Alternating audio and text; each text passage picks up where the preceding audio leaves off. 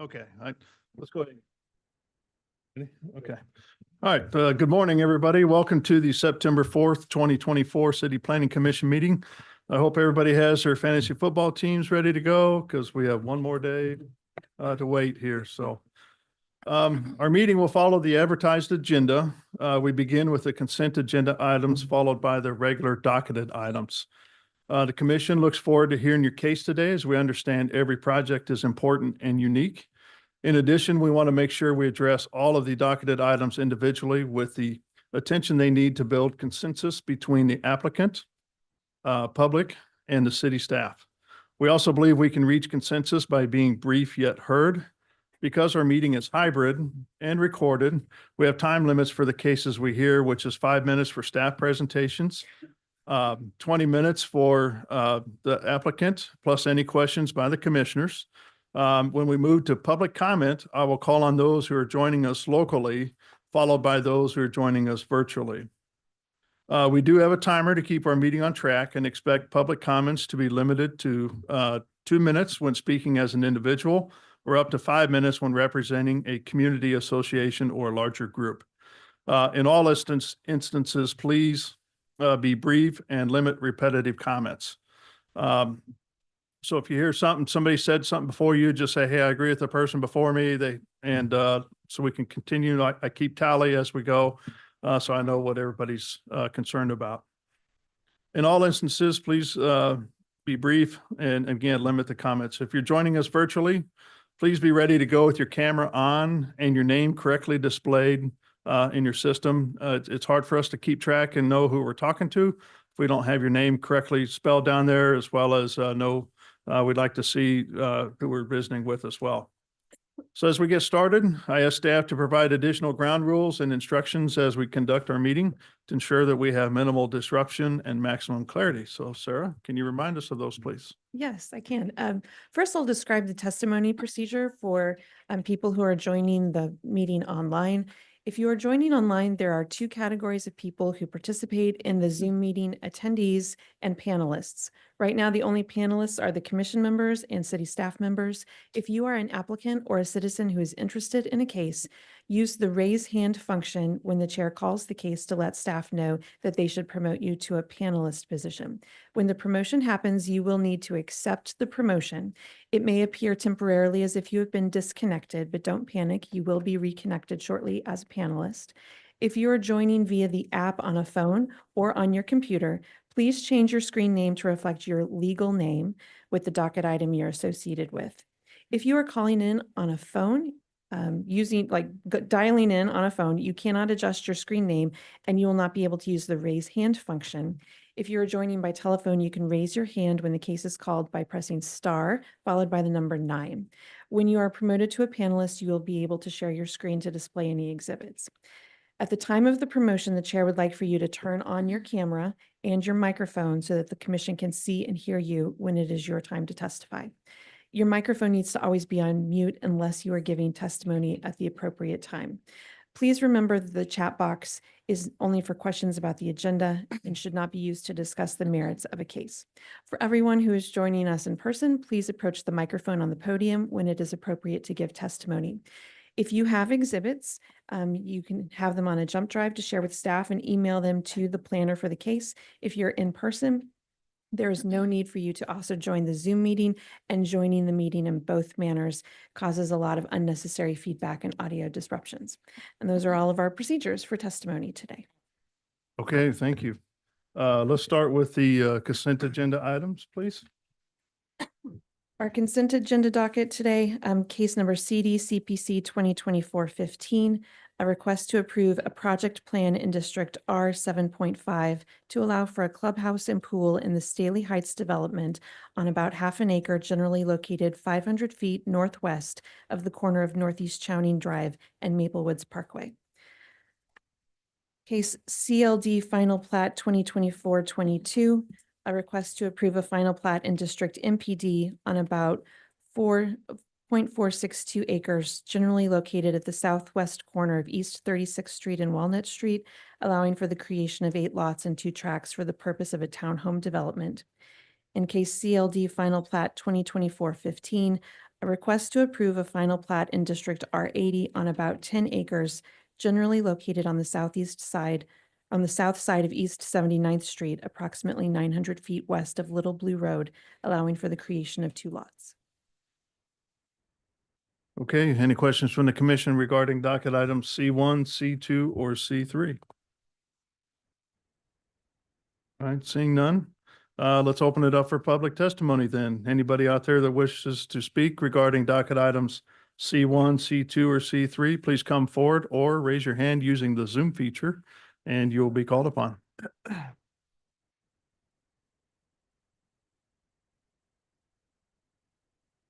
We don't have anyone who's raised their hand. Okay, so we'll go ahead and close public testimony on those then, and I'll take a motion, please.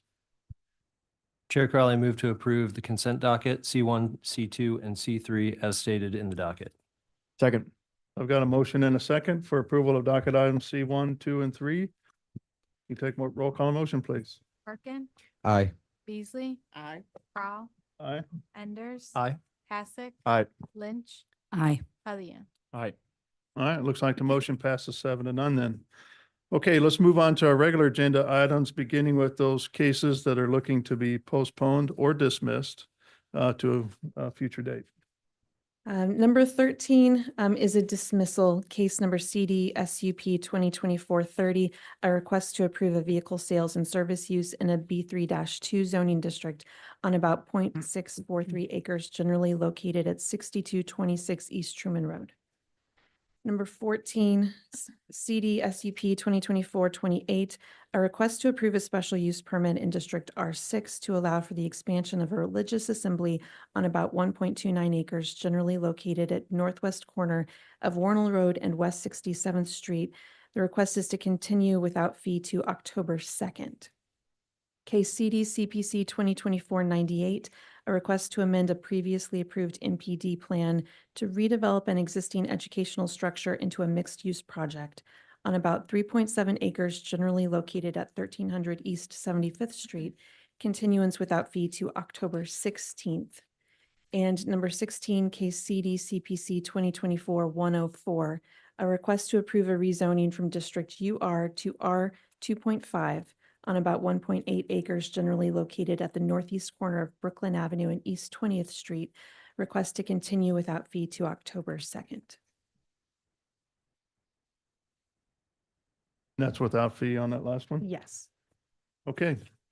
Any questions from the commission regarding the dismissal of docket item 13 or the continuance of docket items 14, 15, and 16? No. Okay, seeing none. So I'll open it up for public testimony. If there's anybody out there that would like to speak regarding the dismissal of docket item 13 or the continuance of 14, 15, or 16, please come forward or raise your hand using the Zoom feature and you will be called upon. Good morning.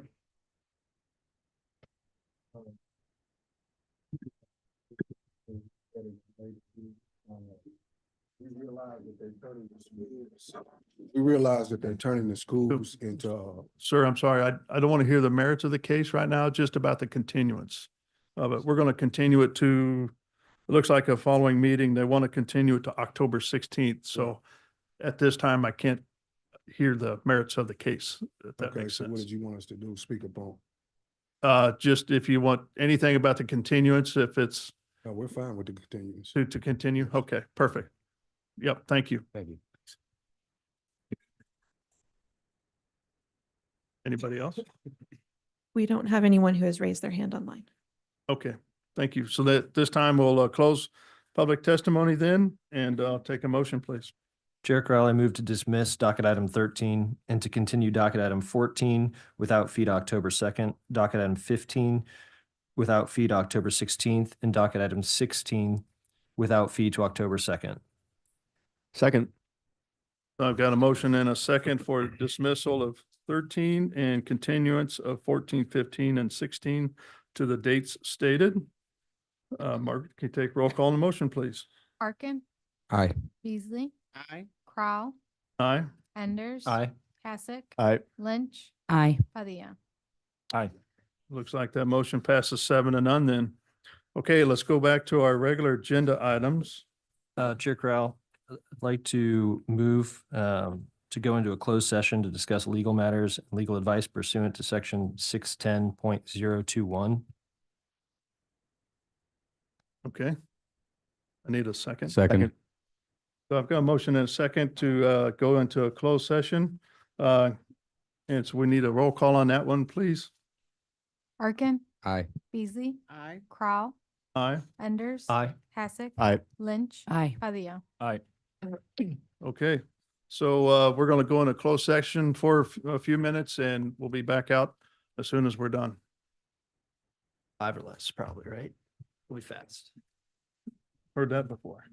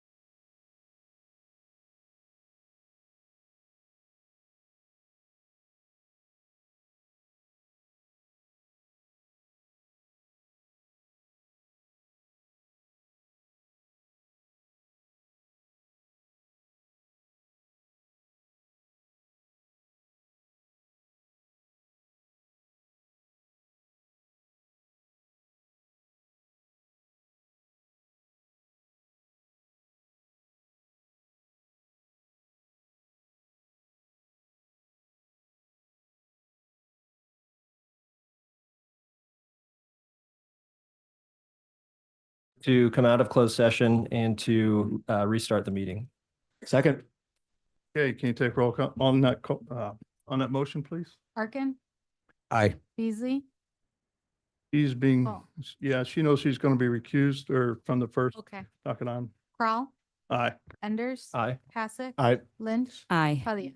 Aye. Okay, thank you. So motion passes to go back into our regular meeting. So with that, as soon as Sarah's ready, we'll go to docket item 1, please. Case number 1 is CD CPC 2024-88, a request to approve a rezoning from R80 to MPD with associated development plan for an urban agriculture and composting facility campus on about 13 acres generally located at 5500 Bennington Avenue. Okay, as we get started, I know we've got a quorum on this case, but Commissioner Aiken, you were here for, Yeah, I just wanted to state I had to leave a couple minutes early before this case was continued last session, but I understand the merits of the case. I heard both the applicant and the city speak, so I feel comfortable that I can weigh in on this case. okay. All right, let's go ahead and get started. So this is a case that's being brought back to us. Can you tell us kind of just a abbreviation of the docket item as well as the changes that were made?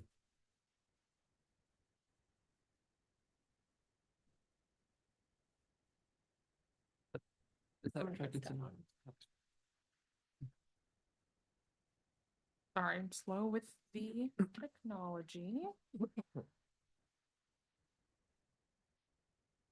Okay, on Ananiski Development Management Division, this is the project CD CPC 2024-88.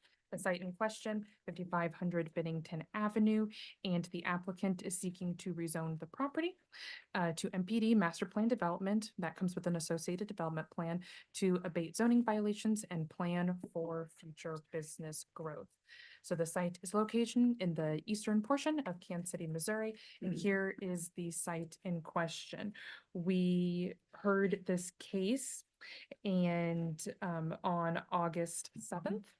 And the CPC continued the case to request some additional information about the property, redesign the drive off Bennington, understand how the project can consider some of the opposing neighbors' concerns a little bit more.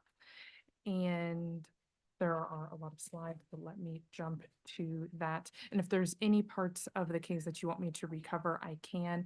I have also in depth listed some more information based on all of the deviations if we need to go into those components as well. But the main thing was the drive that we discussed last time. It's off Bennington.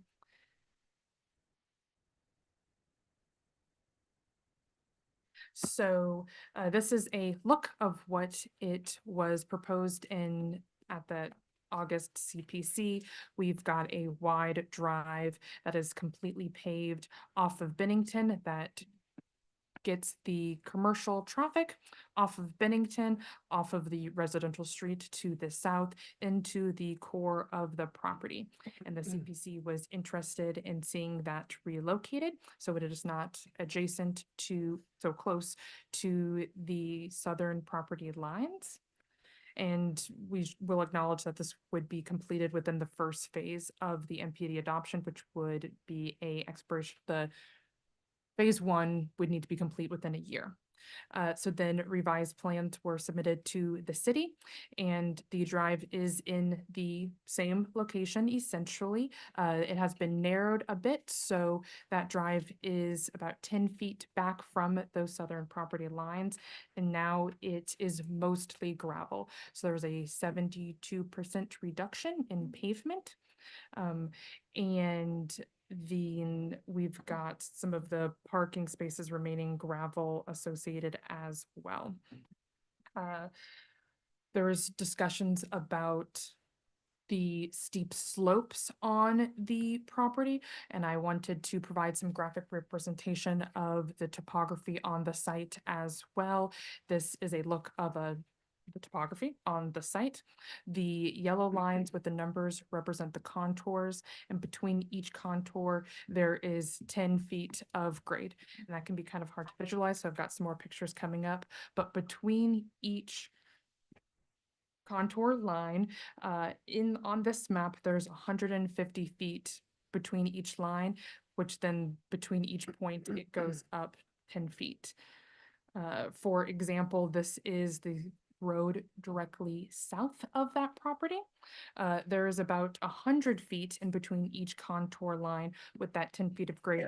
So you can see what that would look like from a pedestrian scale on the screen. This is that was 50 feet less than what's on the subject property. And this is even a more reduction, so you can see what a really steep road looks like. This is 90 feet between each contour lines. That goes up 10 feet for each grade. And the city also had to really consider the impact of what the additional gravel would be on the site. You know, there is a reason why the city does enforce a lot of pavement, especially for their drives and roads. Gravel is associated with more rural characters. It's cheaper than building a paved road, but with paved roads, we also see vehicle efficiency. That's why the city enforces the pavement for roads and drives across the city. It is more associated with urban and suburban character. And, you know, of course, we do acknowledge that it is more expensive than a gravel road. There are equal benefits and issues associated with doing either. There's maintenance associated with both. You can get stormwater problems associated with both. And of course, there's use effects. Gravel produce dust, and pavement, people are, you know, more likely to speed on it because it is easier to drive on. With that, you know, we have encouraged that there is additional screening associated with that gravel drive now that it is gravel instead of being paved. So there's a condition on the case now that does say that adjacent drive and parking lot all must be screened in accordance with that section of code. And that goes over the biggest change that we saw since the last meeting. There's also a reduction in the amount of shipping containers permitted on site from 10 to 5. Then I skip that page.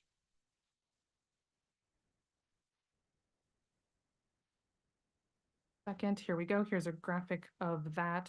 So the 5 are highlighted. There's 4 surrounding the compost area, as well as 1 near a barn that is under construction. There was a reduction in the yurts, and we updated conditions 12, 17, 21, and 36. That's my high-level overview of what's changed. Okay, thank you. Any questions from the commission?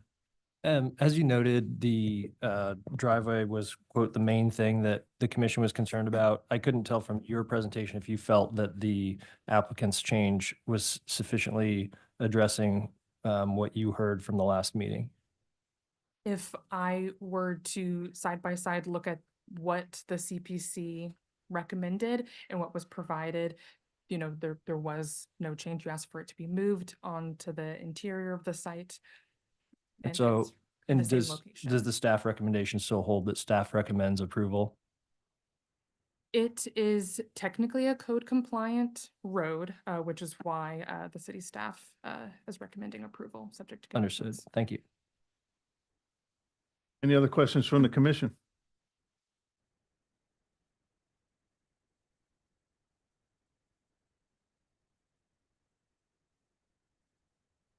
Sean? Good. Okay. I'll wait till. Okay. All right. So with that, let's welcome the applicant then. Just so you know, obviously we had a long testimony last time, so I really want to hear and understand the updates and changes that you've made from the last meeting. Okay, let's start the slideshow. And Okay. I don't have the power to do that. Well, while she's doing that, thank you guys for having us back for round 2 of a robust discussion on the Herbivore Farm Master Plan Development Proposal. A month ago, you asked us to return with additional details and changes to this rezoning plan. We're here today to respond to comments and concerns expressed at the last hearing, to add details on the long-term vision, and to review changes. We want to be respectful of your time, and we will try to move through this as quickly as possible, but we also want to give you the level of detail that answers your prior questions. On that note, I'm just going to ask for a little bit of grace. This discussion is time consuming. This is a very unique project with a lot of layers to it. And there is some necessary background that needs to be gone over in order for you guys to understand and make a well-informed recommendation. First, we are going to discuss the neighborhood and community relationships.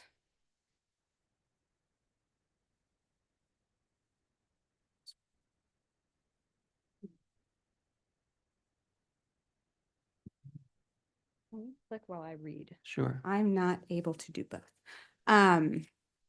First, we're going to discuss the neighborhood and community relationships, then the phasing of this plan, then changes to the driveway access and shipping containers. And we will talk a lot about the driveway, and I'm confident your concerns will be addressed. We will nail down the long-term development plan. We'll briefly talk about traffic and deviations, and we'll wrap up with the likely consequences of not approving this rezoning plan.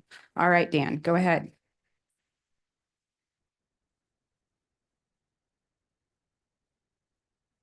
All right, with that, we'll dive into the neighborhood.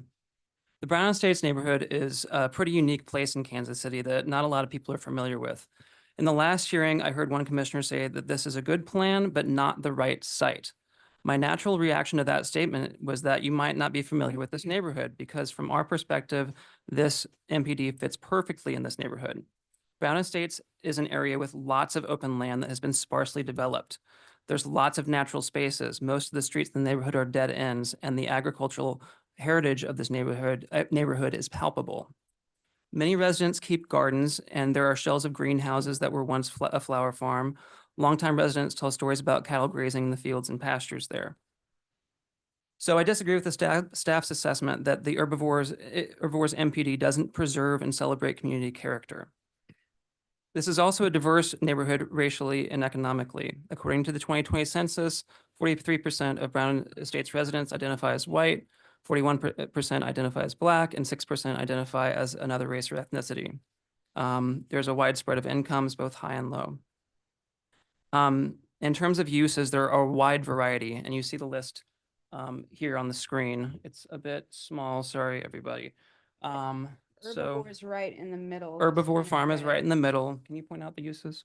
Residential girls' school is, Here, you come here. all right, thank you. There's if you can see the pointer, but the residential girls' school, Kansas City Girls' School is here. The VFW hall is down here. They serve drinks and food. There's a quarry. There's an auto lot right here that sells used cars. There's heavy trucking just to the north of our property. There's a trailer park right across 350 Highway. There's transitional housing for homeless youth being developed at the Halo site. I'm sorry, that's right over here. There's a major rail corridor. There's major highways. There's just across the river, there's an asphalt plant that is emitting pollutants like mercury that are known to be causing harm to human health. We hear gunshots from the KCPD firing range. And everyone's favorite feature of the neighborhood is Big T's and Elsie's Barbecue. Point being that this neighborhood doesn't look like every neighborhood in Kansas City, and 13 acres in this neighborhood is the perfect place for an organic farm and compost site, and it's probably one of the few places in the city where we could appropriately locate this MPD. Okay. So this slide's a bit long. Bear with me. The later slides are much shorter. So we've heard from multiple members on this commission raise the question, why haven't you dealt with this sooner? And also, you're not being good neighbors. That was here. Being a good neighbor is as much a core value of Herbivore and Compost Collective as environmental stewardship. We all know that a good neighbor follows the law. When we had the opportunity to expand our composting operations, before we broke ground, before making any commitments, before accepting any additional waste, we approached the city of Kansas City and the state of Missouri and asked, what do we need to do to expand this?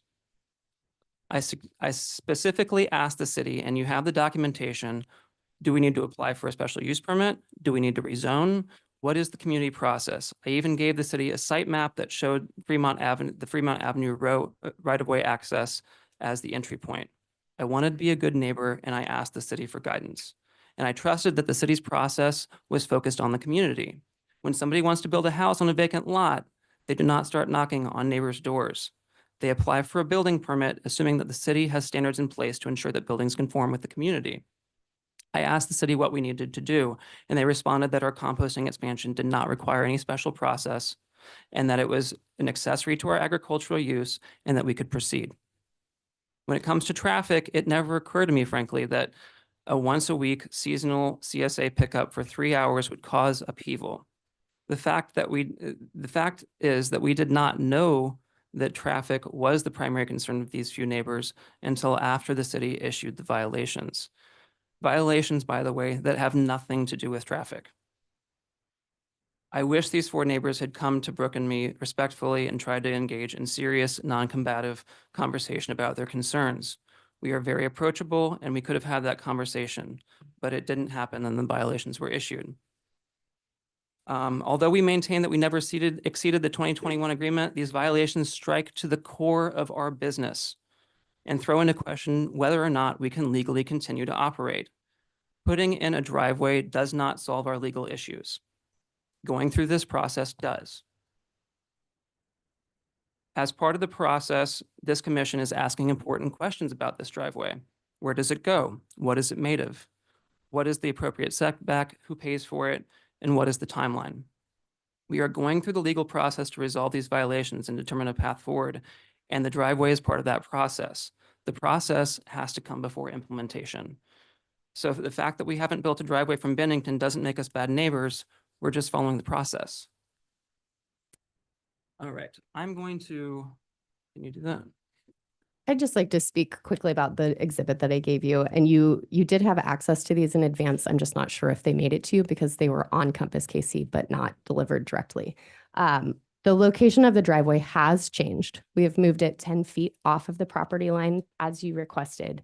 But what we've also provided is the report that Commissioner Padilla asked for from our engineer, Eric Strack, who evaluated the property in cooperation with BNIM and Jeremy Knoll, who's here today. If you have any questions about it, what it shows is that the north property line is not an option. The central location is also not an option for different reasons, and they are related to slope, but also to the existing development of the property, which would have to be destroyed in order to make a road that would go through there. So what we've presented in the revised location is moving it away from the property line, and as Anna mentioned, adding additional screening, planting trees on that south property line to buffer any noise, dust, things that could be a nuisance to those neighbors. So that's the solution that we were able to come up with in a month. It also addresses your concerns of implementability. I think I said that word correctly.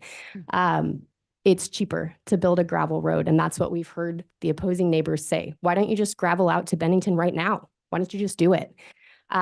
So compromising, trying to build it more quickly. We asked Anna if it would work, if we could get to approval with a gravel farm road for most of the distance instead of paving the whole thing, because it reduces cost, it reduces time to build. And that access point will then be available to divert the traffic. So I wanted to directly answer your question. And we've got some slides with visuals and more information. Okay. I'm going to actually skip through most of this slide for the sake of expediency. But I just want to point out that we have a lot of new residents on 55th Terrace that may not be aware of the prior community engagement that we did leading up to the purchase of our property. We've taken a lot of steps working with the city, and actually trying to approach mediators and things like that to try to resolve conflict here and certainly not escalate conflict. On the other hand, unfortunately, we feel like the core group of opposing neighbors has purposely escalated tensions and created further conflict. I just want to point out that over the past 16 months, we've endured the blocking of customer, employee access to the farm. We've had physical and verbal assaults. A customer was run off the road, and my wife was told that she was not allowed to speak because she's a woman. These are recorded incidents. We've had legal attacks on the petition to vacate the Fremont right-of-way, which is currently our only access to the farm. We've had false statements to the media. There's been a promotion of a false narrative to neighbors to erode our support within the neighborhood. And even our passionately supportive neighbors have been intimidated into silence and will not attend hearings. The city has put up no truck signs on 55th Terrace. Those don't actually prohibit dump trucks from delivering materials to us or otherwise affect our operations, but they create confusion and give even our supportive neighbors the perception that we're breaking the law. And that was at the behest of these few neighbors. They've also promoted a narrative that we're racist and then used that narrative to shut down a benefit concert that was intended to raise $10,000 toward the construction of the driveway from Bennington. And that's the same driveway that these neighbors have demanded. It's been clear throughout this process that community engagement sessions that there's nothing that we can do to appease these few neighbors short of shutting down the farm. And so in conclusion on this slide, we are open to mediation, but the table has not been set for mediation. It's a difficult situation, and mediation has to be separate from this rezoning process. We're almost done with this neighborhood discussion. I just want you to see. Okay, so this last slide, the map in green shows all of the sign support that we have within the surrounding area of our farm, the immediate area, 300 feet from our property line. That's 20 residents right there next to the farm. And within the Brown Estates neighborhood, the larger neighborhood, we have over 70 sign supporters and have provided that information on Compass KC. And I assume that Kristen's handing you something about that right now. It's a summary of the supportive neighbors. And okay, the reason that we have that level of support in the neighborhood, the reason that we have 70 sign supporters is because we are good neighbors. People in this neighborhood believe in what we do. We have forged relationships here for over 14 years by knocking on doors, by having conversations, by opening our land and home to neighborhood kids. We have been a part and will continue to be a part of the fabric of this community, and I'm not going to let a few neighbors change that. Okay, we're going to talk about the plan.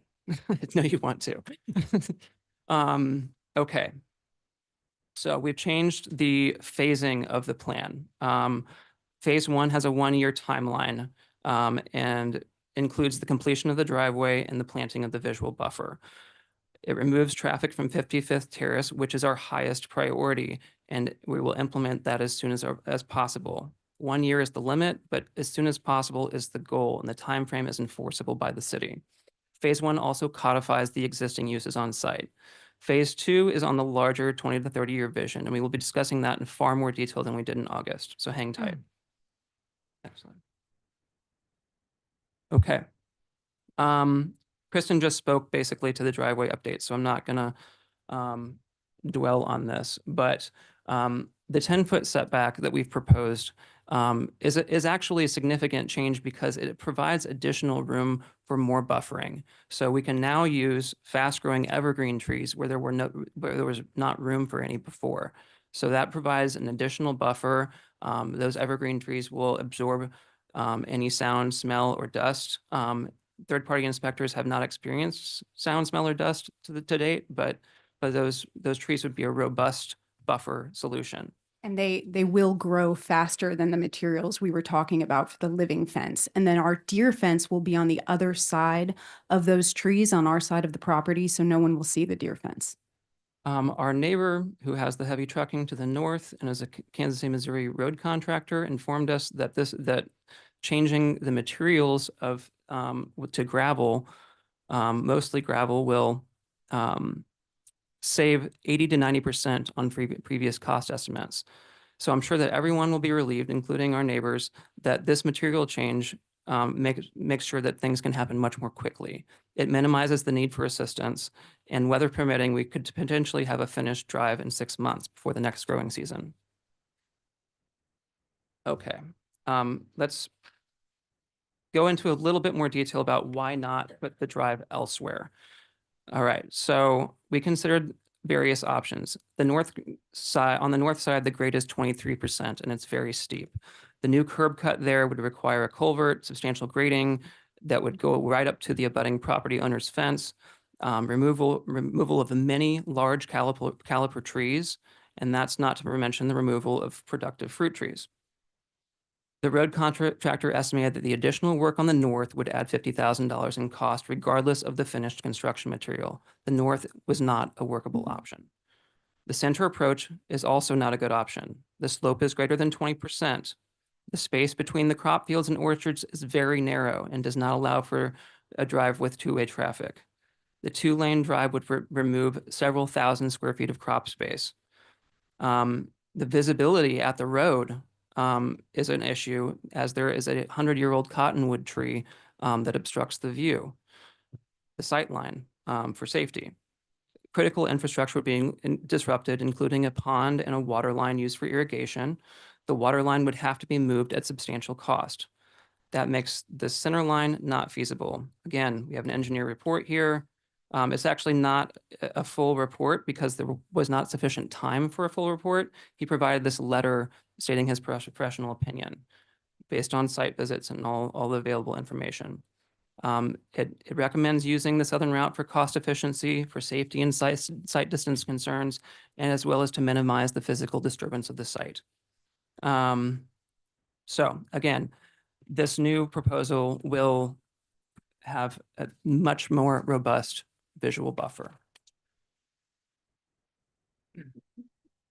All right. We heard some concerns last month about shipping containers, which are one of the few deviations we've requested. We've heard those concerns and changed the plan. We originally proposed the ability to use up to 10 shipping containers as accessory storage units. We've cut that number in half and now request only 5. Shipping containers provide reused, flexible storage spaces that fit right in on a farm and are actually common in farming across the world. When we had Ugandan farmers visit the farm a few years back, they marveled that we had more than one shipping container and commented that that only the wealthiest farmers in Uganda are able to use shipping containers for storage. That's a stark reminder of how privileged we all are to be having this conversation, especially as we consider the aesthetic value of the containers. Here in KC, most of the shipping containers on Herbivore are part of a permitted structure. You can see that here on my slide with that beautiful barn roof. You can see Dan standing perched on top during construction. So those shipping containers are not what we're talking about. Those are part of a permitted structure. So those will not be part of the 5 containers we were requesting a deviation for. We currently have 2 containers on the site that are not part of a permitted structure. Those are our rogue containers. One is shown here. It's that gray shipping container with the COS on it. It's right in front of the barn. You cannot see it from neighboring property lines.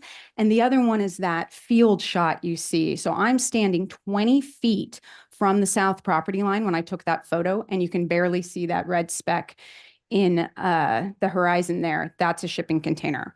But that one will be out of sight once we add the evergreen screening on the south fence line, as well as additional buffering, which is required by the city. I think, and just add the 50-foot setback is also required in the plan now. And I think Anna covered this point pretty well. So let's move Okay. on.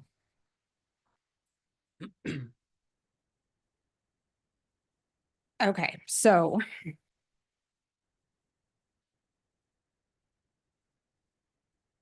Let's talk about phase two, the long-term vision. Last month, some of you suggested that we should pare down phase two or remove it altogether. What we failed to communicate then is that these are not merely a random smattering of ideas or an unfocused wish list. These are projects we have been envisioning for many years, and they are natural outgrowths of activities that are already happening on the farm today.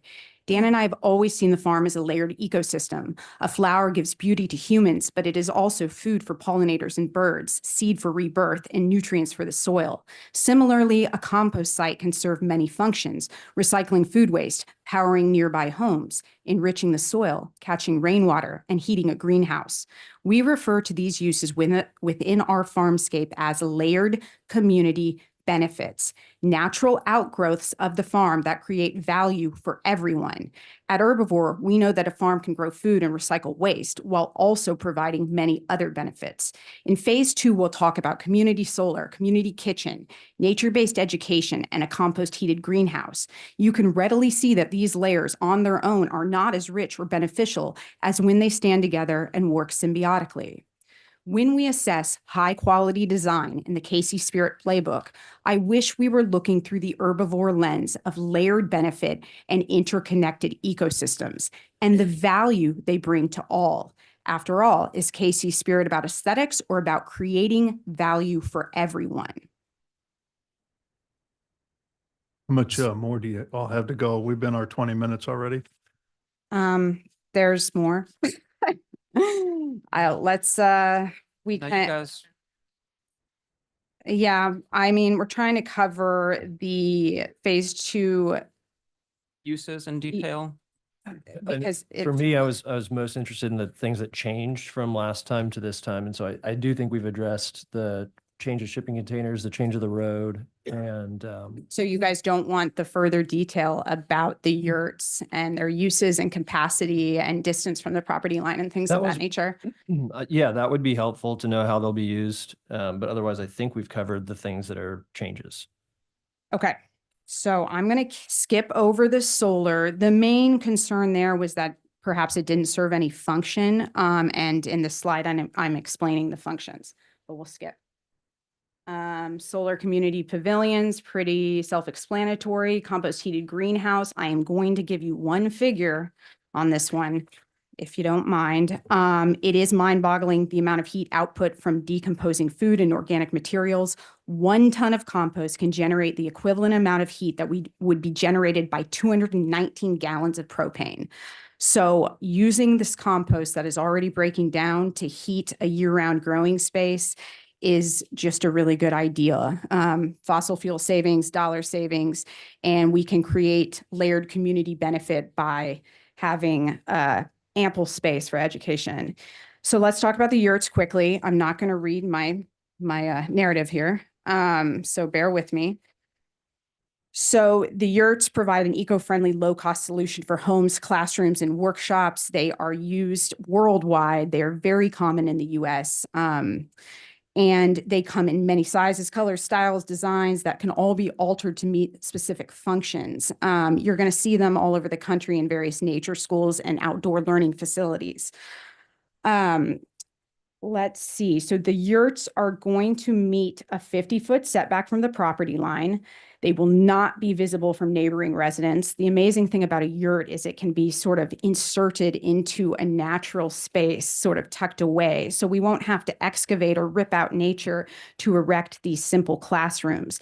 Therefore, when you're actually on our farm, you'll be hard pressed to see a lot of the yurts. If you don't mind, because I think that's my yurts are cool comment, but I don't want one in my backyard. That Right. was in reference to the potential for these to be used as short-term rentals. Could you address Okay. if that's still part of Sure. the plan? Absolutely. Sure. So the purpose of the yurts, let me see here. Primary purpose is education. It's their education functions. We have the camping function in there. Can I speak to that, too? please? Yeah. Yes. So there's going to be 8 yurts total, 24 to 30 feet in diameter. These yurts can comfortably fit about 10 to 12 people per unit. And just bear with me because I'm skipping around a lot here. When we talk about camping, that is technically a use for the yurts, but it's not really how we envision them. The camping piece is written in there, but it's kind of like, for example, It's possible that a group of kids might stay overnight in a yurt for an all-immersive farm experience. This is something that we've done before with a Waldorf school in the past, and the kids stayed in tents. In this scenario, the kids came to the farm in the afternoon, they helped with chores, they harvested ingredients for dinner, they cooked those ingredients over the fire, they woke up early to do chicken chores, collect eggs, and they made breakfast over the fire. And it was this awesome experience and a rite of passage for fourth graders in Waldorf education.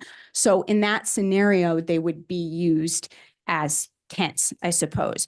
But the primary use for these is a variety of learning formats. For example, we could partner with KC Public Schools or Operation Breakthrough and offer an after-school program, or they could be used for a week-long summer day camp, or as a complementary infrastructure for a seasonal farm school, as well as one-off rentals for a corporate team building experience. We've actually had, people from Cerner come out and pull weeds and like really connect with one another in the 90-degree heat. So that is something that happens at Herbivore.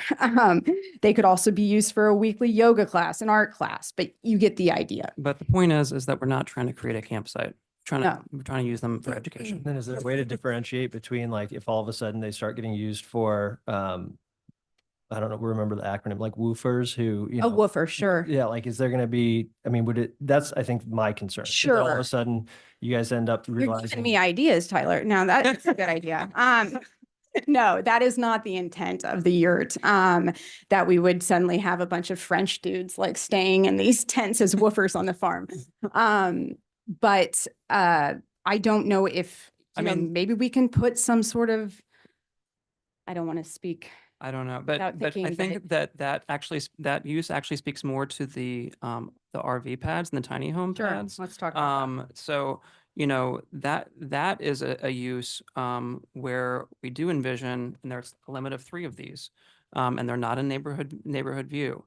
Go ahead. So the purpose of the 3 RV pads that are located far from neighboring property lines and completely out of sight, the purpose of those pads is to provide a space for mobile tiny homes. These tiny homes can be parked and used to house families or individuals who partake in seasonal learning experiences on the farm as an apprentice or an intern.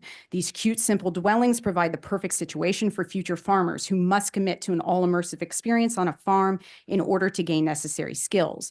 Herbivore has been hosting apprentices for 14 years. I've trained apprentices for an additional 4 years prior to that. Farm apprenticeships with living quarters are essential to the success of many small-scale organic farms worldwide. And without such opportunities, we cannot grow future farmers. Okay, is that good? Yeah. Lastly, this So is just not meant to be a answer trailer the legal park. question real quick. It's not an application for a short-term rental. It's not going to be something that's open to the public. And that's not in a way that's, strangers coming in and out every day or a KOA kind of campground space, if that makes sense. We had to put the camping because that's the box that it fit into. In the code, it just doesn't fit necessarily with the urban farming. Because your term permanent structures, yeah, it had to fit in that way. But as far as the RV pads go, they really are simply 3 pads for folks engaged with the farm work on a seasonal basis. I'm gonna quickly skip ahead. Can you skip to slide 22? I can't see the slide numbers, but the one about the future traffic. Wanted to talk about the future traffic on the farm. So, I had a slide previous to this that talked about the current traffic and how. That's important. Yeah, maybe we'll look at the current traffic real quick. Okay, so, the main takeaway here is that we have 70 CSA members that pick up on Thursdays for 3 hours. And we have those time slots broken up in the 30-minute windows to try to spread out the traffic and things like that. This is actually a reduction, and we've reduced 20% from last year. Also, the dump truck deliveries that we have, this is not a parade of dump trucks coming every day. This is once a month at most. Every 4 to 6 weeks, we have dump truck deliveries with 5 loads in 1 day. So, and this would all be moved to the drive access from Bennington. And this is right? a letter from Missouri Organic stating that dump truck timeline, that it is not, some daily parade. What was the traffic count from this attachment that had 55 and 88, which I thought was cumulative? I don't have that in front of me. Do you know? I think showing last season's traffic, like this. This showed on 7/13/2023, 55 online orders, 88 CSA for a total of, 143 that day. So that's showing Right. last season's traffic, and how it Has operates over the reduced. course of a week, right? That Thursday night is where you see that spike. And then what they're talking about is the 2024, the 2024 season, they have reduced that by offering the offsite location for pickup and also carpooling and other, things to reduce specifically the number of vehicles that are coming on the road. And that number also includes a Friday morning pickup. So it's kind of broken between the two. And then as far as the future uses of the farm, we actually expect the uses that I just mentioned, the farm employees, CSA members, and the compost collective routes and employees, we expect reductions in all of those areas. We are going to shift to more full-time employees and less part-time employees. That's less people ultimately. We're going to shift to delivery on our CSA. We are going to add satellite locations for composting. And so, all of those things are reductions. The yurts are a fairly dynamic use. We have educational uses already coming to the farm. Typically, they're in group transit like buses or vans. So it's not a lot of trips. I see the summer camp use potential as being the highest potential trips, probably a max of 70. And those could also very easily be staggered with the scheduling. And That would just, be like parents dropping off their kids. yes. And then the greenhouse that we're proposing, it's not a garden center. It's not open every day. It's very seasonal. We don't want to stand around and wait for sales to happen. We probably would have it open 1 or 2 days a week, during really regular hours. So we're not talking about a daily influx of traffic, and we would be lucky to have 20 customers per hour. We'd be thrilled with that. So, and then the proposed mixed-use building at the front, the parking associated with that, the spaces were slotted by the Planning and Development Department to meet the need and the use square footage of that building. So those are handled in that front parking area. So that's kind of the parking overview. Okay, we need to wrap up here. Absolutely. Yeah, I'm trying to we give you a gotta move bunch on. of details.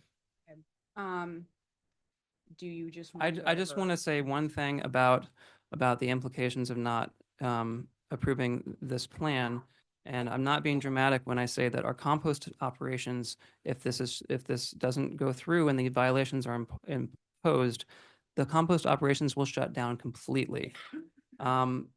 Despite our previous approval, the planning department, when we asked the planning department how they would enforce composting moving forward, they responded that Herbivore would no longer be able to take off-farm materials for composting.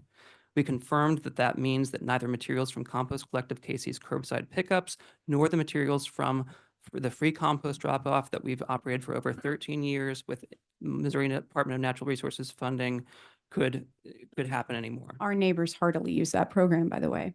All of them. All of that would be shut down completely. And I just want you to understand that point. There's a lot of implications to that point, but I want that to be understood.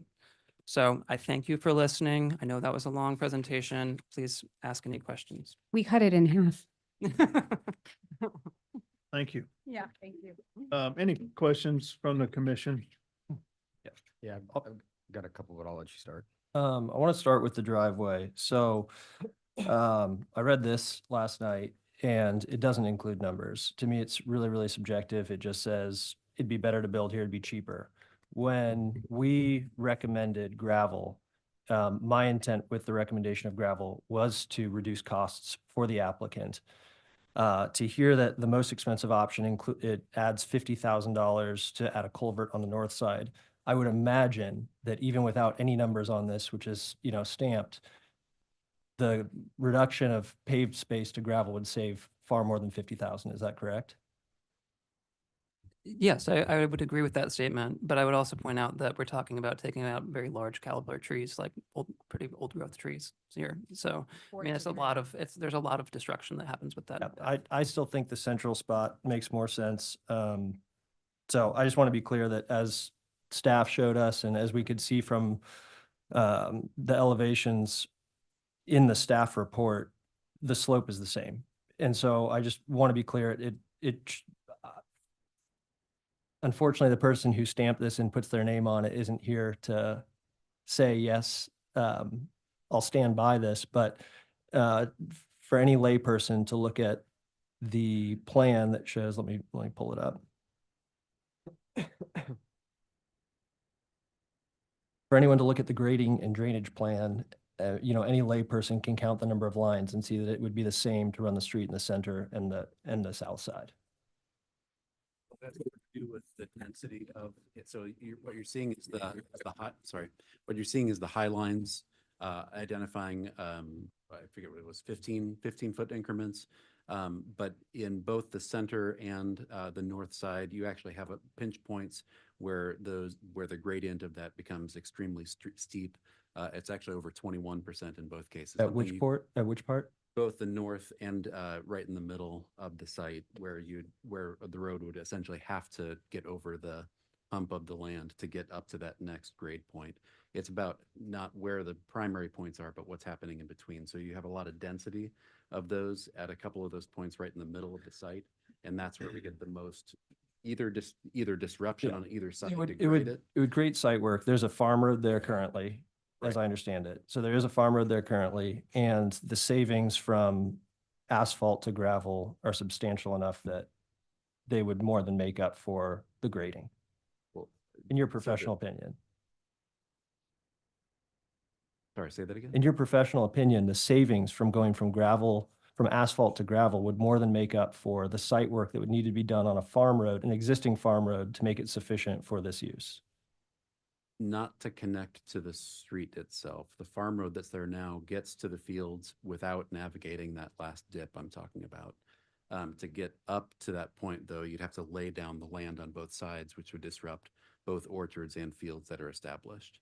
So while it would improve first cost of installing the road, it would damage ongoing operational cost of. If you consider the long-term damage that would do to us, 14 years of soil building, 14-year-old fruit trees. I mean, we're talking something quite substantial, and emotionally speaking, I can't put a price on it. And the farm road is, we did take this. what's very the width of the seriously. farm road? Well, so regardless, it has to fit a fire truck. Yeah, which and so is what's the 20 width feet. of the farm road? It would have to be 20 feet. What is the Oh, current width of the existing? farm road? Oh, 10, 12 feet. Okay, Yeah. so the additional 10 feet, although any driveway that is installed, because there wouldn't be two driveways, you reclaim the space, understand you'd have to build up the nutrients in the soil in that space, but Right. the roads are mutually exclusive. You aren't building two roads. And Correct. so the additional of 10 feet in width, you're saying is too costly. Not to the existing farm road that's at the top of the hillside. What I'm saying is as you navigate the point where you have the steepest slope, in order to make that navigable by a fire truck or any kind of vehicle, you'd have to lay down land on both sides of it Okay. to get the grade. I'll move on from We're this. talking about that right there, right? So that would be the center where that farm road comes out with the That tree is there. Center point, yeah. And you were saying that we'd have to lay down ground on either side to get access there? Well, you'd have to get a culvert to get to the land itself, but what I'm saying is that getting up the hill from there, then there is a 21% slope in the middle of the site to get to where the farm road that Tyler's referencing is located. What I'm seeing here, I'm not seeing any issue to get access to the street. If you're saying Well, you're further looking back at- that It's within the property. okay, so no issue at the street, Other than the culvert and just getting over to the land, yeah. but you would have to do that on the other side as well, right? Uh, Anywhere we go, there's going to be a level of that already, but the grade that's coming in now does not have that. We have proposed that in there.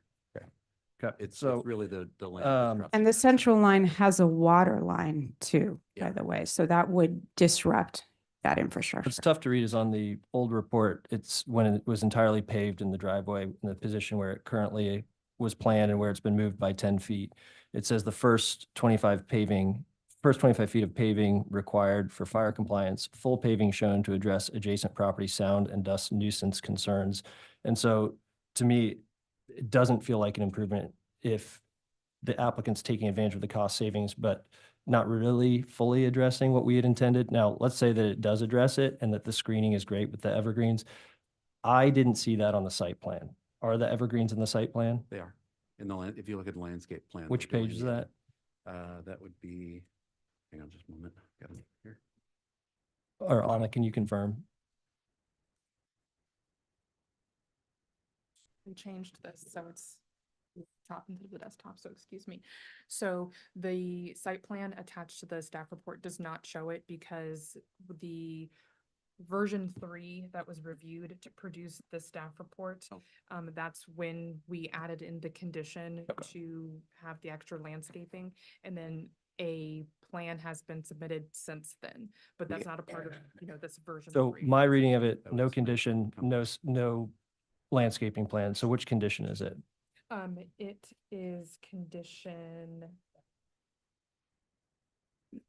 And on the Compass KC, it's sheet A060 that shows the, it's going to trees be along the border. condition 17.4 that says that, 17.3, that they're going to fix that between now and, city council, which. So I acknowledge my they version, want which to do I'm that. reading, says under phase 1 description and plan sheet, remove the KCMO letter from Jared Clements comment. 17.3. Correct. The all parking lots 17.1 and drives says that. adjacent to the southern property line must be. Oh, this is screened in the, okay. accordance with- I'm looking at, since I just referenced the old one, I was looking at the old one. Okay. So it's on 17.3. Correct. Great. And we have since submitted a plan that shows them. So that's where Jerry's referring you to. Yeah. Sorry. I thought you had, I thought. What's that was the in front. file? Is it on, it's on Compass KC? It is on Compass KC. It's whatever the latest plan that's uploaded there is, and it's sheet A060. Landscape plan. And again, I think you all may be envisioning constant heavy traffic. That's just not a reality. Okay, last two questions, which are for staff. The applicant supplied materials that show 143 cars on a given day, and in that report, in the presentation just now, talked about 70 cars, so a reduction of half. Is there anything in what we're looking to approve today that conditions traffic? No. And secondly, with yurts, there's I think a big difference between a school staying over, which I don't think, are the options proposed by the applicant. What we're supposed to do is look at land use, and perhaps you all, for one reason or another, have an amazing opportunity, something happens, someone else takes over this property with the rights to this property. Someone might decide they want to turn it into an amazing, short-term rental space. Is there anything what we're looking at that prohibits that from happening? No. Okay, thank you. I don't have any other questions. Commissioner Arkin? City process to do so. I just had one question for the city, for city staff. So I believe this body approved a vacation of that other area of Fremont. Would this require an easement in that vacation? Because currently there's no Oh. easement, or would it? I think the approval of that's only gone through this body, and then the council committee has not gone through full council, so it's not fully. I guess my question is, are we contradicting ourselves if we approve a plan that's using this as an exit? If just a clarification. Condition 35 and 36 speak to the Fremont Avenue issue, but as the chairman has stated, that has not gone through council. It's not been approved yet. So the condition here is that once the driveway is built, 55th Terrace, that access point would be marked off as personal and emergency use only. So there is a condition that limits traffic. There is a condition that moves it from 55th Terrace, to the private driveway as Gotcha. required. I'm going to guess that would be reconciled as part of the council committee as well as the full council. Understood. And the fire department is requiring that access stay open for those emergency vehicles. They have included that in their condition. We shouldn't speak for the fire department if that's a requirement or not, because it wasn't on the previous plans. Can you speak in the They're microphone clarification. because I can't hear you? Anna, Hmm? can you speak in the microphone, please? Because I'm I sorry. can't hear you, what you're saying. Thank you. That the fire department has included that access off of Fremont and 55th Terrace is going to be marked as emergency vehicles and for the private residents only. That wasn't a part of the first round of reviews, so I wouldn't go as far as say that it's a requirement of the fire code. But I am acknowledging that it is a part of the plans now. Okay. Any other questions from the commission to the applicant? To me, I think there's one more item to just straighten out, and that's the term 1,500 yards of compost. What does that mean? Is it on site at any given time? Is that a yearly amount? Is that a daily amount? What does 1,500 cubic Yeah. yards mean? So the interpretation that we have of that is that it is the maximum amount that can be on the property. As shown, the capacity of the existing space is 1,148 cubic yards, which is well below the 1,500 cubic yard capacity. I did do some research in response to your questions. When we have a good ordinance that talks about how we measure that, it talks about it from various angles. Talks about not just the capacity, but the area that's taken up. And that's what our state does. They refer to the area. So under 2 acres, you're exempt from a solid waste permit and from stormwater permitting. We are well under that. We have 1/4 of an acre, which is less than 2% of the area of the site. So in combination, the way that we're talking about that is limited in the MPD by area. We refer to that Jared Clements letter because that is the existing prior approval, and we feel that it's necessary to refer to it because it acknowledges the setbacks cannot be met on this site, but that it has been an accessory use of the agricultural R80 zoning. Does that answer your question, or do you have follow-ups? It does mine. Everybody else understand that? Okay, the other question I have is the gravel. Instead of gravel, have you thought about using millings from like milling from asphalt roadways? It doesn't have dust is what Yeah, I'm getting. I think that's a fine solution. Really, it's what the fire department will accept for their load vehicles. Okay. Got to hold 85,000 pounds. Not a little. Okay, seeing no more questions from the commissioners, we're going to open it back up to public testimony. However, before we get started, my focus is we've had this case we've heard before. We had over 2 hours worth of public testimony. We also had the previous case with the vacation of the alleyway, which we heard twice. And I think in those both cases there, we heard over 1.5 hours each on those. So we've had a lot of testimony on this project and totally get and understand the emotional impact this has on a lot of people, both that are in support or against the farm, as well as those that are in support or against the vacation of the roadway piece. So I want to make sure that as we speak, we talk only about the changes that have been made in this presentation. And I think before we do that, I'd really like to see just show of hands or standing up who's in favor of the changes that have been made. So I'd like to start with that first. That way we could save a lot of time here because I think, we all know that there's a lot of support and there's a lot of not support. So those are in support. I'd like to see stand first. Stan. Most everybody here. I would say that's a lot. Thank you. And then those that are opposed, I'd like to see those folks. Okay, thank you. Mr. Chairman, may I ask just one question on procedure for today? Sure. Make sure you talk in the mic so that people online can hear.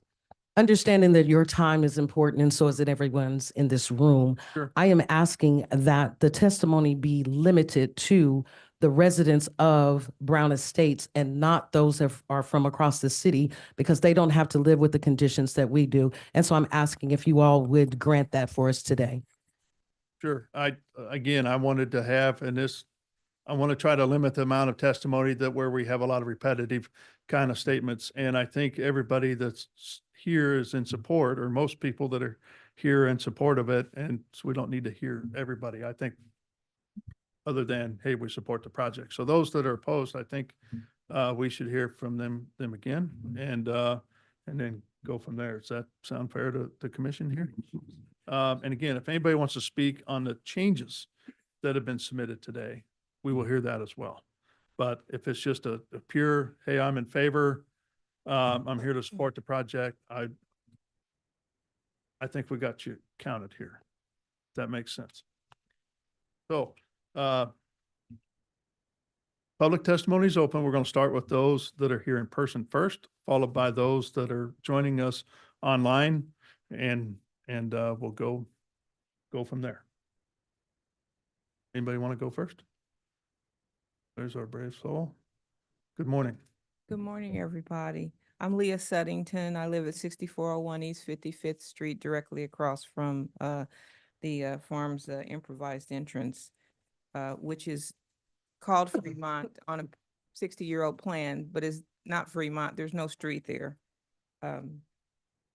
I just wanted to share a couple of observations, principally about the use of that entryway as it's reflected in the MPD. So I'm going to start off with the short statement and then go to a couple of facts. Herbivore's continued disregard for city codes, neighborhood concerns, and proper procedures, combined with the lack of a comprehensive environmental and traffic impact study, raises serious concerns about the integrity of the approval process. Moving forward without addressing these issues not only undermines the trust of the community, but could set a very dangerous precedent for future developments. And I'm speaking, principally about that. The vacation that we applied for, as one of the commissioners said, received all the necessary clearances and already been recommended for approval. And this is in direct conflict with what's contained in the MPD, which is why, one of the reasons why I'm not in favor of it, which is to use this entry for access to a residence. Herbivore has been functioning off of one car in, one car out entrance and exit, and intends on establishing a double wide road off of Bennington. That's good. Emergency vehicles and cars can go in and out. So why is there a need for emergency access from the entry off East 55th Terrace? This current entryway that has been abused is stated in the MPD as an emergency and residential entry and exit. Who's going to monitor this? Who's going to monitor whether Herbivore uses it for continued business? What is to stop the currently, temporary hold on cars? What's to stop 200 cars from saying they're visiting the residence? They have repeatedly behaved in a way that indicates that they do not care about rules. Who will maintain the area that is not a street, but an unimproved easement? The city nor Herbivore have monitored, maintained, or improved the area in 40 years. Who will maintain it?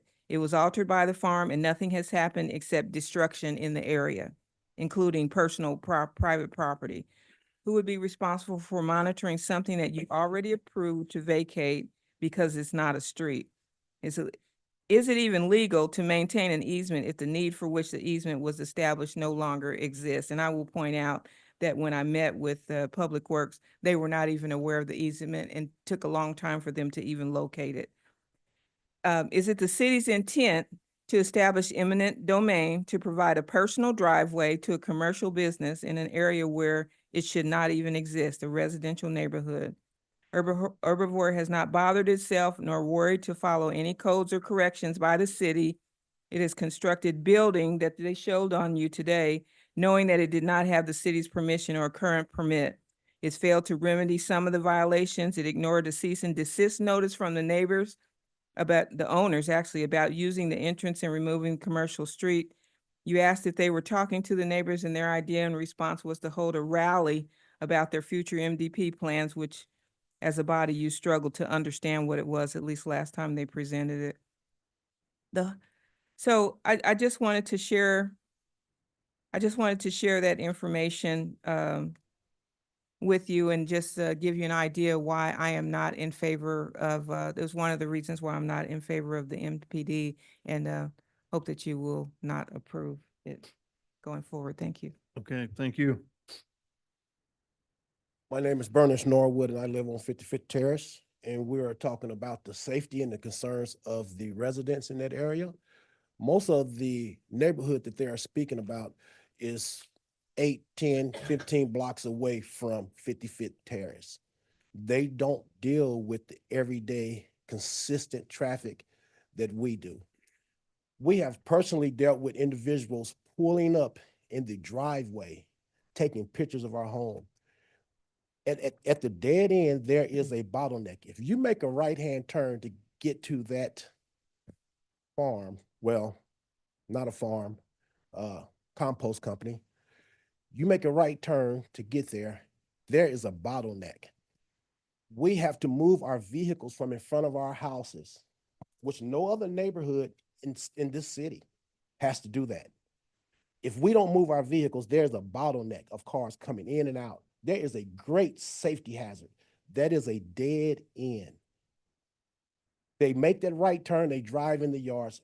I have direct permission to talk about the property that is right adjacent to the fence of Herbivore Farm.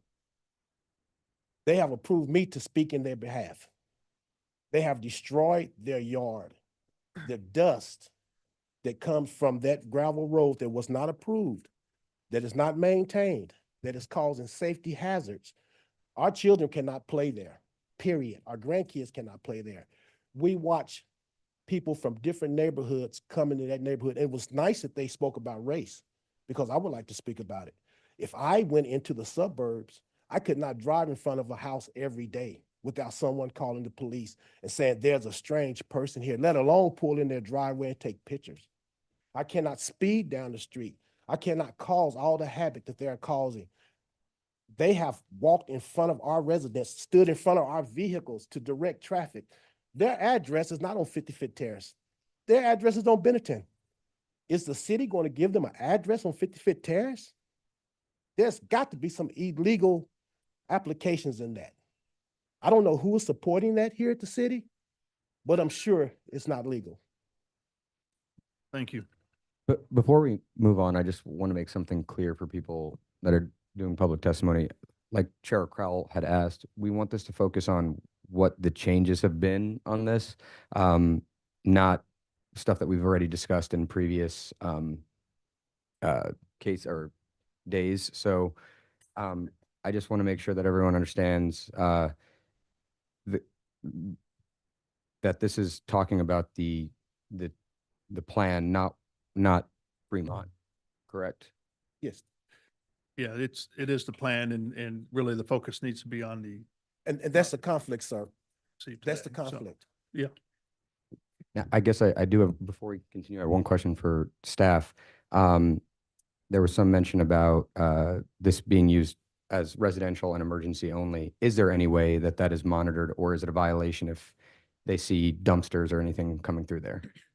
If a city code inspector were to witness commercial vehicles, so it's not an emergency vehicle or the vehicle for their private residence, that would be considered a violation of the zoning code and their MPD plan. But we would have to witness and. Would it have to be in-person witness, or could someone like send pictures or anything like that? A city investigator would have to witness it. Okay, thank you. Excuse me, sir. If you make that a private residence entry, then you have to have an address there at a dead end. You cannot just give them an address in our neighborhood, on our block, in our yard. They have an address, which is a city block away. How can you allow them to come a city block away and give them an address to use as personal use? Is the city going to pay for it, maintain it? And what about the safety requirements? The lights, the sidewalks, the cars.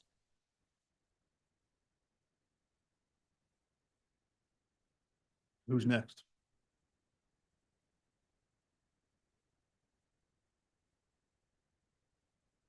My name is Danny Neighbors. I live on 55th and 55th Terrace. The farm backs up to our house. And if you were to approve this, they are going to be 10 feet from our backyard. And we've seen the dust and the dirt that comes up our block already. For them to have another access would be something that we've come to this neighborhood just because of what it means to us. These people are not here because they just, feel like they want to, make a point other than these people over here. They want to make a point to show that they're okay, everything's okay on that block, and it's not. They don't appreciate us. They're not within the boundaries of the law as far as things go. And I just wish you would understand that and just take into account of what we deal with every day. There's a truck coming up and down our block every day with the small truck, with their compost in the back of it. It's garbage. It's landfill garbage that they bring back there in order to separate. And then we have a smell that comes up in our backyards every day, every other day. It doesn't have to be every day, but every other day we smell something from them. And we're just tired. I mean, we built our block just because it was a nice block. They're treating it like it's a business for them. They were scheduled to have a little compost right down at the end of the block on 55th Bennington. Now they've expanded that to this dump that they have in the back of our yard. I just would appreciate you if you would just understand that. And when they put a road back there, it's going to get worse. Thank you. Thank you. Good morning, Brian Darby, Executive Director of Cultivate KC. We have spoken in favor of this plan in the past, and I'm here today to provide our support for the changes that have been proposed in the MPD. We feel that what is being proposed by Herbivore and Compost Collective will contribute to local food production, result in a reduction of greenhouse gas emissions, and promote urban conservation, all for the betterment of the community. I do want to highlight today the issue of cost of the plan. So our organization does specialize in connecting urban farmers to sources of capital for farm operation and infrastructure needs. The plan that has been presented will require significant capital investment to fully realize, but due in part to the alignment of the farm and composting operation to the goals of the U.S. Department of Ag, there are several cost share opportunities that are available for many aspects of the MPD. The Natural Resource Conservation Service, the NRCS, which is a branch of the USDA, offers two tracks to farmers to help implement conservation practices on their operation. The first, known as EQIP, offers up to 75% cost share for qualifying farmers for practices such as perimeter fencing, trees planted for wind blocks, establishing roadways to help reduce erosion and compaction, composting systems, cover crops irrigation, and so much more. But many of those are what we've discussed today. These cost share rates can be higher in urban spaces. In fact, the staff at the newly established Kansas City-based USDA Urban Ag Hub have been tasked with supporting farms just like Herbivore. While EQIP practices are often one-time payments, NRCS also administers the Conservation Stewardship Program, or CSP, which offers 5-year contracts with a guaranteed annual payment to farmers who are working towards these long-term conservation goals. We also have the newly established Heartland Regional Food Business Center, which is offering 3 rounds of grants totaling $11 million for food businesses looking to expand. So nationally, there's quite a bit of money available. Locally, we have the Missouri Department of Ag, which administers 2 cost share programs that are applicable to this project, the Urban Agriculture Cost Share and Addressing Food Insecurity Cost Share programs. Our own organization offers small grants to farmers who need capital to improve the sustainability of their farm business. I mention all of this in the hopes that that you understand that. I really feel that they've taken the necessary steps to bring their operation into compliance, and we hope that you understand that there is significant value and support for this program. Thank you. Thank you.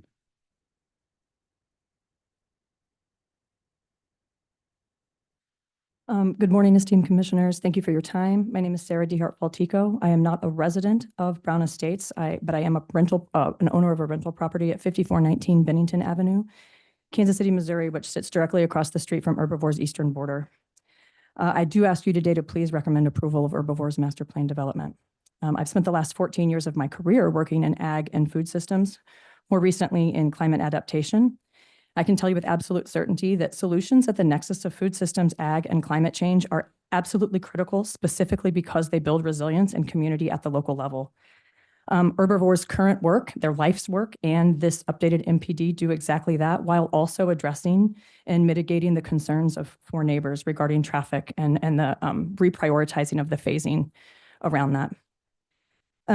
Also, this MPD represents and operationalizes the very strategies that were outlined in Kansas City's Climate Protection and Resiliency Plan, Resolution 220596, that was adopted by the City Council in August of 2022. Simply put, they should be recognized as an exemplary leader in their alignment with Kansas City's CPRP, specifically around four of the plan's six overarching strategies therein, which were food, waste and materials, natural systems, and energy supply. I mean, 4 of 6, dude, I'd be pumped if that were the Royals' winning percentage right now, just gonna say. To zoom out just a little bit, we need to support not only small farmers, but small-scale climate solutions that nurture diversity, not support monocropping and monoculture of big ag and corporate food systems through inaction. If you guys hate to see food price inflation that you've seen over the last few years, this is what we're talking about. If you want to see reducing residents' utility bills with solar power that would be generated on the farm, or potentially powering a community building or geothermally heating with compost a community building that could serve as a resilience hub during a power outage due to a climate storm, like an ice storm or a flood, this is what we're talking about, supporting this MPD. All that, I recognize I don't live there, but I'm a rental property owner directly across the street. We asked our tenants who have been there for 8 years if they are bothered with respect to the smell, the noise, the aesthetic, or the traffic. Not only do they use the composting services, they had this note of support. We love watching the rotation of animals and how they interact with our community. They're a positive and good thing for our neighbor and community. So please support their NPD. Thank you. Who's next? I'm a tall lady. I gotta move this microphone. I'm speaking in support of Herbivore and their master plan. I'm proud to be an employee of the farm. Most of us there are women. I see what a net positive it is for the KC area. I've worked at many different farms over the last 18 years, and Brooke and Dan are exemplary, conscientious stewards of their farmland and the compost operation. And I've furthermore seen them make constant good faith efforts to be responsible neighbors, engaged with their community. In the summer, I bring my child with me several days a week, so we're in the farm, we're in it.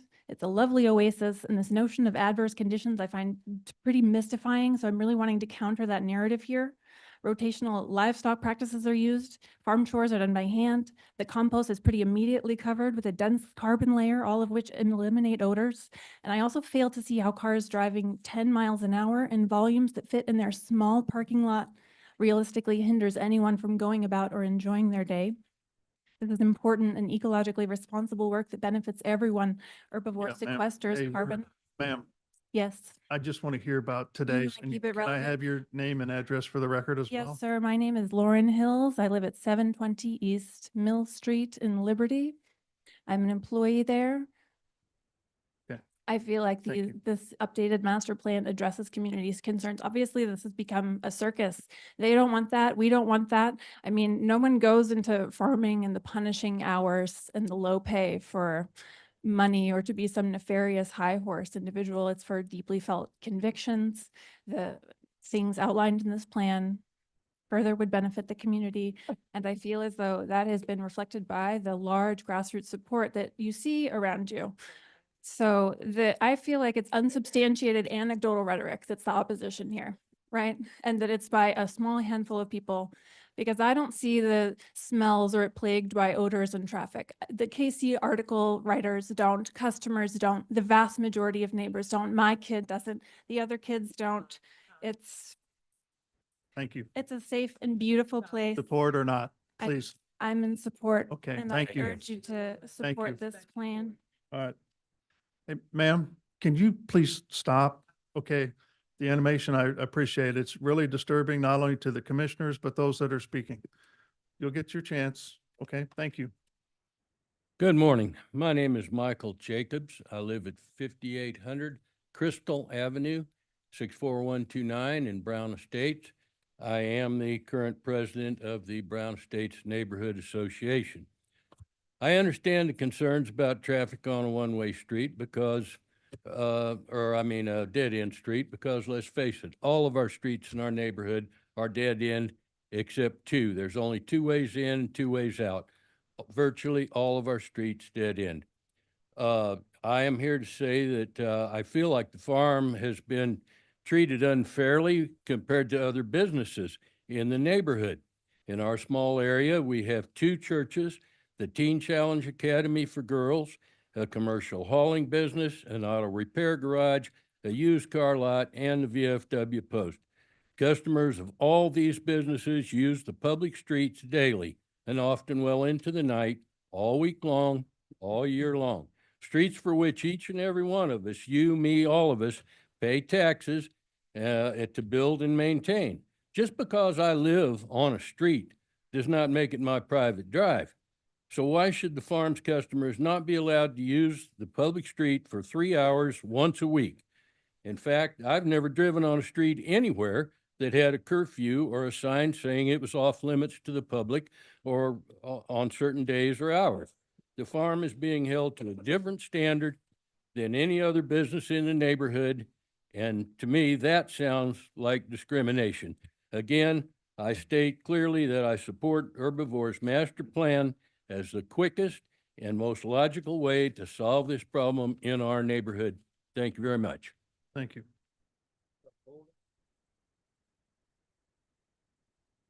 Hi, my name is Maka Greenleaf Maple. I'm a longtime resident of Kansas City, Missouri, living now in Independence, Missouri. I feed my family through this farm and I have for many, many years. All of my food waste from the household goes into the composting and has for about 13 years now. I want to speak to the changes specifically with regard to the move of the drive. The community meeting where the MPD, which was required for the MPD to be discussed, the discussion got shut down. And when the person who stood up in dissent at the beginning of that meeting was asked, she said that there was nothing that the farmers could do to remedy her concerns other than to admit that they are liars, which I've known these people for almost 20 years. They are conscientious. They're as honest as they can be. They've moved through this process of building the farm and going through the processes they described with as much integrity as could be asked. My concern is if the drive was, if the orchards were torn out and the cropland was torn out and the extra expense was gone to move the drive to the center, that moves farm operations closer to the property line of the neighbors. And I don't think that that would result in resolved concerns. That's what I have to say. The other thing I'd say is that I'm there every week, either as a volunteer or to get the food that feeds my family. I've never had witnessed the smell from the compost operations. Every once in a while, if the hogs are being in the field near where I am, I can smell them a little bit, but nothing like any livestock operation I've ever been near before.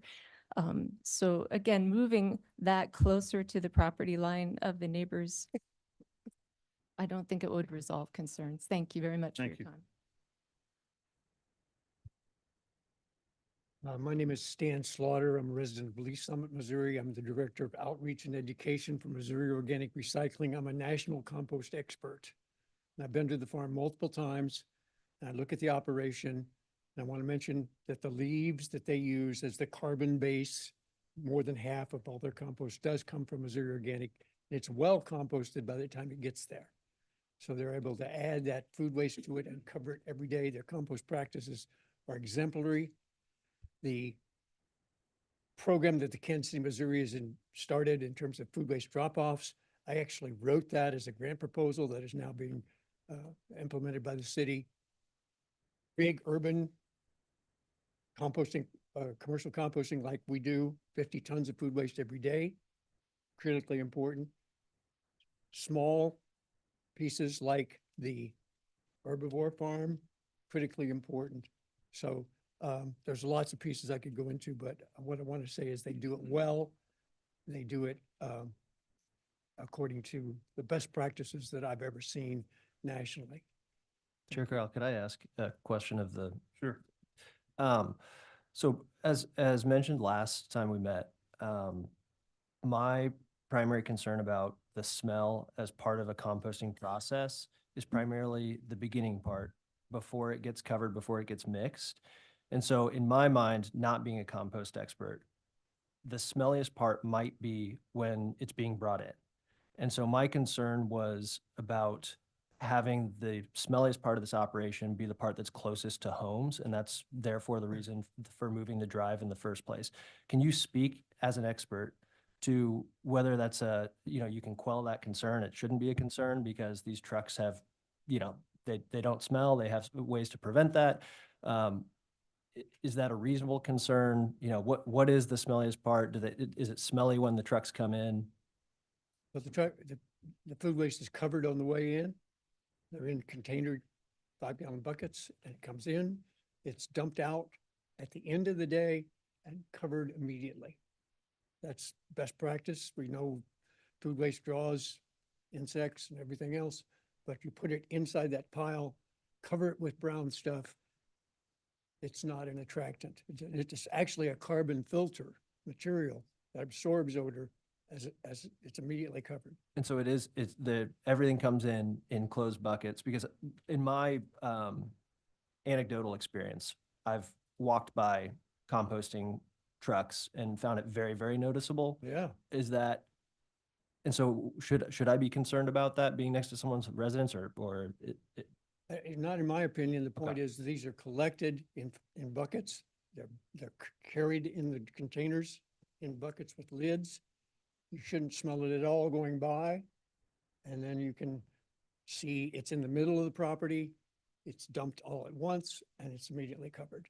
And so in my anecdotal experience of walking by trucks where I found that to not be the case, was that potentially, is there a rationale? But you for that? probably are smelling our garbage trucks and 16% of the garbage. It was composting trucks. Which one? I mean, what kind of truck hauls raw compost? It was a pickup truck. I mean, and there are multiple in Kansas City. I mean, a lot of small businesses use these composting services. But anyway, I'm digressing. Sorry. All right. Thank you. Okay, that's All right. all I have. Thank you.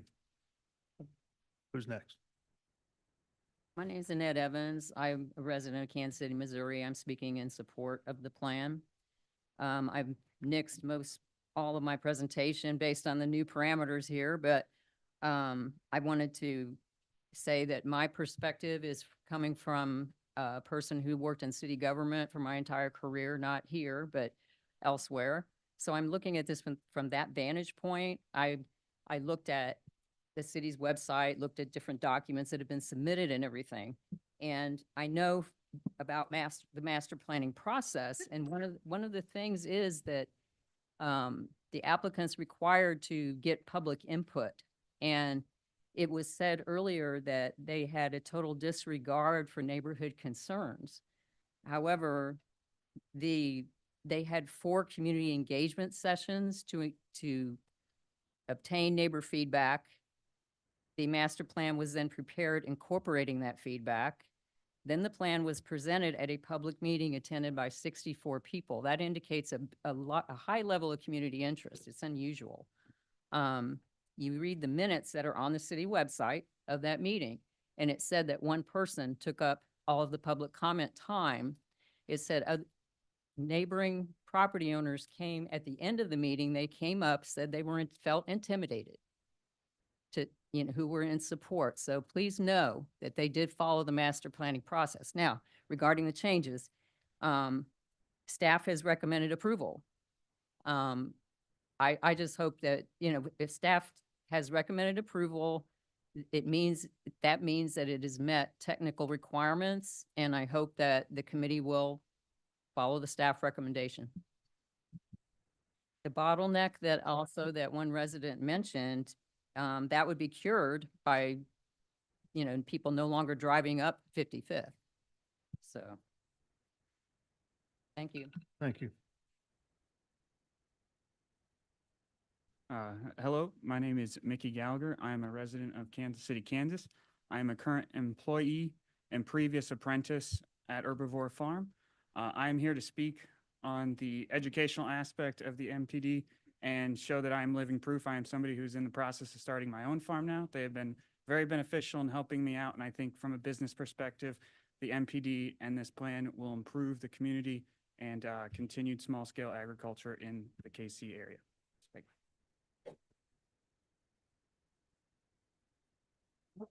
you.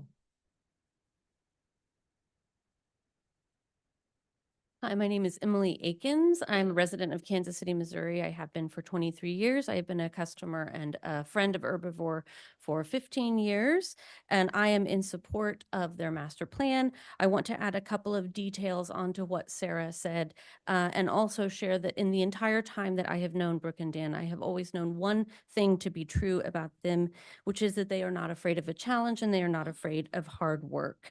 They are motivated by their belief in a better Kansas City for everyone, and they have taken on difficult projects time and time again and have been willing to sacrifice a lot.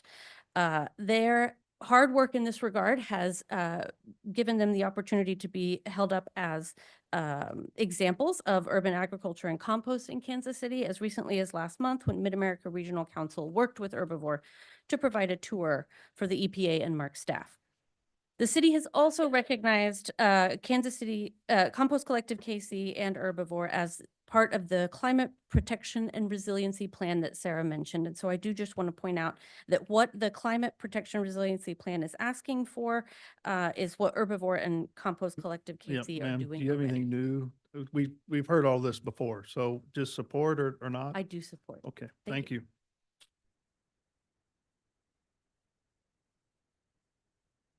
Well, Good morning, committee members. I'm Jacqueline Palmer. I reside at 4914 Skiles Avenue. It's less than 2 miles from the farm, and I own land with my husband in Brown Estates and have for over a decade.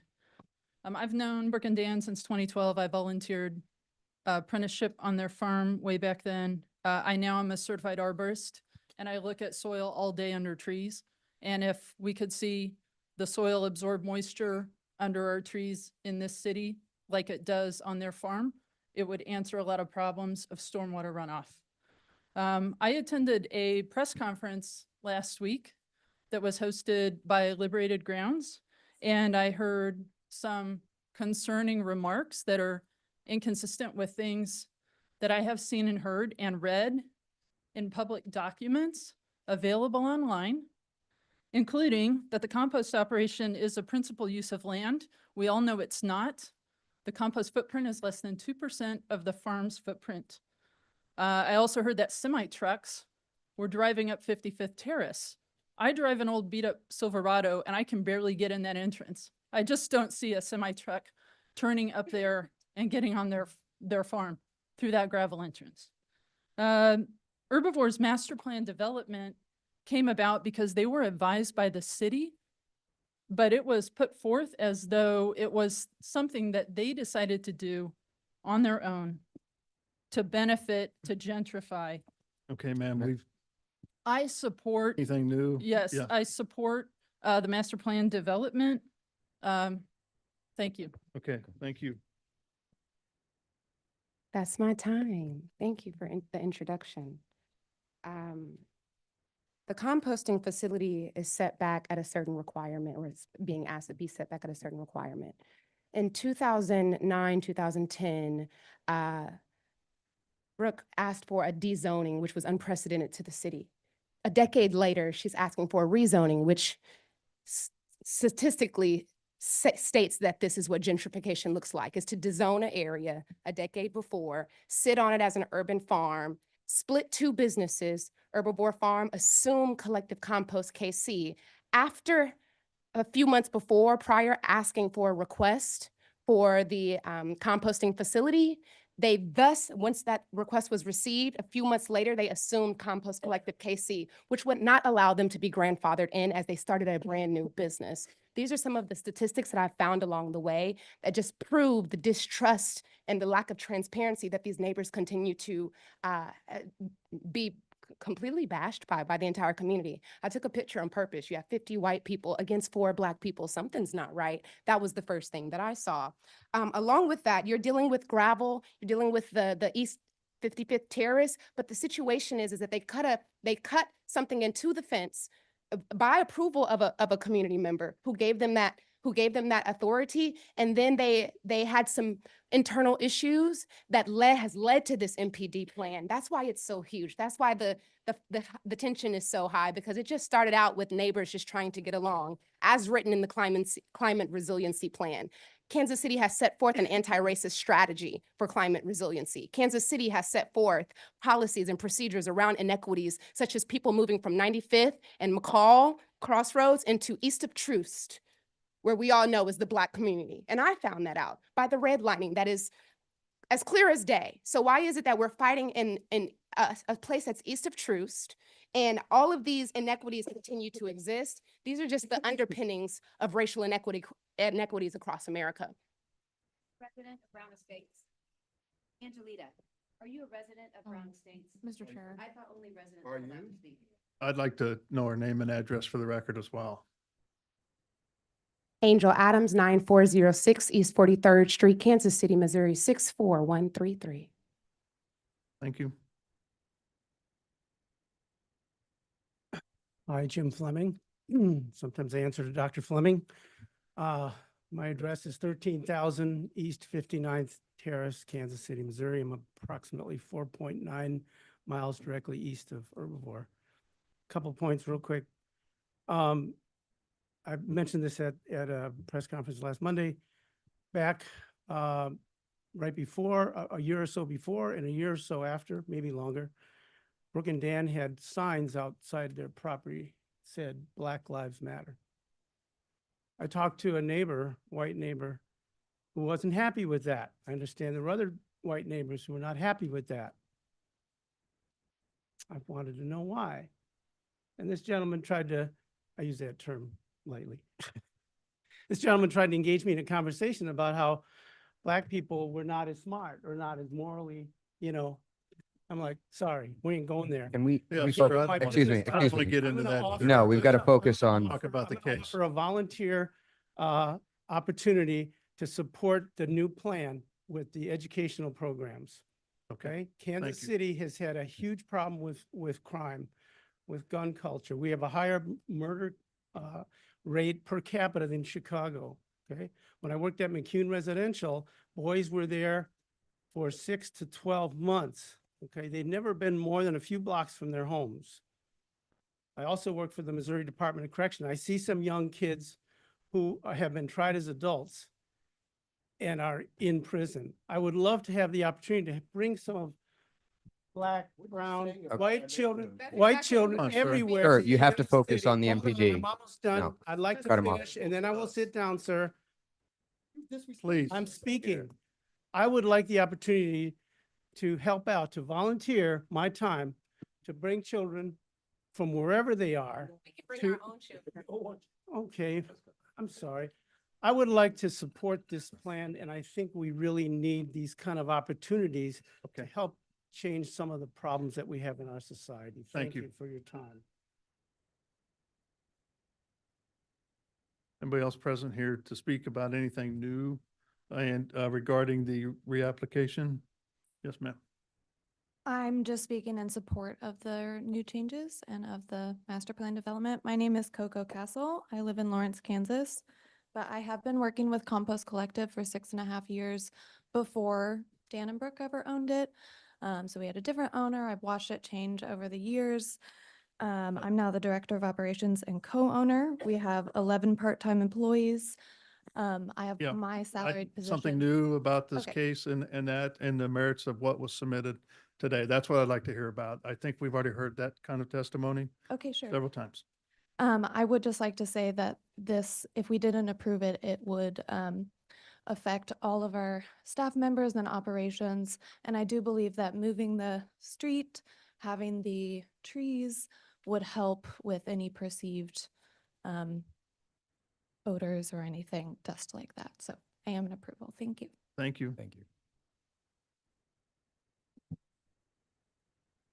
Hello, my name is Ann McGregor. I live at 5033 Lydia.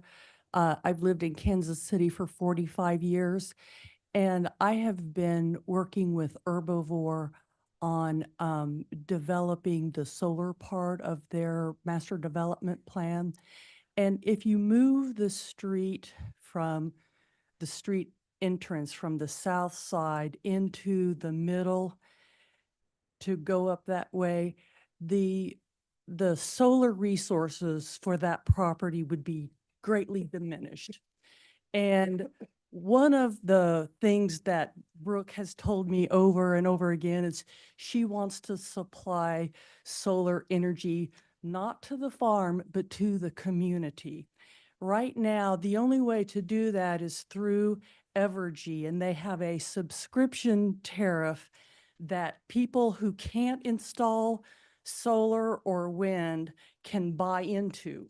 And it's a way for them to buy solar without having to install solar. Well, currently, that subscription plan is fully subscribed. Nobody else that wants to get that can get it because there aren't enough renewable resources feeding into Evergy's system.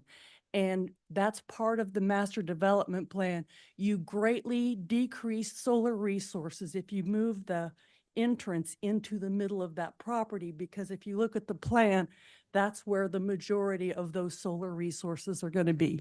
So I am in support of the changes, but not moving the entrance into the middle of the property. My understanding is from what you guys showed us is that the solar is on top of the roof of the composting. So it has nothing to do with that street. Okay, thank you. But there were other structures included. I just want to make sure that the facts are stated. Hello, my name is Annie Riggs, and as a resident of Kansas City, living at 610 Tamil-Shandra Drive, and as a teacher at Notre Dame de Sion High School, I strongly support Herbivore's master plan. Brooke and Dan have generously welcomed science students and teachers to the farm on multiple occasions over the past several years. This would speak to the use of the yurts. Like other schools, we have brought student groups to learn more about organic farming practices and to engage in service by doing small projects on the farm. Many of our students have never been on a farm before, and they absolutely love learning about sustainable farming from a hands-on perspective. Most recently, we brought students from our Global Impacts Microschool course, which is centered in research on the UN's Sustainable Development Goals for 2030. Our course involves a trip to the UN as well as research in our local community and in Kenya. In our experience, Herbivore is an amazing local example of the kind of development that global communities are working towards. They were proud, our students were significantly inspired by their experience on the farm, and we're proud to share with our international partners that Kansas City is home to such an innovative, sustainably designed urban farm that addresses so many of the UN Sustainable Development Goals. In my experience of knowing Brooke and Dan for years, they have worked very hard to develop this plan in a responsible, comprehensive, and community-based manner, and I strongly support it. Thank you. Thank you. I'd like to quickly circle back. You asked a question, Commissioner Arkin, and a member of the community answered it, not us, which discounted someone's testimony about the solar. So I just want to circle back because there are other areas of solar We'll talk capture. about that after the public testimony, so you can bring it up then as part of the rebuttal, if you don't mind. That way we can talk Okay. about all the things. I just wanted to clarify that was not us that Okay. responded. I got a note of that one. Thank you. Okay, thanks. I assume I'll be allowed to testify as a non-resident since Angelita Thompson was. Only on something new It is regarding something new. the Yeah, submittal it is. here, Yeah, and it's- whether you yeah, support this or is not. something new. I'm supporter. I'm a strong supporter of Herbivore. I've been a long time customer. And I would, this is a very, very small group, as you know, of people that are opposed. Ma'am, I'm, please, let the lady speak, okay? I will get that. I will provide that confidentially after this, if that's okay. Yeah. Is that okay? So I just want to say that there, as we know, there's a very small group of neighbors.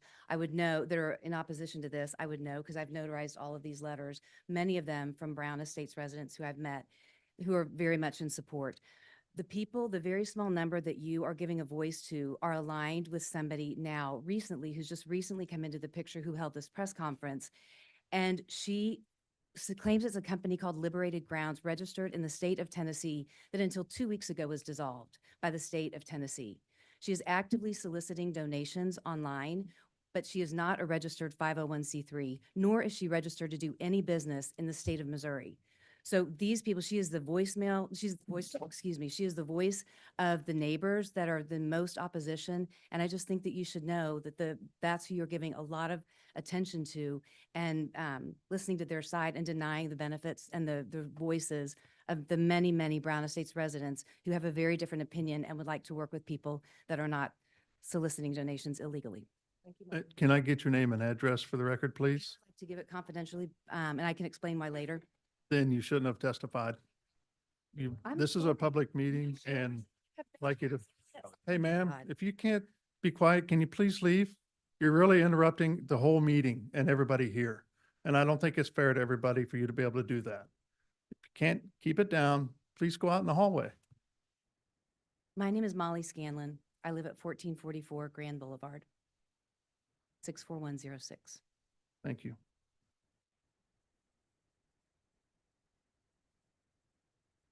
Natalia Lowther, 1480 North 1700 Road, Lawrence, Kansas, 66044. Speaking directly to the driveway issue.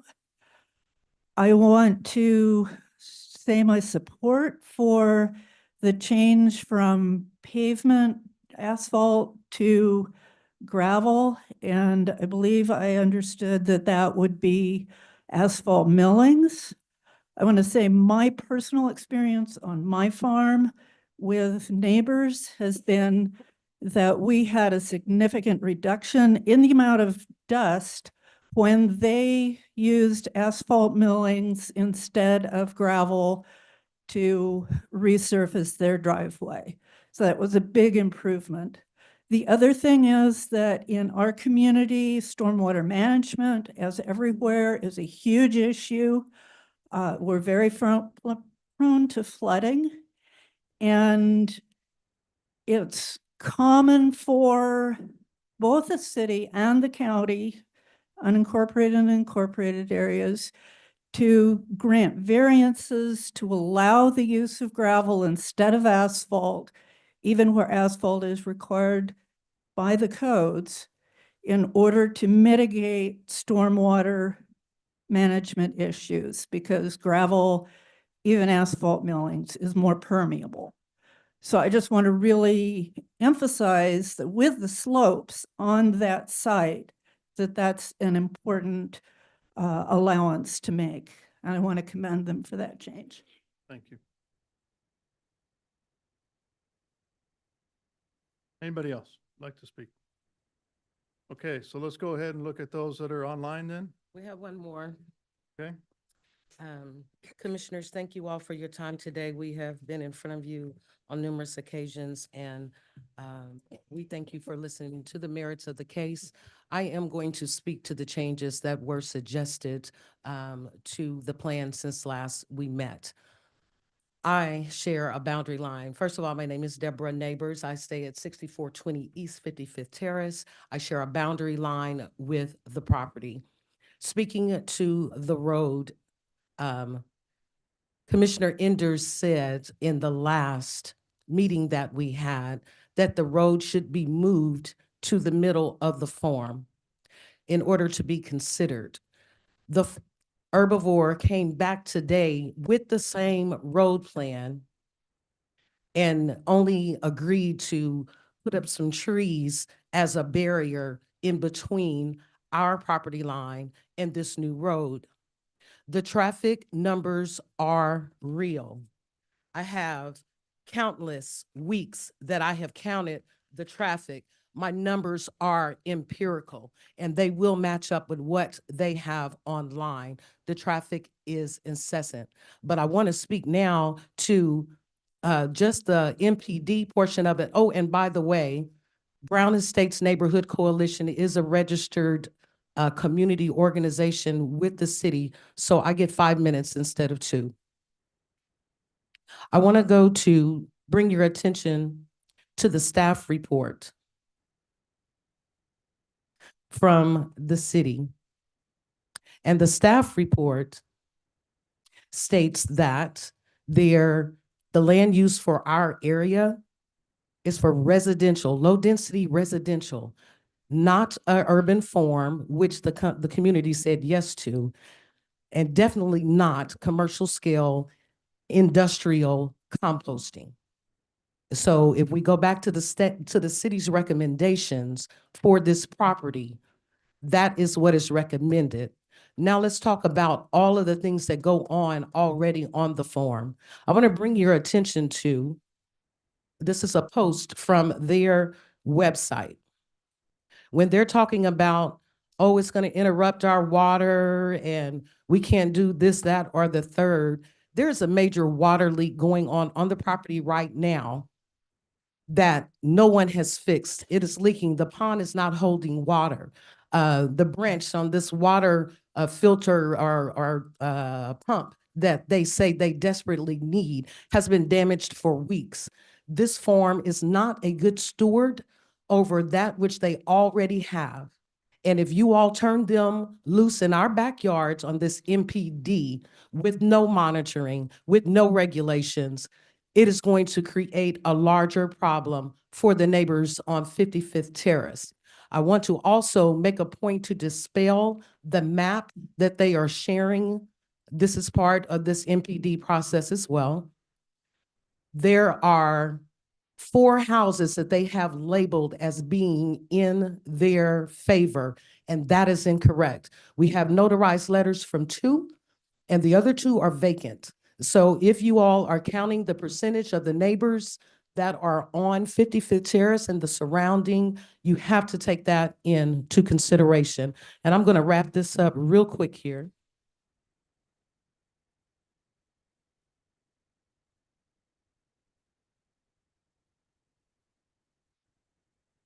There are a lot of deviations, conditions, allowances.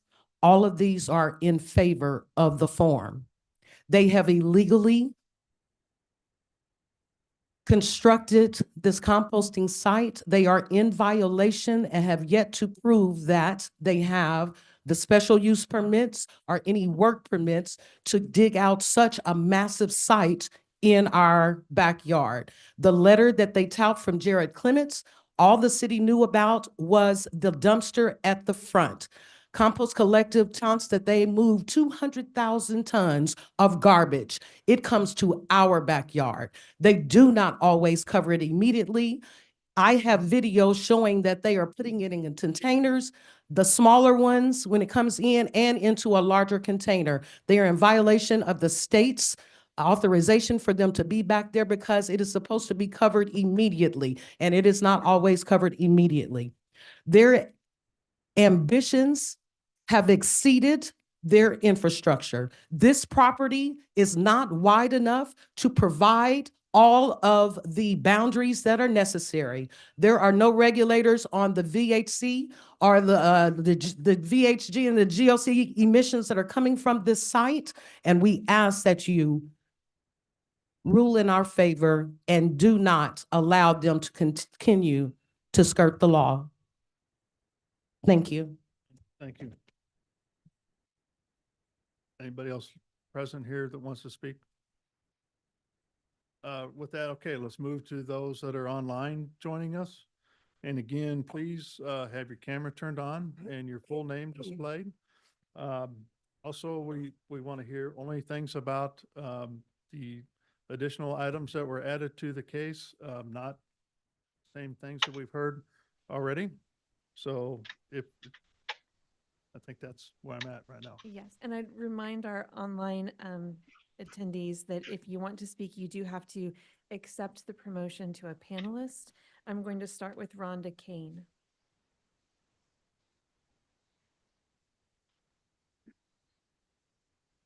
Off mute. Thank you. Good morning. My name is Rhonda Kane. I live at 5007 Breckenridge Avenue, Kansas City, Missouri. I've been in the Kansas City area in this neighborhood for 18 years. One thing that I wanted to address specifically that's been brought up several times in many meetings is this proposed smell that is in the neighborhood.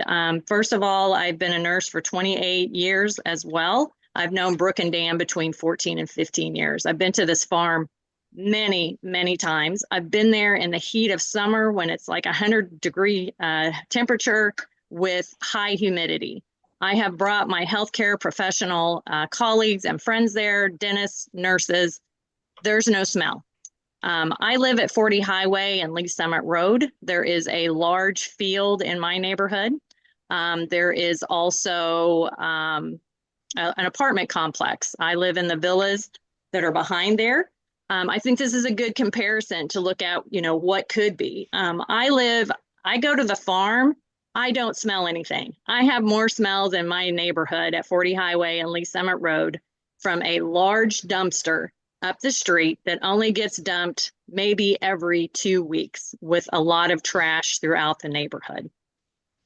I also want to acknowledge the value that Brook and Dan has to our community as far as our health. I know a lot has been said about climate resiliency and good soil, but also I think we need to talk about the health and what they are providing for their community, including the people in need that they deliver food there on Sundays. So again, addressing the smell, I've not smelled anything. I have more smells in my neighborhood from a apartment dumpster that is less than 1/4 of a mile from my home. So I am support of Herbivore Farm and their master plan. And I appreciate your time today. Thank you. Next is Shannon Moore. Just curious, how many do we have online? After Shannon, 2 more. Okay, thank you. Okay, I'm sorry, can you hear me okay? Yes. Okay, I'm Shannon Moore. I live at 5423 Bennington Boulevard, just straight across from the proposed access point. I currently experience the minimal traffic on both sides because I'm on the corner. So I get the access from Bennington and from 55th Street on the side of my house. I've never had a problem with increased traffic whatsoever. I've never seen a safety concern. I have entered through the 55th Street address to pick up some produce from time to time. I just feel in support of what they're proposing to do by changing the access point to where the small compost container is right now. That's about 100, maybe 200 feet at the most from my front door, and I've never had a problem in 100-degree heat. In the summer, I've never had a bad smell or any concern whatsoever. It's been a great neighborhood for me. And with the few that have a concern on 55th, I can understand that they have a concern, but why not give them a chance to make this right and appease them as best they can by changing the access point to this location where I don't mind. It's right across from me. And I know a couple neighbors on our street as well, just 2 doors down, also support them. I guess that's all you need from me. Okay, thank you. Thank you. Next is Karina's.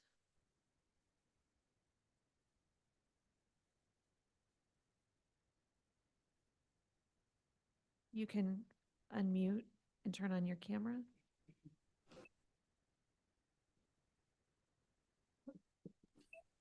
I am Karina. I am the applicant for the vacation.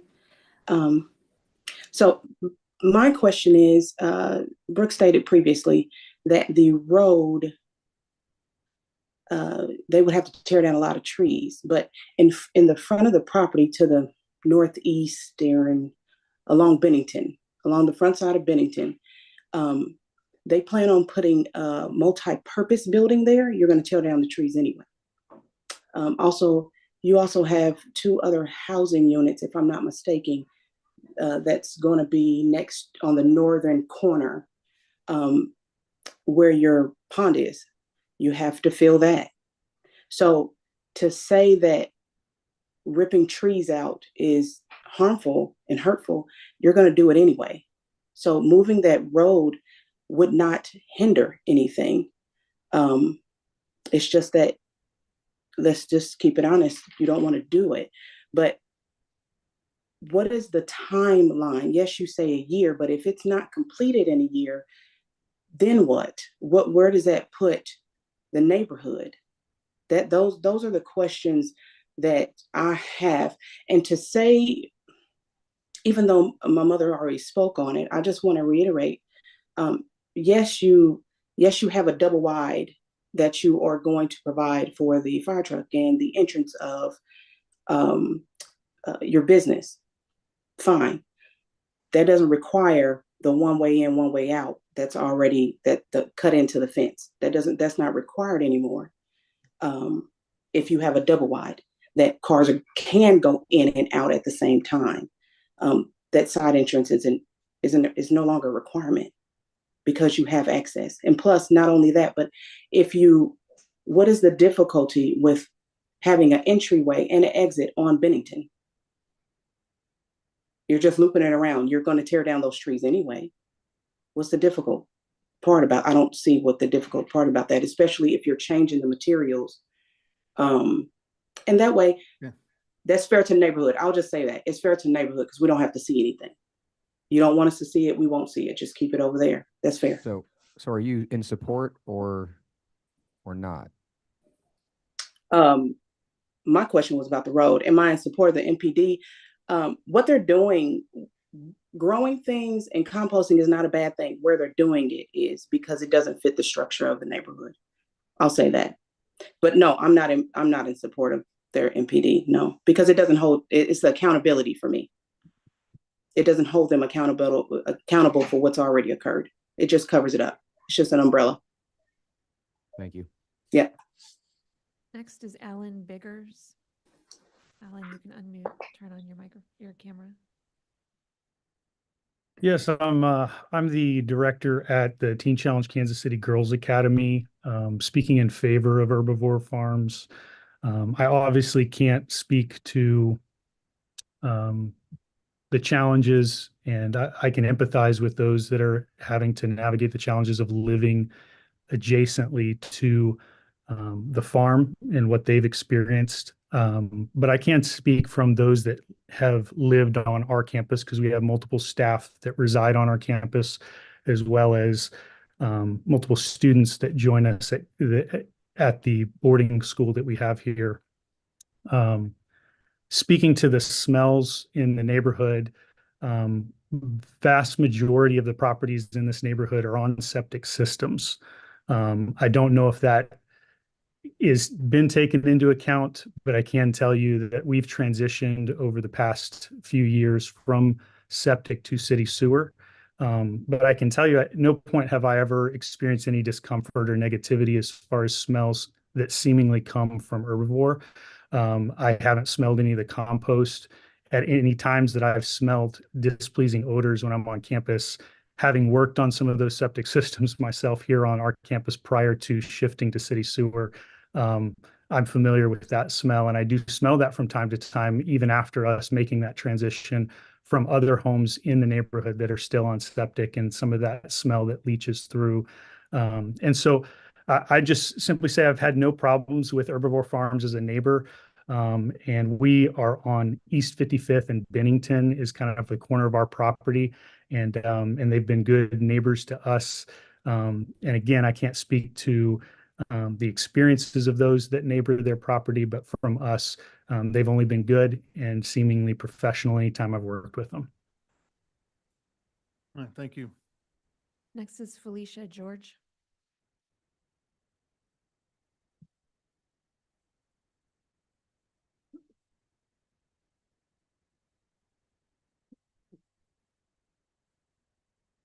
Felicia, you can unmute and turn on your camera.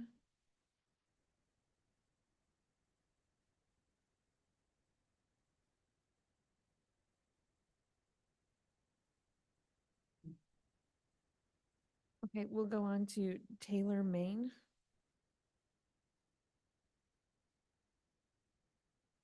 Hi, I'm Taylor Main, 9513 Booth Avenue, Kansas City, Missouri. I'm a soil food web nerd.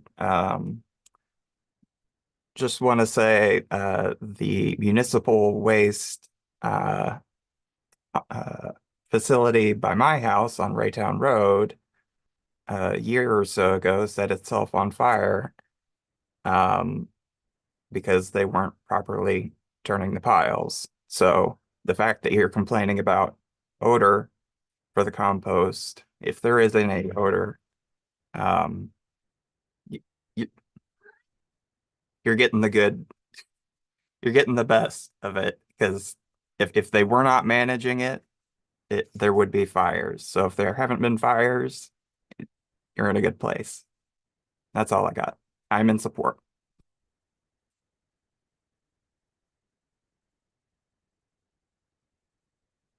Ron Netzel. Good morning, Duran Netzel. I currently live at 3829 Walnut Street, but I own some land at 55th and Hardesty in the Brown Estates neighborhood.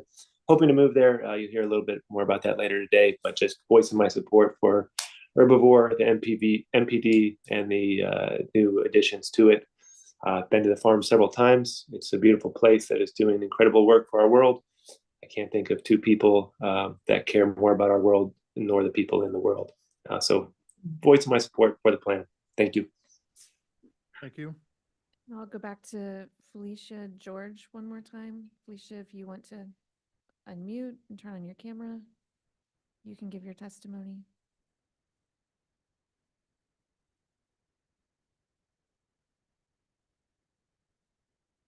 Okay, let's go ahead and, anybody else online? If that's everyone. Sarah, you need to speak a little bit closer to the mic. Okay, let's go ahead and close testimony then, or public testimony then. So there's a lot of additional stuff that came up through the public testimony. A lot of it in support of the farms, but there's a few things that came up from opposition or still had questions about what's going on. Do you mind addressing those, please? Do you have specific ones that you want to hear addressed? Well, I think first you need to talk about the solar. Okay.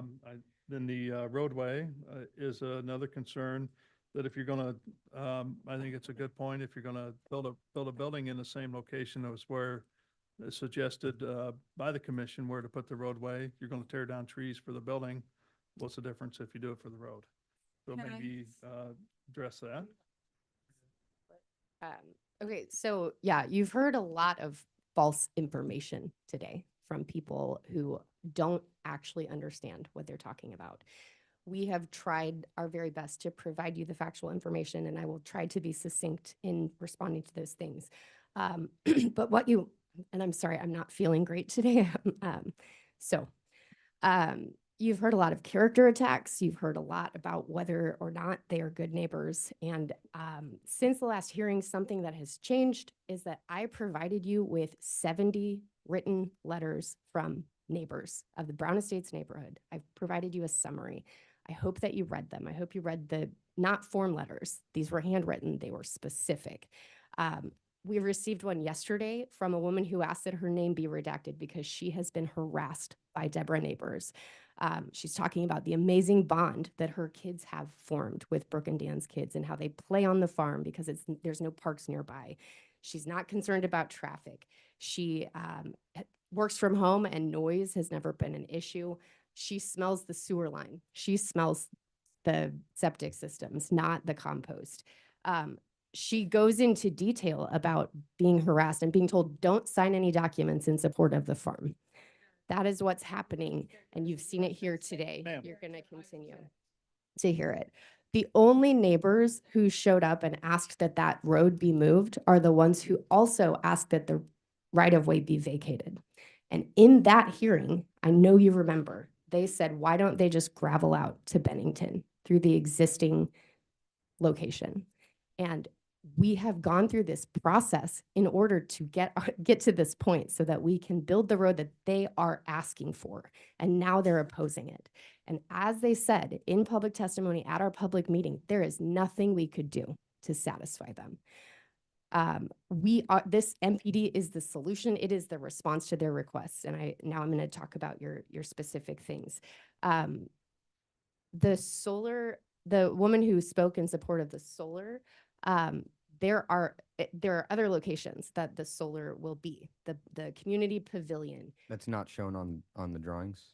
No, it is. Yeah, the pavilions are both shown. But none of that interferes with the road in the middle. That's what I'm trying to say.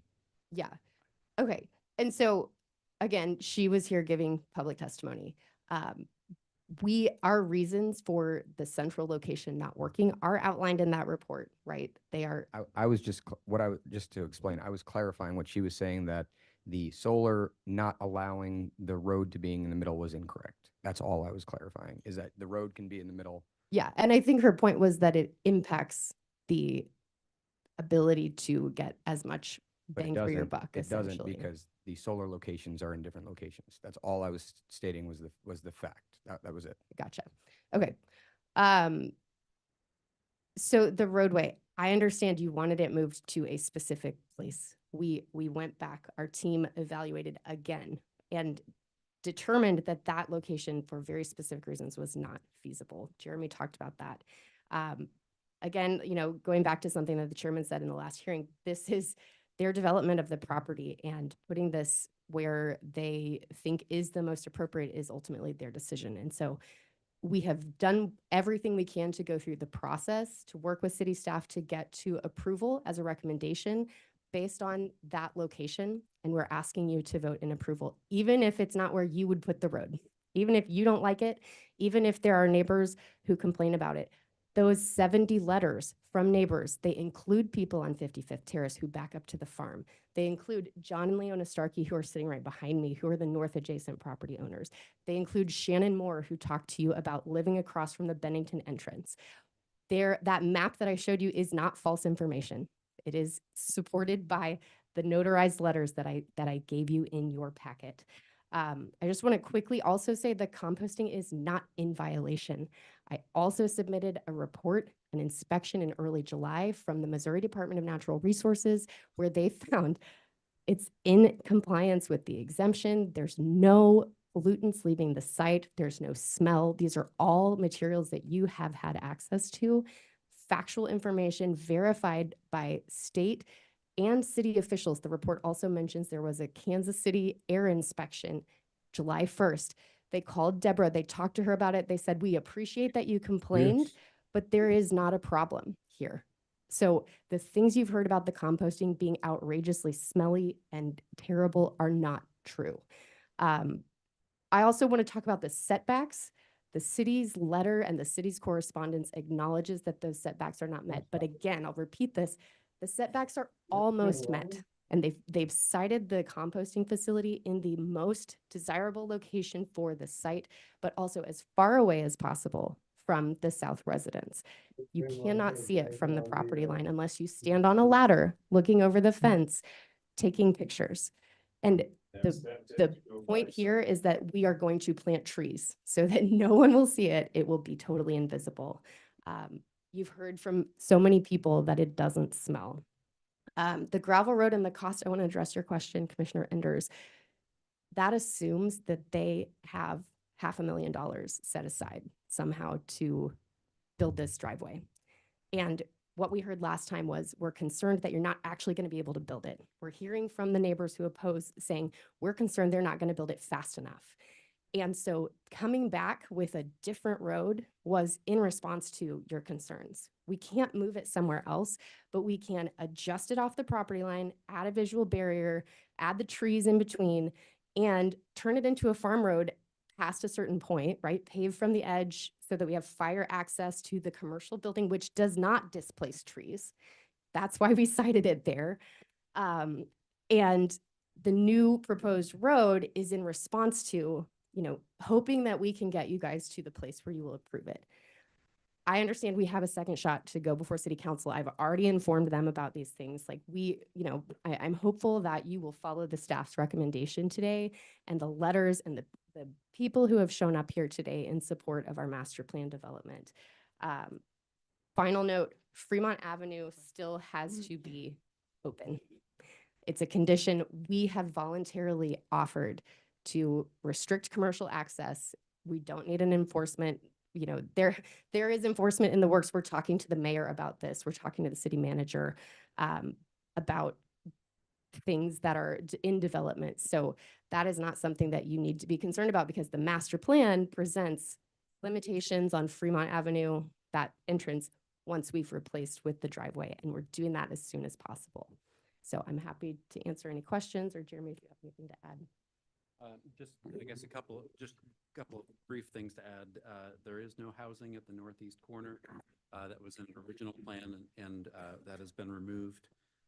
The trees noted being removed, if we went to the north side, are actually it's an old growth stand of trees. It's not the new orchard that's been planted in the last 10 years that would be affected by the multi-purpose building hugged as tight as we can to that southeast corner in order to avoid those orchard trees. And then finally, the 55th Terrace access for the fire department includes access to a fire hydrant on 55th Terrace itself. That if cut off would require adding a private hydrant inside the property, which is a pretty enormous cost in terms of infrastructure. And my client just informed me that they would also consider a condition to limit short-term rentals. That's not something that they are planning, and if that's needed to get this to approval, we're happy to consider that as a condition as well. And I just want you all to know, we're also open to some sort of reasonable enforcement to ensure that we aren't using commercial vehicles on the right of way when the new road is built. So, we're supportive of whatever measures are needed to show that we are being accountable. And furthermore, we're very open to asphalt millings. I think that's a great idea. I appreciate it. I appreciate the suggestion. Our neighbor that I mentioned that has the trucking business uses asphalt millings. He runs very heavy trucks over them. I don't see why that wouldn't work. So, great. I just wanted to say, Mr. Chairman, that in response to the map, you all have access to one of the notarized letters that is in opposition, that they have colored green on the map. The other one I have online, I can get it to you, but they do not have the full support of 55th Terrace. Okay, thank you. Anna, just two questions. Eminent domain, is that being used here? No. Okay. Once the new roadway is in place, then a gate as part of that project is being put up so that that will not become the main point of access off of 55th Terrace. Can you restate your question? So once the new roadway is put in on, the gate is also being installed. That's fire access only. So that will not be the main point of access to the site. Off of 55th Terrace, correct. What happens if they don't build the road or any of the other stuff within a year? Right. They could be subject to zoning violations. And then what does that mean? That they would be issued a notice of violation. They would either have to abate the zoning violation within 30 days, or they could be taken to court.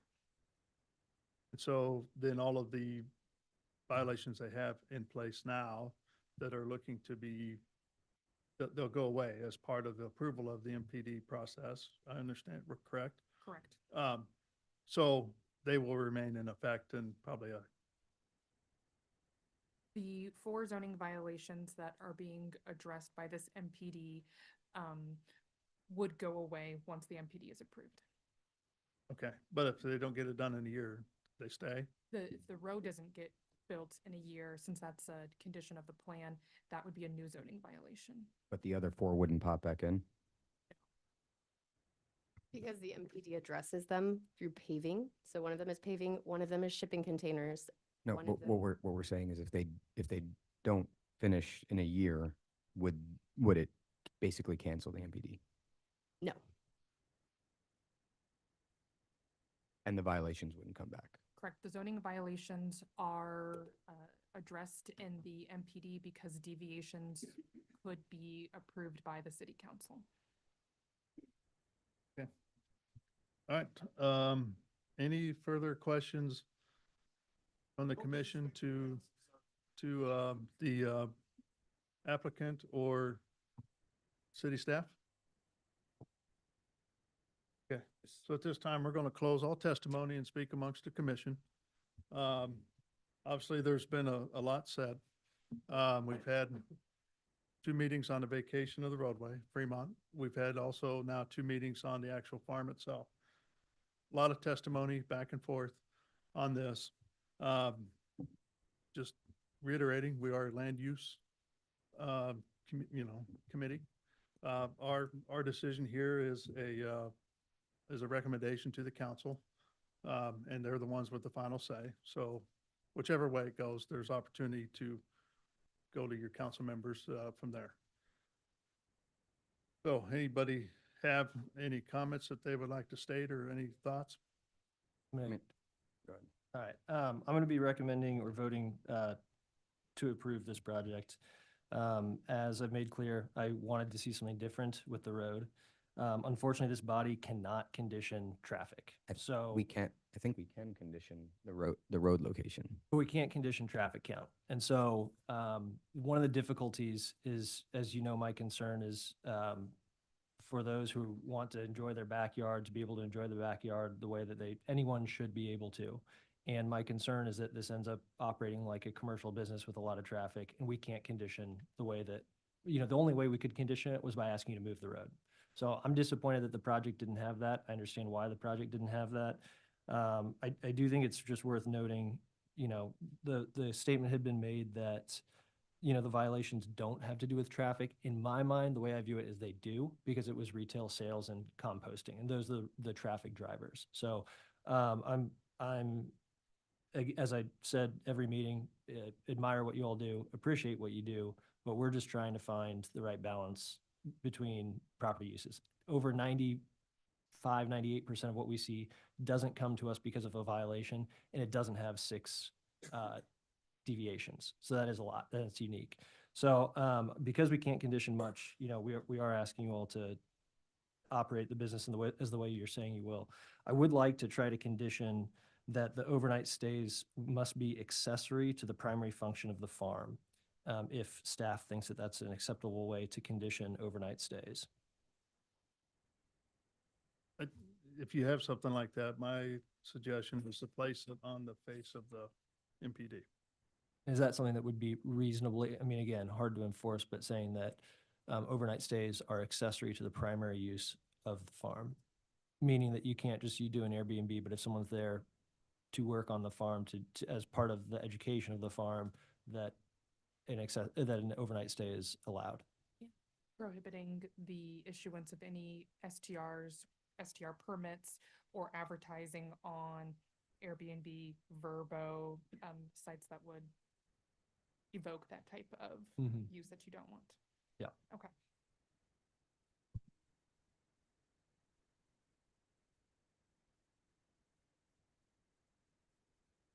Commissioner Padilla, any comments?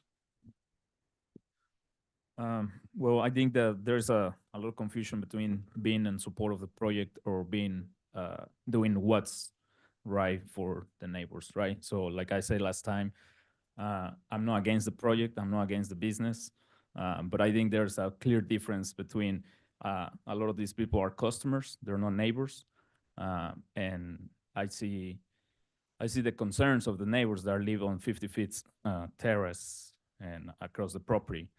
So, and with Commissioner Enders, I'm disappointed that I asked for a report, but this is more like like an opinion more than a report. You keep saying that the road is not possible, but this is not what it says. It says that because it will cost more, you don't want to do it in the middle. So yeah, so like I don't think this is enough for what I was looking for. So like to me, it's just like you just don't want to do it in the middle because it will cost more money. I guess I'm not in support of this yet. Yeah, I'm gonna kind of mirror that. I feel I'm a little bit frustrated. The reasoning for not putting the road down the middle seems a bit arbitrary. Even in the statement here, it doesn't seem like it was thoroughly reviewed, like walk the site or anything like that. I understand that there's certain conditions that we can kind of expect happening on that, but I don't believe the increase in cost would be detrimental to the whole project as a whole. I think actually it would help the project a little bit. I mean, it gets you closer to the composting facility rather than cutting among a bunch of other areas. I do appreciate some of the other things you guys did, lowering the shipping containers and some of the other things. I do see the concessions you guys have made. I'm kind of on the fence. I understand that that you guys are doing a great thing for the city. I don't take that away from you guys. But it just seems, I've heard a lot of, we cannot do that. And I just don't know that there's been enough investigation to say you cannot do that. It's more of, I don't want to because of the cost is what I'm hearing. Would you like me to respond to that? Could we please? No, not right now. We're Okay, close. that's Thank fine. you. I appreciate it. Yeah. And I have a question. So, because it wasn't clear. So you say that if they don't do the road, if we approve this, they don't do the road, basically they have a clean slate. Like they go back to, okay, we couldn't do the road, but they clean from all the violations before. Correct, the 4 active violations, that's correct. So basically we're just giving them a chance to forgive those violations. And then 6 months from now say, oh, you know, we didn't have the money to do the road. So let's go back to another session. The legitimate concern, but I'm pretty sure the applicant has no interest in going through this again.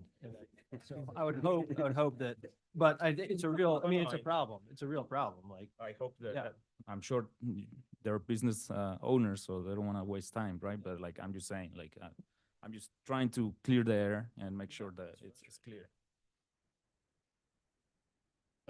Frankly, my hope is we move it beyond this committee to that. Yeah. I'll just make one rebuttal because there's the idea, the mention brought up that moving that road over would the primary reasoning, it sounds like, that the commission feels that they haven't moved it is entirely because of cost. And it's my understanding that it's not just the cost, but it affects the operations of the site. And there would be significant amount of time that would have to rebuild to reorganize the site around that. I'm certainly sympathetic to that.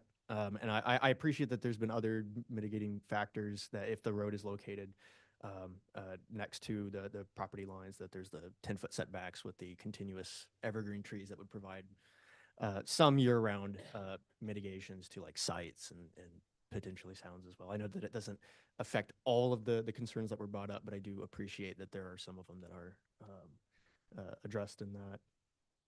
I'll likely be voting in support of this unless someone has a really convincing point to make. So I think I can support the MPD. I don't know if I would support not vacating that Fremont address or street in order to do it. I think the MPD is going to solve the traffic problem, or at least it's the most plausible and economic and efficient way of trying to solve that problem. Okay, so my comments are, there's quite a few, but I'll limit my comments. This has been an interesting project and a great learning experience, I think, for all of us on a number of different things. This is, in my opinion, we've got a fight against gentrification versus climate versus KC Spirit playbook versus being good neighbors versus actual good use of the property. So there's a lot of things coming into play here and all of that. And it's a wrestle as to which way does everything move. Since the projects have come forward, I was the lone vote against the vacation of the roadway of Fremont. At the time, I still thought it was not the right thing to do because that site needs a secondary access off of, their main access off of Bennington. I mean, may not be a farm down the road, but you still need that access at some point for fire. You need it for public safety, or maybe it becomes a single family neighborhood. You need an access there too. So I didn't agree with that at the time. And also been the thing with this whole project, the thing I've wrestled with is there's things in place. I don't think we're doing our best to police the area. I mean, police not just the police force, but also the planning department or the public works department. And that's really taking a look at this roadway and limiting what can go up and down the roadway. I don't think the city's really helped out to be very good help to the neighbors there. I think the farm hasn't been a good neighbor until now. They're coming up with their plan and trying to put something in that's, everybody can accept. and the neighbors to the south, I think they've been good neighbors and pushed for as long as they could, but now they've had enough. They haven't been helped. And again, I still think that's because the city hasn't helped them, to help guide and help correct, the amount of traffic and what happens in this area. I think we're finally getting there. We're finally getting close. The plan before us, the MPD, is it the right thing? I don't know. I think there's a lot of people in support of it. It still fights with all the things that is mixing amongst each other. But I think it's a good thing for the area. We're going to get the roadway in, get the traffic off of 55th. They'll have some peace, hopefully less than a year from now. You never know, but hopefully that is the case. So just a little more patience is all I can ask from the neighbors. And so in my summarize, I'm going to support this moving forward. So with that, I will take a motion, please. We're conditioning the long-term rental or the short-term rental? Yeah, I'm gonna add something. Yeah, Chair Corral, I move to approve docket item number 1 with conditions, adding a condition to be worked out with staff and the applicant in a way that's mutually agreeable and enforceable to the best of our ability. Limiting overnight stays to be accessory to the primary function of the farm. Second. I've got a motion and a second for approval of docket item number 1 with the addition of the one condition as stated. Arkin, So, yeah. Aye. Brawl, Aye. Enders, Aye. Hasek, Aye. Lynch, Aye. Padilla. Nay. Okay, so it looks like the motion passes 5-1. Thank you, everybody, and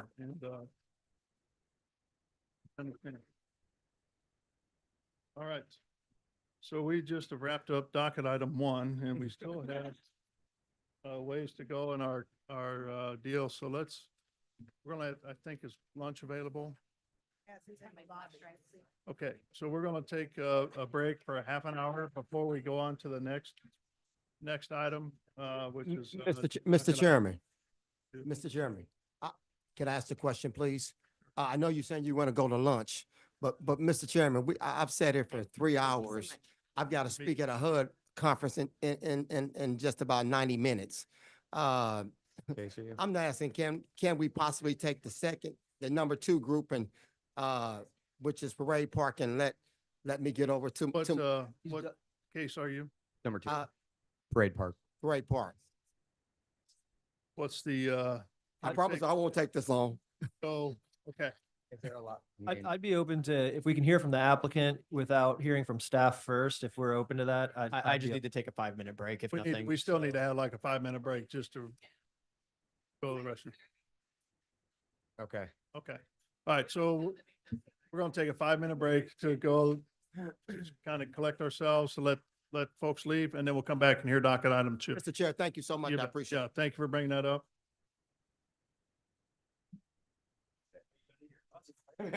Just docket item 2, then we're going to take a lunch break. Yeah, half an hour. Yeah.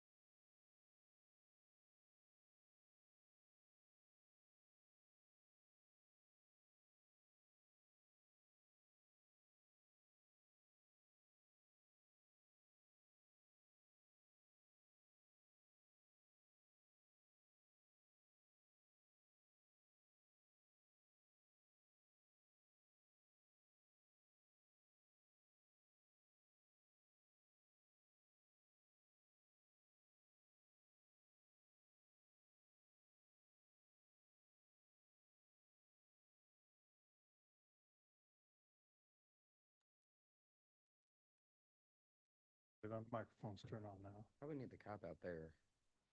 Okay. All right, Shall I call the thank you case? for the 5-minute break. We're back in session here. Ready for docket item number 2.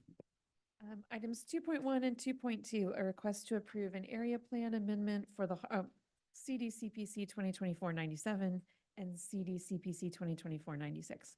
A request to approve an area plan amendment for the heart of the city area plan from residential medium to neighborhood mixed use on about 30.68 acres generally located at the southeast corner of Woodland Avenue and East Truman Road.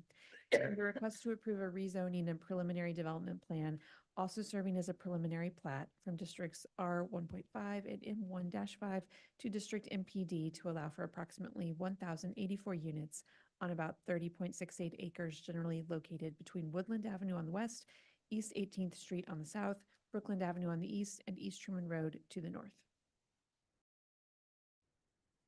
All right. All right, good afternoon. Larissa Chambi, City Planning and Development. I will share my screen and go ahead and get started. So let me interrupt you just a minute. Mr. Chair, I need to recuse myself from this case.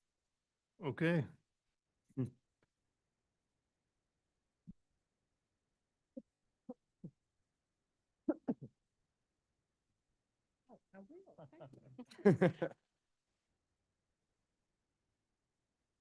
All right. Can I go ahead and start, or would you like to wait? Yep, go ahead. As was previously mentioned, this is an area plan amendment and a rezoning to MPD for the Parade Park MPD rezoning. Excuse me. This is the subject location just in the center of the city. A close-up view, it's east of the Parade Park and south of I-70, and it does encompass all of the properties that you see outlined in red. The area plan amendment is for the heart of the city area plan, and it's from residential, medium density, and industrial, which is that small blue sliver you see on the south end. And we're going to change that to mixed-use neighborhood. This is an up-close view of the zoning. Again, that blue sliver is that one sliver of M1-5 that we're going to rezone to MPD, as well as the R-1.5. This is an overview of the site plan. It is being proposed in 3 different phases. It's a little hard to see, but phase 1 is It's not. every time. I will do it again.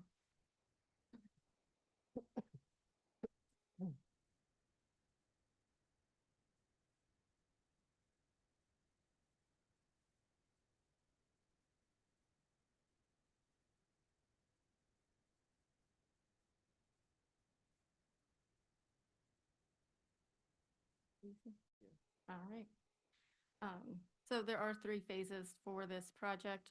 The first phase is everything south of this blue line, and I have slides showing each phase separately just to make it a little easier to understand.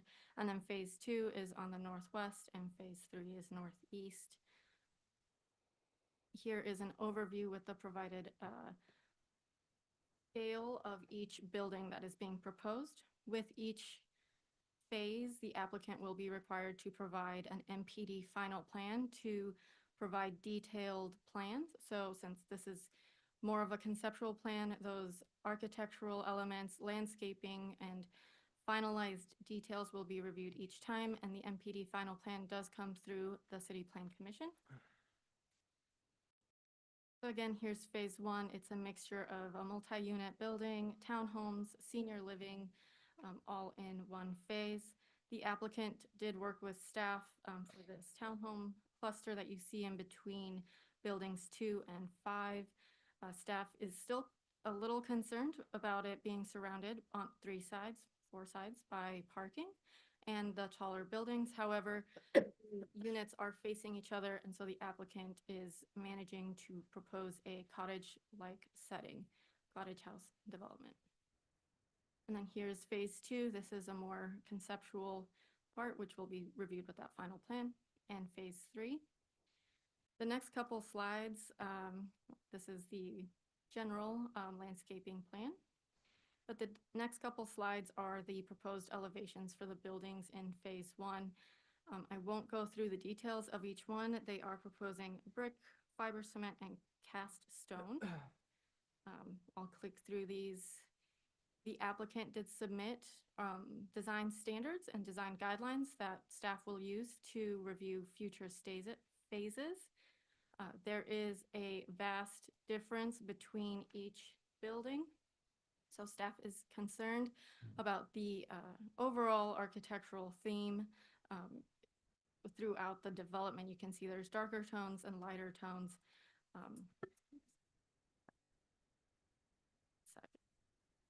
And so with that final plan, those final construction materials will be revised.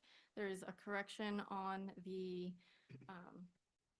conditions report requiring them to update their design guidelines to provide a more architectural designs for their buildings to create a more cohesive development as a whole. And we'll go through those. There are 3 MPD criteria. The second one, letter B, does have 11 objectives that the MPD has to follow. I've highlighted the ones that the MPD meets well. A few of the other ones are not incorporated in this design. However, the MPD is still the best route to go for this project. There's a couple conditions to revise, and I will say I handed out the conditions report. There were 2 corrections that didn't make it into conditions. So I'm just handing that out so you can see the corrections as a whole, but I have edited the conditions to reflect that. So we'll go through those. Condition number 5 is this location and species of the landscaping will not block the proposed lights. That is the change. That is the addition for condition 5. And then condition 8, the applicant submitted revised plans after the publication of the staff report. And so condition 8 will have some revised wording for the 4th bullet point. And then the red bullet points that you see on the screen are the corrections that didn't make it in the official staff report and that are included in your correction sheet. So just what are we seeing there? Are we seeing what's in our staff report that was online, or are we seeing what's here in front of us now? I'm sorry, can you repeat that one? This is the updated one. What So we're seeing here is the updated one, so it includes the changes you made there? it does not, but I wanted to keep the numbering the same, and this plan correction just has those corrections listed on a separate sheet. I wanted you to see them clearly.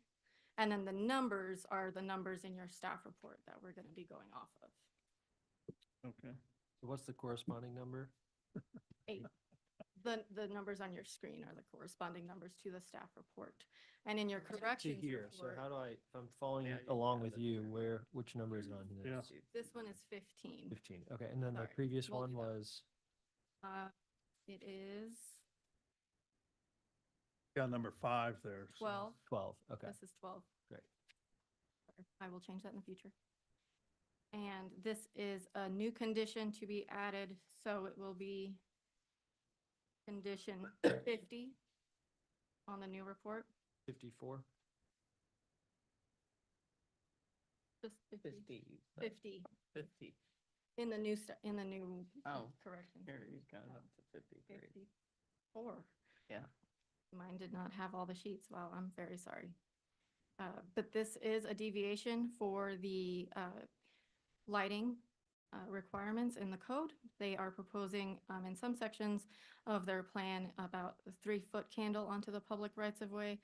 Staff is in support of the deviation request and thinks that the additional lighting will help provide some safety throughout the development itself. And then just to complicate the conditions a little more, we'll be removing Can you go back just for 30 Yeah. seconds so I can complete? Thanks. 54. This is a new one, 54. This is a Okay, thank you.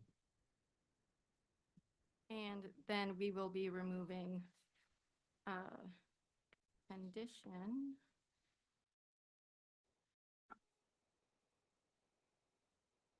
Mm, 16 on the new conditions report. They were able to complete that with their new revised plans. And so those are included.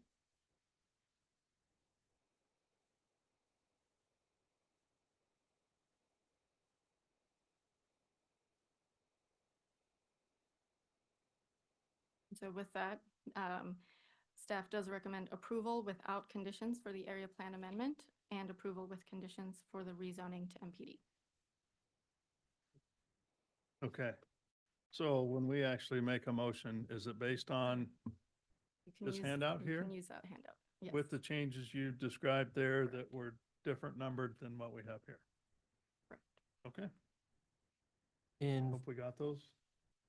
Okay, so your concern was phase one, the senior housing townhomes that are surrounded by parking on all four sides. Is that correct? Correct. And then what was the resolution? So that is different than what we had. That's the resolution? So the original plan showed the townhomes in a line. Yep. And then they were revised again to show the townhomes in this cluster, but closer to the buildings.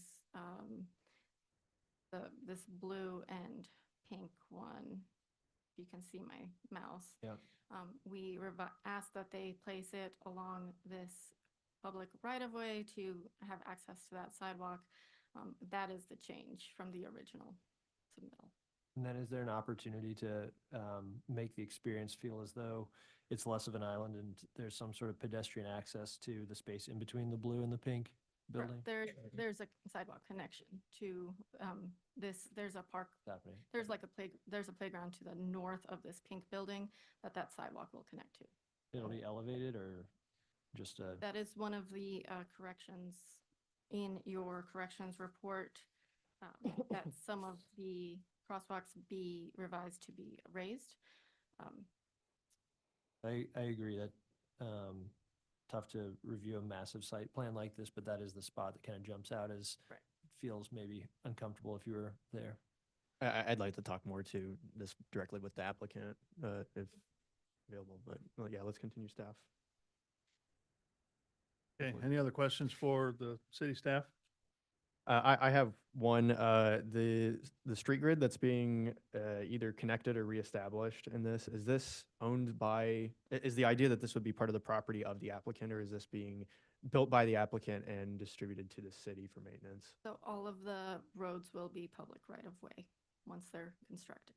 Okay, and then this just may be a graphical thing from what I'm looking at with the handout. Euclid Avenue, is that connecting straight from Truman Road to 18th Street? Yes, it does appear that it is, and the applicant is also extending that sidewalk up to Truman. Okay. All the questions I have for staff at this time. Okay, anybody else? All right, let's welcome the applicant then. Good afternoon. Good afternoon. Patricia Jensen with the Ross Fritz Law Firm. And with me is Dwayne Williams with 12th Street Heritage. Online, if you'll promote her, is Julie Collier with Flaherty and Collins, who Flaherty and Collins and 12th Street Heritage are partners in the overall redevelopment of Parade Park. You've had a lot of controversial discussion today. But what is good news in the city is that the Parade Park redevelopment is going to happen. Thankfully, we've had a good partnership with the city, as well as the two partners that have come together to address a long-standing need in the city. I'm not even going to use my PowerPoint. I'm going to address briefly some conditions, and I can address them at the end. I'd like Dwayne Williams to speak as to the overall redevelopment, or Julie first. Julie Collier to speak to the overall redevelopment, and then Dwayne, or whatever way you guys want to do it. Julie, you want to jump in there first, or you want me to go? Dwayne, why don't you give some background on our partnership and 12th Street and Flaherty and Collins, and then I can give more color to the development. Absolutely, because I may have to sneak out of here. One of the things that I want to say is that I started looking at Parade Park probably around 4 years ago, as I noticed the deterioration of Parade Park. We were in the process of building another project over in KCK, and one of the residents who I know very well, she said that she woke up one morning, she turned her shower on, and she had bile coming out and feces coming out of her shower. Her sewer lines and everything had collapsed. And she asked me, was there any way that she could move? She had it in her dishwasher. She had it in the sink. She had it in the shower. That what led me to look at Parade Park. We were in the process of getting ready to do Jazz Hills on Paseo. And we said, okay, let's take a look at this. And then I spoke with congressmen and some other people, said, hey, something has to get done. And so at that point, we started looking at this. Fortunate for us, the city showed great faith in our partnership when the city decided to choose us as the developer to redo Parade Park. And that's Flaherty and Collins and 12th Street Heritage Development Corporation. And so we took possession of it in March, and we're moving fairly quickly to solve some of the issues that were there. And so as a whole, we've got a great partnership. If you look at the numbers, we're probably putting somewhere close to $400 million back into this community with this development. It's something that's desperately needed in the community. We're looking at a complete tear down, rebuild, restructure. As you asked about the roads, one of the things that were happening is that they own the roads and stuff in Parade Park. And so now we're going to reconnect the grid, put the grid back together, and then turn it over to the city. I think that's the proper way to do that. And so we're right now here seeking, I guess I don't want to say your permission, but we're here seeking you guys to, look at, this is something that's vital to this community. It's something vital to the inner city, but also it's a project that the city is looking at with open eyes, because the city knows that this is something that has to take place in the urban core. We're at the point right now with Flaherty and Collins, our partners, we're trying to do as much as we can do on the east side, with large projects that will help with some of the housing issues that we have for affordable housing. So our problem right now is just getting through a 3.5-hour meeting like we had a while ago, to get in front of you guys. So I'm glad you guys did that. We'll be happy to entertain any questions that you guys might want to add. Parade Park is history on the east side of Kansas City. We've got residents that's been down there for 50 and 60 years. So we're in a balancing act, being really delicate as to how we work through this process. But we all know that Parade Park has to be redone. And I think you're looking at the right group to do that. I think the city understood that, and the city selected us to be the group that would do Parade Park. We have deep heritage in this area. We're working right up the street from Parade Park with Jazz Hills. That's going to be completed. The last building will be completed there in December. And so we're starting to move down into Parade Park. And I think you guys are going to see a wonderful project, not only that we can be proud of, but the city can be proud of as well. My turn. You bet. Thanks, Dwayne and Patricia. So as Dwayne said, we got the property on March 11th. Prior to that, we were an RFP respondent to the city and ultimately to HUD. HUD foreclosed on the property on March 11th. The impetus for much of our plan are promises that we made to HUD prior to closing. And so the programming, the mixed income nature, the population served are really rooted in, collaboration with 12th Street, the city, and HUD to make sure that the future of Parade Park is serving the community and existing residents the best way it can. So as Larissa mentioned, we're looking at redeveloping this 27-acre site in 3 phases. The first phase will deliver 480 multifamily units in a diversity of housing types. So, we had one plan when we started the process, and once we got the property, we engaged residents in, what they wanted to see and how they'd want to see it. And so this plan has already changed a bit, and it's pivoted to address concerns from residents. So those townhomes that we've already talked about are the result of direct feedback from current residents who've been there for decades. They want to come back. They have a right of first refusal to come back before we offer newly built units to the community. They really wanted to see some option of how they live today. And so those townhomes are one part of it. And that's part of the senior housing development that will be done. That's 80 units. And as a part of that, there are townhomes offered. It's 1 to 3 bedroom units. And it's all mixed income within that node. And then secondarily, you've got the the mixed use buildings at Woodland and 18th Street. That's 200 units of mixed income housing with 15,000 square feet of commercial space on the first floor. And we have some ideas based on input about what that could be, and I'm sure it'll change as we continue to gather community and resident input. And then the other buildings in that are strictly multifamily buildings, again, mixed income, serving 30% AMI to market rents. And that's another 200 units. So all in phase one, there are 480 units, mixed income, mixed population. Again, we're trying to really provide a housing diversity and income diversity so that we've got a healthy and resilient community there. Phase two is much the same. 300 units will be delivered, and then some for sale townhomes are a part of that, and open green space.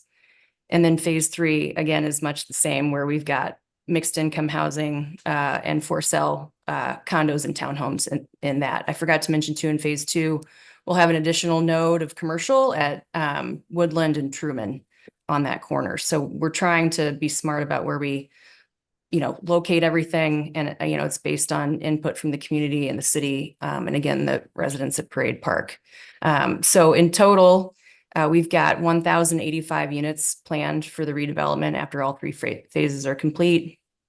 And I think that's it at a high level. I would like to say, and maybe Lamine, if he's on, or Stephanie, there's a lot of grade change happening on the site. I think from 18th Street midway north on Woodland, there's about 20 feet of fall. And so you get some of that in that courtyard space. And I think while it feels like those townhomes are sitting, amongst these mammoth buildings, I think we have some grade changes that are an advantage to that feeling. So I'm not the designer, I'm just the dumb developer. If Stephanie or Lamine want to address that further, I'll let them address that further. And one other thing I'd like to say, I think there were comments too, Larissa, that I saw about making sure that affordable doesn't look any different than market rate and vice versa. And that's not our intention at all. Flaherty and Collins, we're housing experts. We build a ton of pure market rate. We build a ton of affordable, and we really pride ourselves on those two products look the same. And so that's the goal here for Parade Park. Go ahead, Stephanie. Hi, yeah, I'm Stephanie Hayward from Moody Nolan, one of the architecture teams on the project. So we have studied the townhome location extensively and wanting to make sure that that area surrounding it feels good. And I think we have this kind of pedestrian access moving through from the largest building on Woodland all the way through to the buildings on the east. And so that those townhomes, kind of help create this park and this pedestrian experience as you move through. And then there are the sidewalks on in the parking lots to help connect it as well, which we can raise.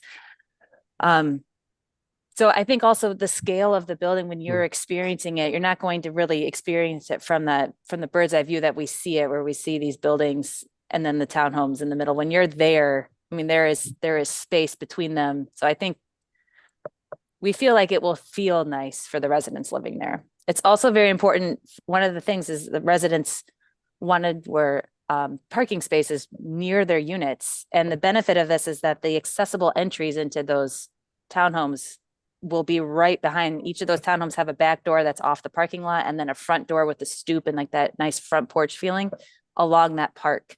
So the siting for the townhomes are going to feel really nice for the residents there. Thanks, Stephanie. So, we did have our public engagement meeting on August 16th. We had probably about 10 to 12 people attend that meeting. It was a good meeting. We had lots of good feedback. Everybody was supportive. Nobody was speaking against it. I'm just going to highlight some conditions. I'll use your handout you received that we are going to continue working with staff on. So number 5 on that says, I've never gotten a compliment like this before, good sidewalks. But it says, make some of the mid-block crossings along 17th Street and Euclid to be raised crosswalks. We'll continue to work with staff on that. And then the other conditions is 28 deals with the parkland dedication. We feel like our green space is the parkland dedication. We're going to continue fine tuning that so we figure out what the credit is for that. And then finally, condition number 45 talks about public water main extension plans. This is a partnership with the city, so any huge cost is gonna be something that we need to discuss with the city as we go through the redevelopment of the site. So we'll continue fine tuning what exactly that condition means. And with that, we request that you approve the rezoning to MPD and approve the MPD development plan for Parade Park. Okay. Any questions from the commissioners to the applicant? Okay. Well, this might be a dumb question, but what's gonna happen with the current tenants? Dwayne. So, right now, we've hired a relocation specialist who's working on behalf of our tenants down there at Parade Park. And right now, they're working on, finding housing and placing them in different locations with the expectation that if they choose to, they have first right of refusal to come back to the site once the site is built. But we did it in phases. One is because of HUD, but the other one is because we wanted to make sure that we gave the tenants every possibility we had to relocating them to some place that they wanted to be at. Could you imagine putting 150 or 200 people out at the same time trying to find compatible housing for them? So we did it in phasing. That way, our relocation specialists are finding places for those individuals to live at right now. And hopefully they'll live there for about 18 months and be in a hurry to come back to Parade Park. So I might add, Go ahead. I'm sorry. Also, our relocation of residents is, there was a plan with HUD that we have to follow. So there are some very strict rules there, mostly akin to the Uniform Relocation Act. So, but First Phase Strategies is doing a good job, and I think the residents are finding what they need. Yeah, so I was wondering, like, second phase, they want to move into first phase before you start that, they certainly could. Julie, you might want to answer that because we're dealing with that with HUD right now, so. Okay. Yeah, some of it is, phase one residents are already out, and so offering them and then going through phase two and phase three residents. So it's an ongoing discussion about logistics there. And then there's a whole seniority provision that we must follow according to how long different residents lived on site. And so it's a bit of a puzzle, and our relocation folks are helping us get that figured out in real time. So. Okay, so some of your phasing may be such that you're working on phase one and then start phase two. So phase one won't be done, is what I'm saying, and before you start phase two. Right. And we, according to the relocation rules we have to give people so much notice. So, that plays into effect of when we can start a phase two physically with construction, as well as funding application deadlines and everything else that goes into a massive mixed income redevelopment like this. How many people currently live on the site, and what is the current capacity? Right now, I So, think we have, go ahead, Julie. yeah, there were 160 households when we took the property over. Sorry, Dwayne. 510 units, so quite a few vacants, which create a whole set of issues of their own. And in the first phase, I believe there are 68 households being relocated.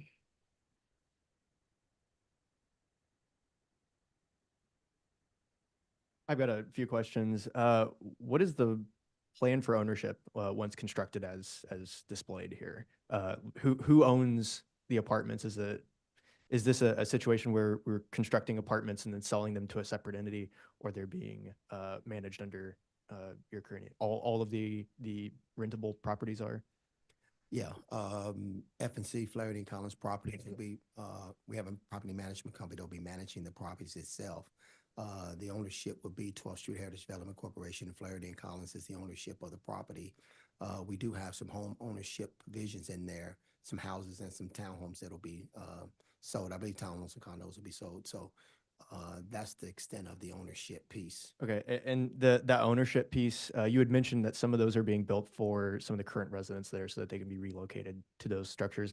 Are those entirely being built for the existing residents, or is the goal to have other residents come in and purchase? Well, the goal is to have everybody come in and purchase. That's always the goal. But we do have the first right of refusal for some of those individuals who have moved out. But at this point, I think some of them will choose to move back in. Some of them may not choose to move back in, but we still have those units that would be out that we need to put on for sale. So You've been expressly told by people that they would like to move into development once they've been relocated. oh yeah, we've had people who say they can't wait to get them rebuilt so they can move back in. Okay, what is that number? Do you have an estimate for that? Julie, do we keep any of that information, or I'm sure our property management group would have that information. Yeah, but our allocation group would have that. I don't have it off the top of my head. It's certainly something we're tracking because we want to stay in touch with the residents. We've even started it's not quite public yet because we're trying to be very sensitive about how information is shared about Parade Park. The residents are sensitive about it, and we want to make sure that they're the first ones informed of anything that's happening.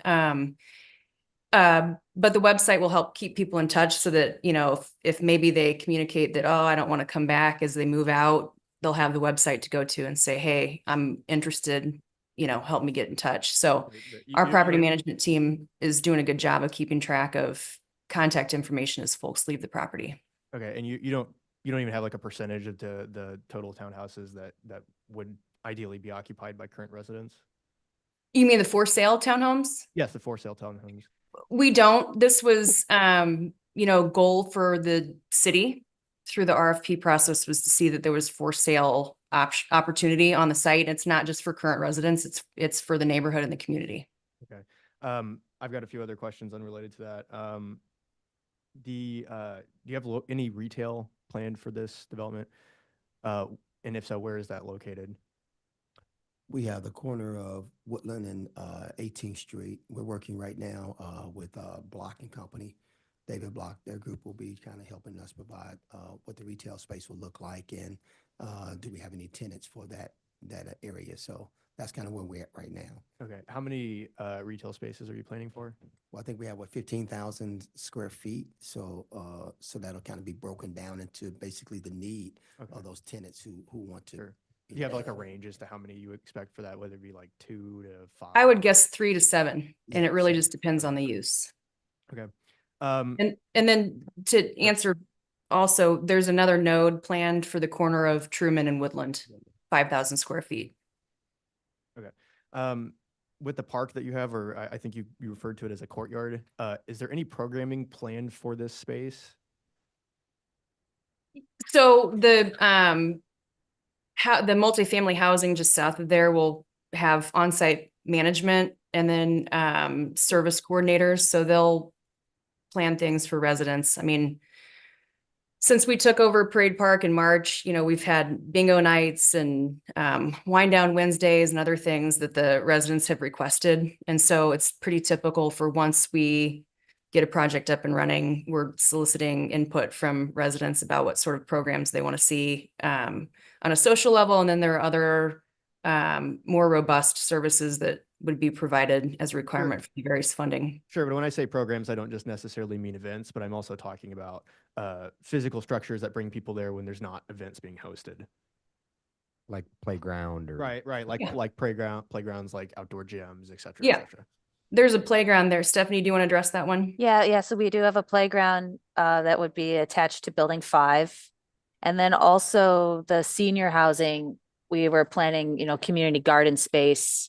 Also plenty of areas for seating for when they're walking around the site, being able to have like nice places to sit that are shaded either by trees or by structures Sorry, along just the to interrupt. walkways. Where is building 5?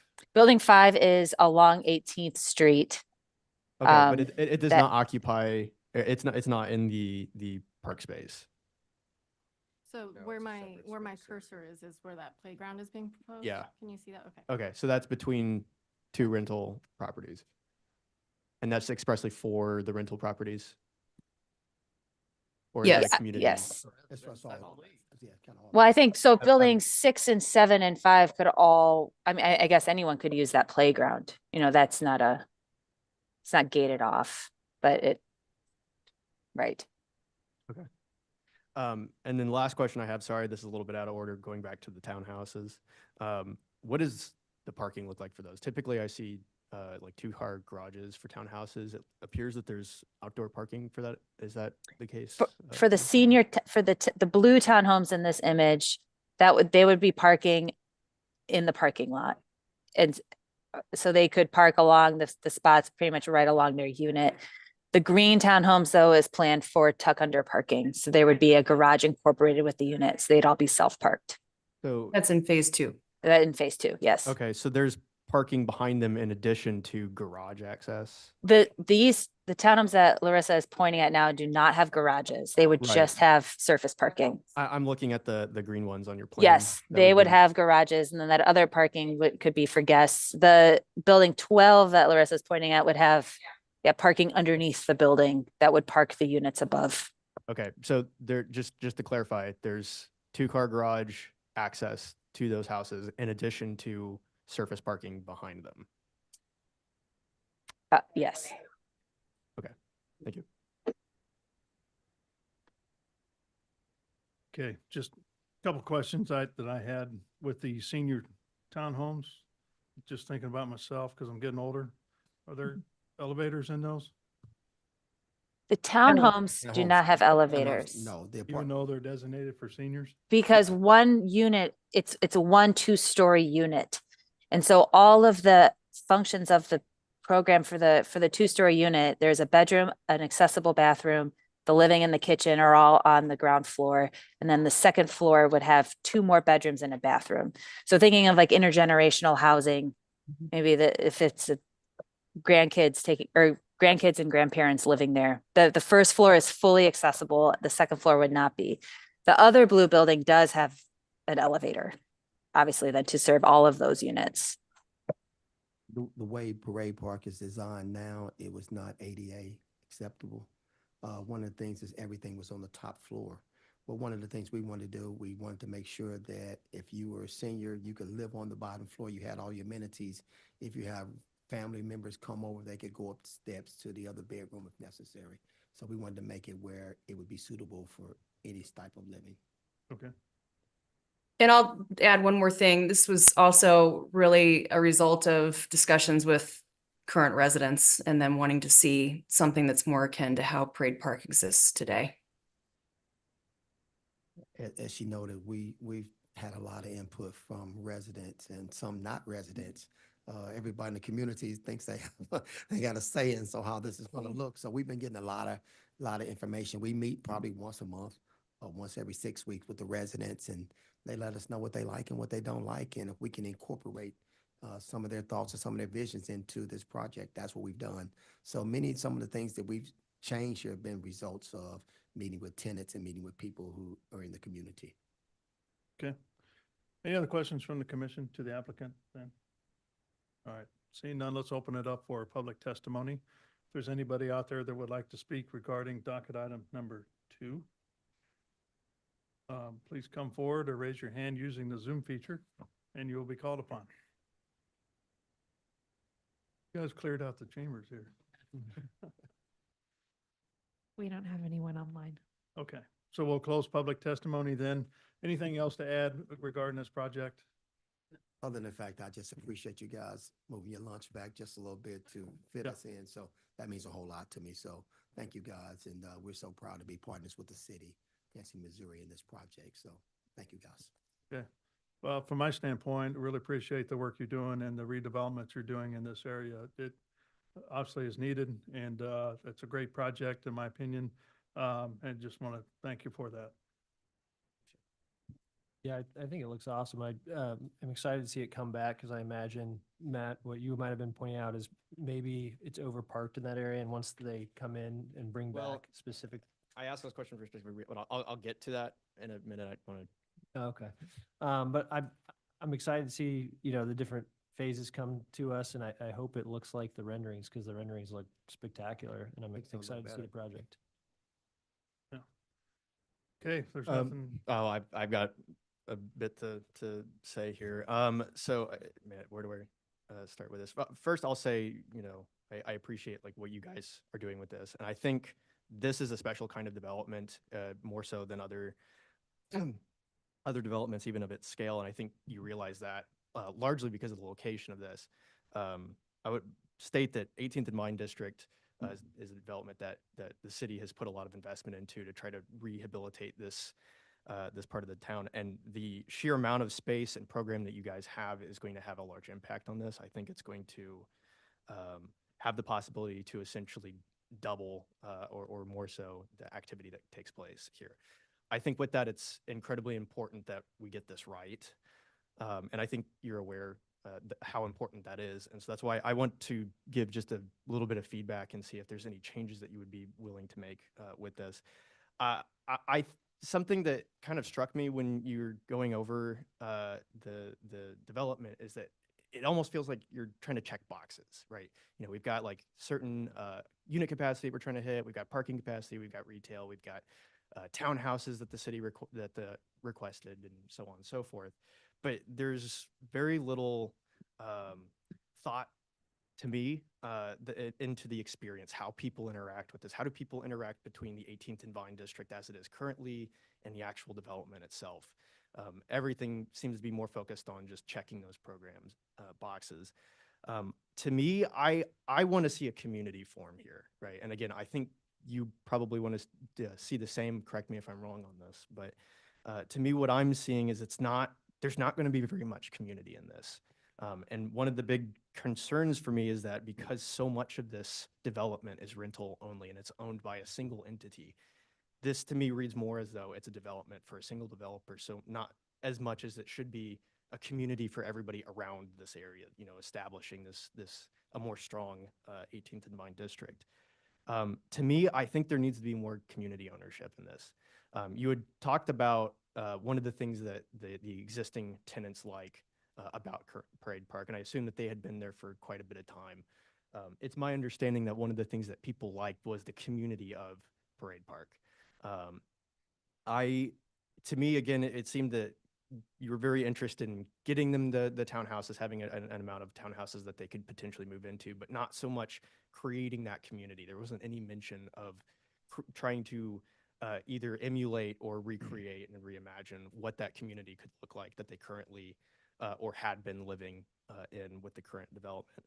So again, I would like to see more community ownership in this. I want this to be a development that everybody feels like they can have a piece of ownership, even if a significant portion of it is owned by an entity, which in this case would be yourself or whoever down the road. I would like to see more community ownership of this. And so I'd like to ask if you would be willing to increase purchasable units and try to work with that balance between rentable and purchasable units, and what your thoughts are on that. Okay. One of the things I will share with you, I don't disagree with what you're saying. One of the things I'll share with you is that I run a CDC, as a Community Development Corporation. Everything I do has the community at heart in. That's what I do. Mhm. We've been here since 1984 as a CDC. So what we've done is that we looked at what the criteria was for HUD and the city, and we followed that roadmap as to what they had their criteria was. Okay, some of the things that we changed in our process was that they did want more home ownership, but the whole area down there is getting revitalized. So we'll be adding, we're talking about one project. We have the ability to do multiple projects in that area down there. One of the things that we're looking at, and Mr. Gates is building homes up the street from there. We're trying to build homes. We're trying to make this a community. And one of the things we're looking at, when you bring, 1,000+ people into an area, the area has to become a community. And so that's the reason why we tried to hit every housing aspect that we could, whether it was market rate, whether it was affordable, whether it was mixed use, generational housing. I mean, we tried to hit the whole gamut of housing. And when you have realtors who work for you as well, they said, hey, let's not forget about the sale of the housing piece. Some people say, hey, we don't want a house, but we do want a 2 or 3 bedroom, apartment. So we looked at that from every aspect we could. I agree with you. We do need to have more housing. I hope in the future we'll be able to add more housing for sale in that area. You know, you have a housing area for sale right up the street from there, you know, Monarch, and so we have that whole area that we'd like to look at putting more housing in. You know, this plan right here that we did have the community in heart with this. I meet with the residents down there all the time. They got my cell number. They call me. They tell me what they want, and we try to implement that. But there's only so much we can do in that space. But there are other spaces down there that we're looking at as well. So I take what you're saying. I agree with you. And I think as we develop another plan later after this plan is done, you'll start to see more single family housing and things like that put down there. Are you saying you're going to modify this current plan so what we're seeing now is not going to be the final plan what gets built? Or are you saying other locations outside of this? Hey, I'm not saying we're going to modify. What I'm saying is that we'll be looking to add those into other areas down there in that area. I appreciate that. I do think that you're genuinely trying to bring community into this. I don't think that this is going to quite do that the way that you're expecting. Okay. One of the things that I've noticed, and I've seen this firsthand in my neighborhood as well, is that when you cluster a lot of these denser apartments together, there's a high turnover in those apartments, right?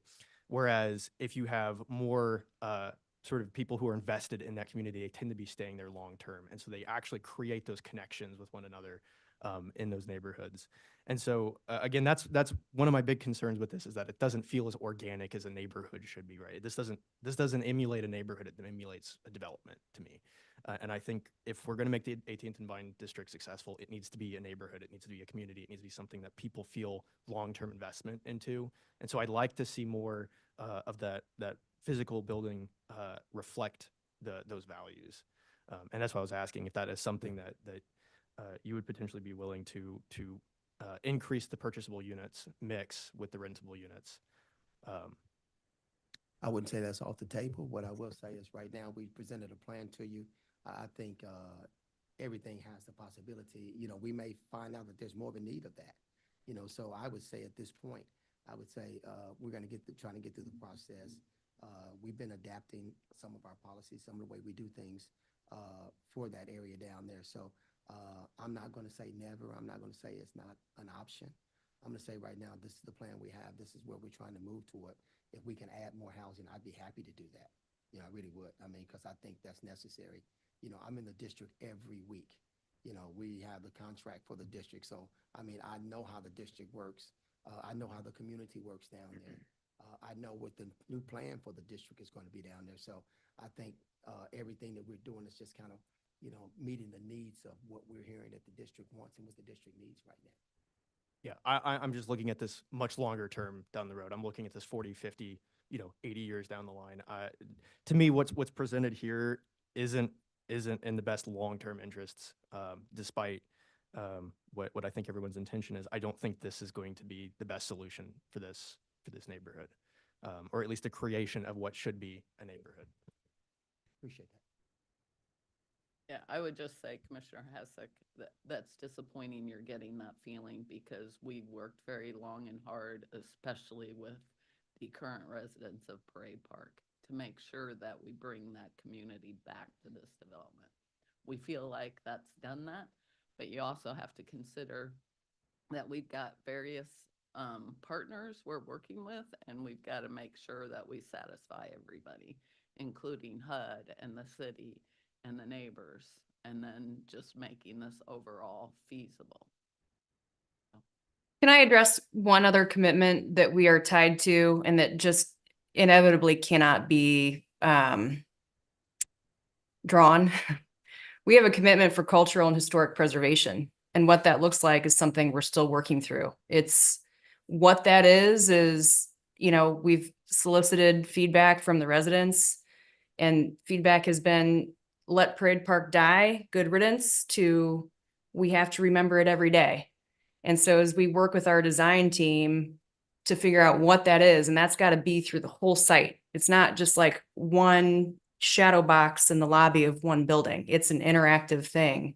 I think that sense of community and ownership is something that will be translated through that. And as we work through the process, we're happy to share, and we will share through final planning process is what that looks like. But that's another commitment that we must do, and that's not a box that we can just check. I have a background in historic preservation and urban planning, and those are intangibles. So a lot of work and effort and thought has to be put into those to make sure that they feel genuine. And if Just they're a done quick- right, the sense of place that's created is great. Just a quick question, and this is out of curiosity. Have you've done I'm assuming a bit of research in the Parade Park, but have you looked any into the Addicts neighborhood that was there prior to the Parade Park development? Yeah, briefly. I mean, that's been part of the discussion too. And I can't say I have all the details at my fingertips, but it's certainly something that we have hired Parson and Associates, which is, at 18th and Woodland, there are PR and communications folks. They've helped us with research on that end of it. So we've looked into it. The details I'm not sure of right now, but we have that information. Yeah, when I look at this from a historic standpoint, I'm looking at this also not just what Parade Park was, but also what Right. that entire neighborhood felt like prior to Parade Park, right? It used to be a very well integrated and connected community, not just in and of itself, but also to the surrounding areas as well. This doesn't, I mean, again, I understand if you want to reimagine the area, but this doesn't remotely resemble the Addicts neighborhood that was there prior. No, it does not. It's the required density is much higher than what has And been I there. get if there needs to be some reimagining, but I don't think that this is like, my opinion is that I do not see this being the community that I think should be here to sustain the 18th and Vine District long term. Commissioner Hasek, is it primarily the number of units that are available to be purchased, or is it the mass and scale of it? It's a little bit of both. I think there needs to be more mix of purchasable and rentable units. I think both are very important for the longevity of that community. But again, also the scale, I think you even look at the what's surviving of that neighborhood now, and nothing is of that scale. So like in theory, if money were no object and the developer, wanted to go this route, like perhaps instead of larger units, you'd want like sixplexes or other things? Well, and I understand that sixplexes are difficult financially to do. If I were doing this development in the way that I think would be best for the community, I could see the larger scale buildings along the 18th Street closer to where the existing development is for 18th and Vine District, but then see that sort of taper off and as you get closer to the northeast of that development, again with a mix of apartment buildings, and again they could even be the 4 or 5 story apartment buildings adjacent to a mix of like single family, duplex, townhouses, etc. Commissioner also know that too, just speaking from experience, there are developers who are building houses in those neighborhoods right now. And they're having to turn around and rent those houses right now because they can't find people to purchase the houses. So, I mean, it's kind of, I understand your concern, I really do. Okay, but I know, and there's some houses right now, then I'm not gonna say who owns them, but there are houses right now who were sitting there right now and they had to turn those houses into rental properties. They're brand new houses. So it's kind of, I understand the neighborhood. I understand what's going to take place down there. I understand what we like to see down there. Okay, but a lot of it's going to dictate to, the housing and the cost of the housing, and with the interest rates, with inflation, unless you want me to build $700,000-800,000 houses, then I still got to bring people in that can afford those $700,000-800,000 houses. So you kind of caught, in that situation where you're trying to give a neighborhood, what you can give it right now, and hopefully, we'll see the increase of wanting home ownership in that area, and we'd love to build, a whole new housing community down there with houses for sale. But right now, when there's houses out there right now, and I can tell you, I'll tell you off camera, but developers right now who I'm talking to right now, they cannot find people to purchase the houses that they built. So now the houses are becoming rental houses. And you're talking specifically within the surrounding neighborhood? Yeah, I'm talking, yeah, absolutely. Okay. I'm assuming that it has something to do with the demand within that existing neighborhood. The thing is, what I see you doing is actually creating more demand in this area, because what you're doing is you're trying to create a space that feels inviting for everybody to come into. And right, you would even said that you want everybody to be able to purchase the townhouses Or that are regular there. house. So I think that your project has the potential to alleviate a lot of that. Again, it won't completely solve it, but I think it'll alleviate it. But the other problem that I have with it is that if the idea is that this development is just going to be largely rental properties, but then everything around it's going to be purchasable projects. What we're doing is essentially repeating history where we've created these insular communities around the area that don't interconnect with one another. And that's why I want to see better integration to both what's already there, but also what we plan to see. I agree with you around it. 100%. But we got Beacon Hills up the street that not everybody can afford to live in. Beacon Hills where they started at $500,000, and we're just trying to give that community in our neighborhood, a different vibe or a different look in the community with the amenities that we're going to be putting down there, with the look that we're going to be building down there. We do want a community, and we want people to want to live down there. I mean, I want millennials to live there. I want seniors to live there. I want whatever the new terminology is, I want them to live there as well.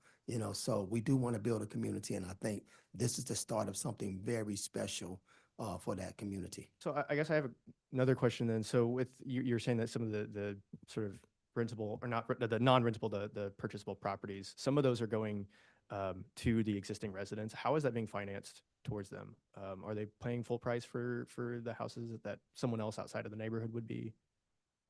Right now, we're not sure that anyone wants to buy one of those units or that they could qualify. I mean, we had a request to keep those affordable at 200,000 to 250,000, and with costs where they are today, there's a puzzle to solve there. So we're not sure how those are going to be financed, or if current Parade Park residents are even going to be the ones interested in purchasing those. They will have Sure, the I'm just first saying, right. theoretically, if they want to, they have to pay full price for the houses, but even though I'm assuming they get priority. Well, we try to make things affordable too, so Right. that's. Right. I mean, it's all I'm a just the reason I'm asking that is, you're saying that you want to create houses that are affordable to people, right? And I want to make, I want to see how are they able to move into this, or to the existing houses that you have planned for this development, when you say that it's prohibitively expensive to, I mean, to do so. Commissioner Hessek, this is a bunch of unknowns at this point in Sure. time. This is the concept plan that's been developed. I don't know that I've been before the planning commission where you're really ever telling us, no, we don't like your plan because you got to put more home ownership into it. That's not really a zoning subject. So, I mean, with all due respect, we feel like the product we have in front of you is a good plan and addresses a lot of people's input through all the public engagement that's been done, through our conversations with HUD, and through our conversations with the city, who are all our partners in this deal. What else? But I do take your advice, and I'd love to speak with you offline about what you'd like to see maybe in that community at some point. So I'll give you my cell number, and let's sit down and talk about it Sure. someday if we can. Okay. Okay. I think we've been through public testimony and kind of at the end here. So if there aren't any other comments, I will take a motion, please. Chair Crowley, move to approve docket item 2.1 without conditions and to approve docket item 2.2 with conditions, removing condition number 16 and adding condition number 54 to state that a deviation is to be granted from 88-430-05-C to allow more than 1 foot candle light onto public right of way.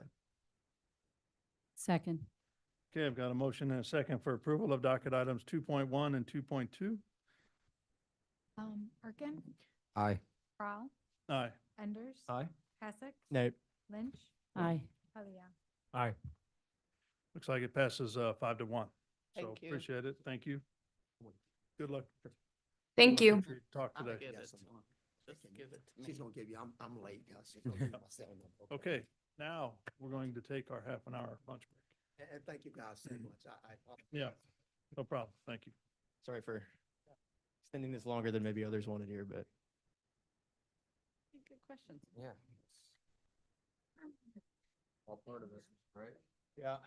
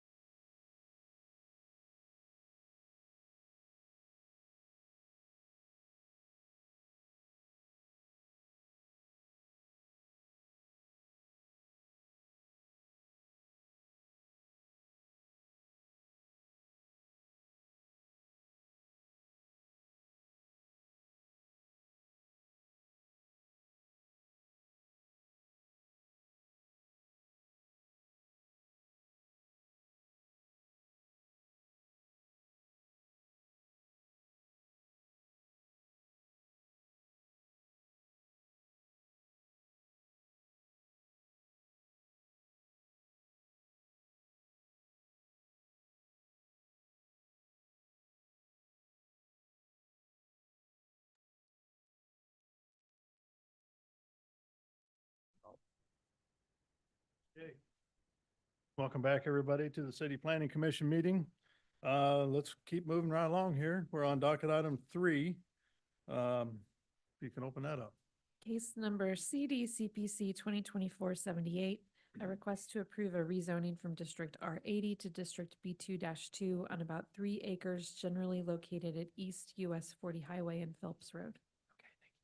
Is there a quorum on this one? Yes, we have a required quorum from July 17th, and everyone at the dais was at the meeting then.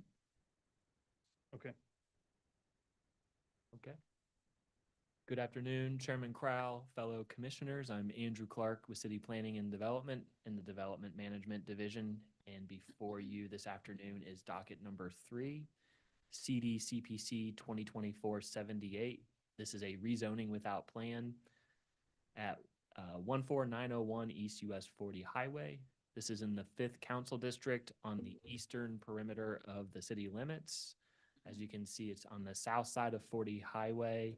The property is currently split zoned B3-2, and the southern portion is currently zoned R-80. This case was before you in late July 17th, and it was continued to the 21st. And here we are today, again, a view looking south from 40 Highway.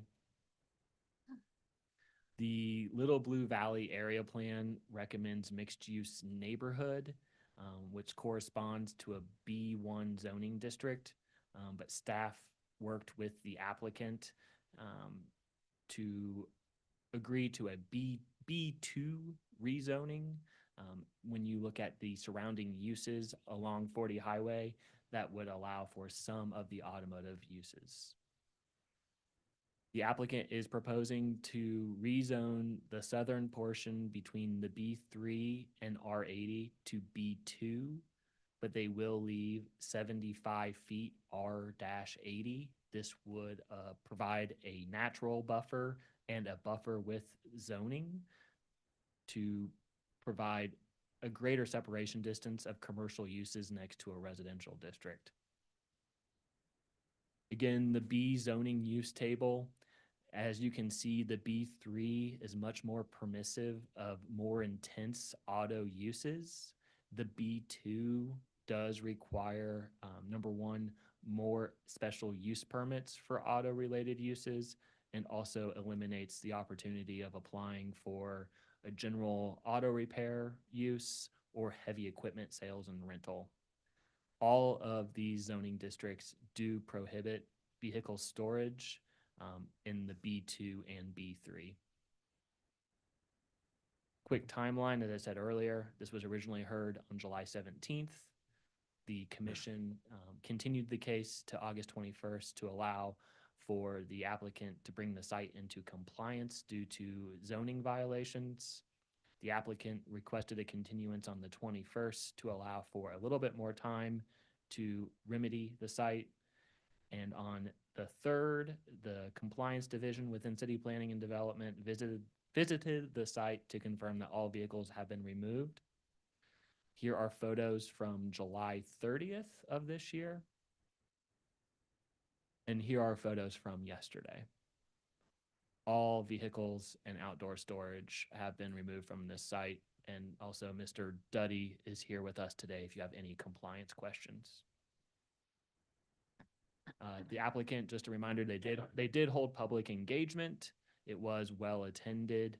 I did let the neighbors know that this case was going to be heard today, and they acknowledged.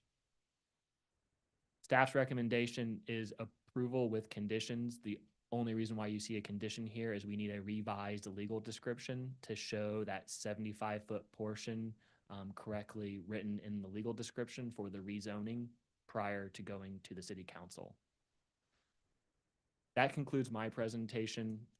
The applicant also provided a video they took yesterday of the site if there were any questions of the current conditions. Okay. Does anybody else want to see the video? Sounds like you do. I'm interested. Would you like me to play the video real quick? How long is it? There's a number of videos, but each of them is maybe 10 to 20 seconds long. I think there's a total of maybe 6 videos. We could watch them all in under 2 minutes. Perfect. And you'll see from multiple angles. If you have any questions about what You- direction we're looking and, Share your screen there, Andy. you know, what we're looking at, then I'm happy to answer those.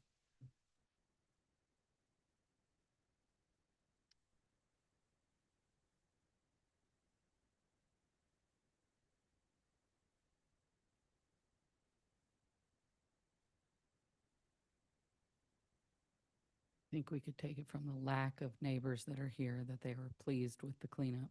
I think we have one. Okay.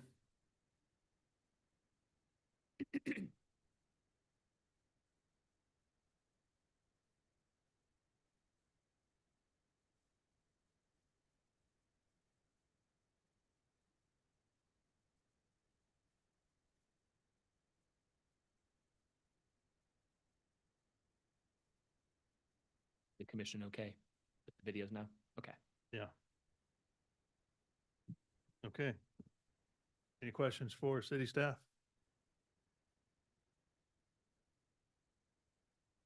Okay, seeing none, let's welcome the applicant then. Good afternoon. Good afternoon. How are you? Good. Anything else you'd like to discuss on this?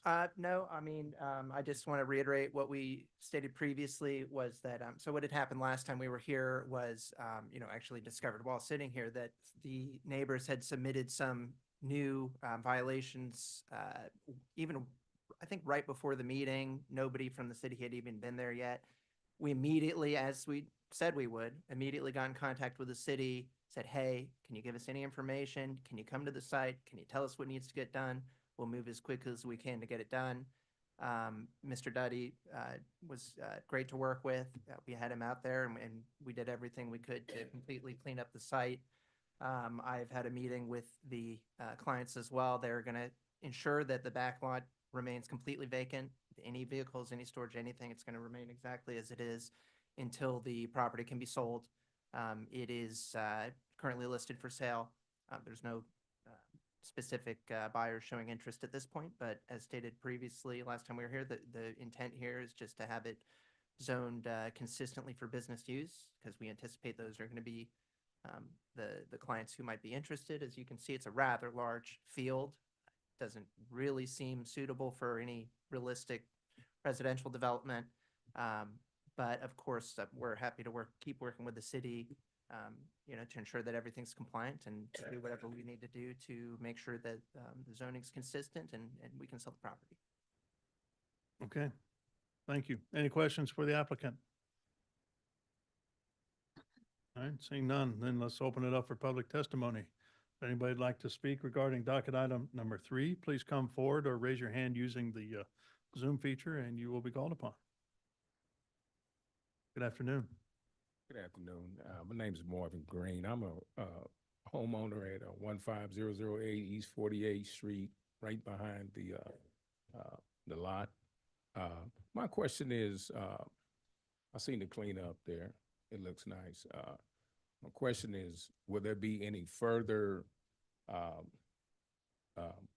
cleanup or maintenance done to the 75-foot buffer area?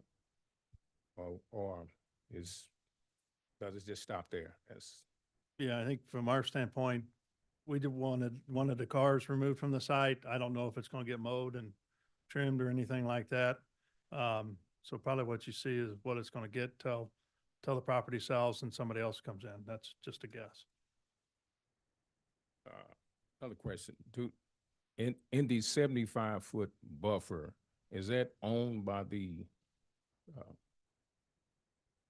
occupant, you know, the It landowner? would still stay owned by the landowner. Landowner. Yep. Yeah.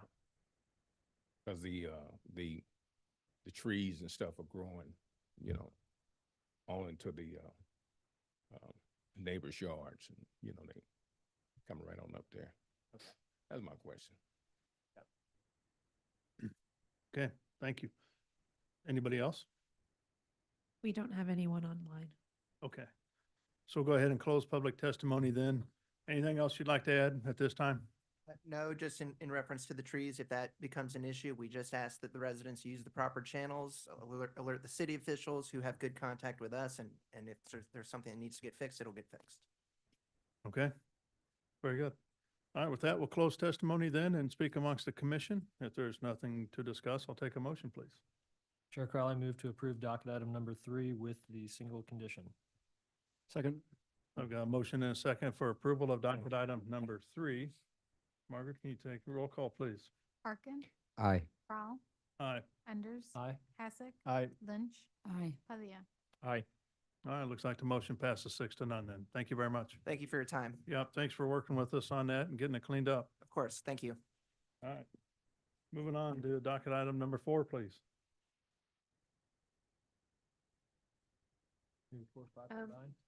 Items number 4 and 5, we'll hear together. Yep, let's do that. Okay. CDROW 2024-15 is the Topping Avenue vacation, a request to approve a vacation of right-of-way in District M1-5 on about 84,000 square feet, generally located between Stadium Drive and East 32nd Street. And CDROW 2024-19 Bel Air Avenue, a request to approve a vacation of public right-of-way in District M1-5 on about 5,400 square feet, generally located at the south corner of Bel Air Avenue and East 32nd Street. Thank you. Good afternoon, Commission. Justin Smith, City Planning and Development. In front of you, I have docket item number 4. This is the Topping Avenue street vacation. The site is located in the Riverfront Industrial Area Plan boundaries, just south of Highway 40 and Stadium Drive. The portion of Topping Avenue that is being proposed to be vacated is in between Stadium Drive and East 32nd Street. Here's the exhibit that was in the staff report that was submitted. So it's all of Topping Avenue right up to 32nd Street. The applicant did receive 75% adjacent owner consent. Some keynotes is the proposed right-of-way to be vacated is 84,000 square feet. The owner is responsible for retaining easements for any private or public infrastructure. There is currently KCMO Water Services, Evergy, and AT&T facilities within that right-of-way. And their goal is to develop the property to the east, 5819 East 32nd Street, and utilize the proposed vacated right-of-way. There's a view looking south from the intersection of East 32nd and Topping Avenue. And then here's a view looking north at the corner of Stadium Drive and East 34th Terrace. So as you can tell, you can hardly see the right-of-way here, so they're proposing that it be vacated. Staff's recommendation would be approval subject to conditions. I can go right on to docket item number 5 unless you have any questions about number 4. Anybody got any questions on 4?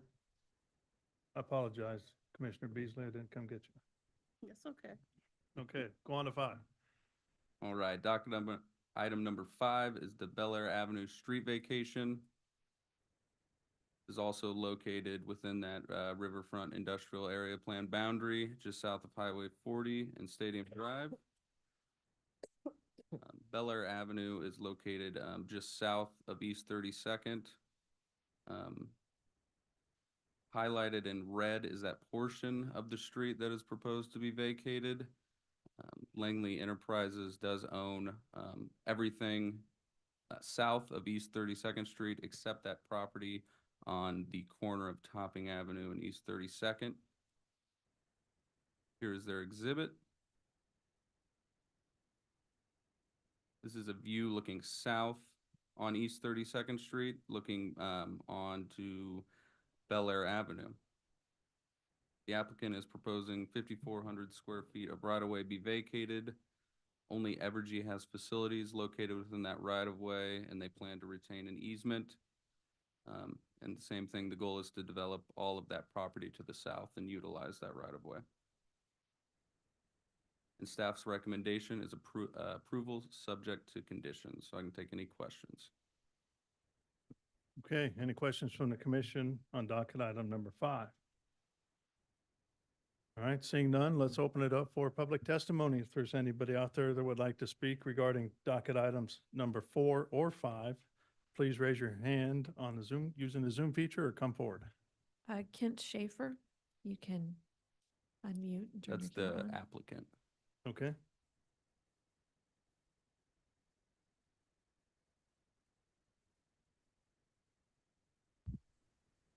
Mr. Schaefer, you can. Okay. unmute. Can Yeah, you hear me anything- now? yeah, anything you'd like to add? If we could back up to the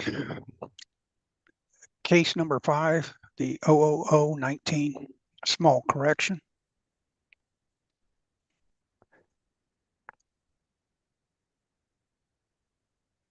If you can show the exhibit we submitted, please.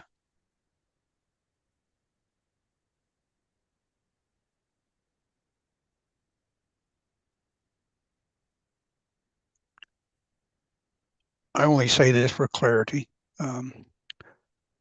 I don't believe there's any real concern, but if you look closely at that exhibit, our client, Langley Enterprises, owns both sides of that street right away that we're asking to be vacated.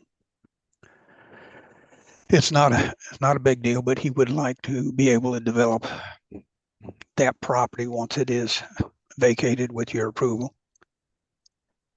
When I originally submitted this, I submitted to Mr. Justin Smith 4 street vacation request applications.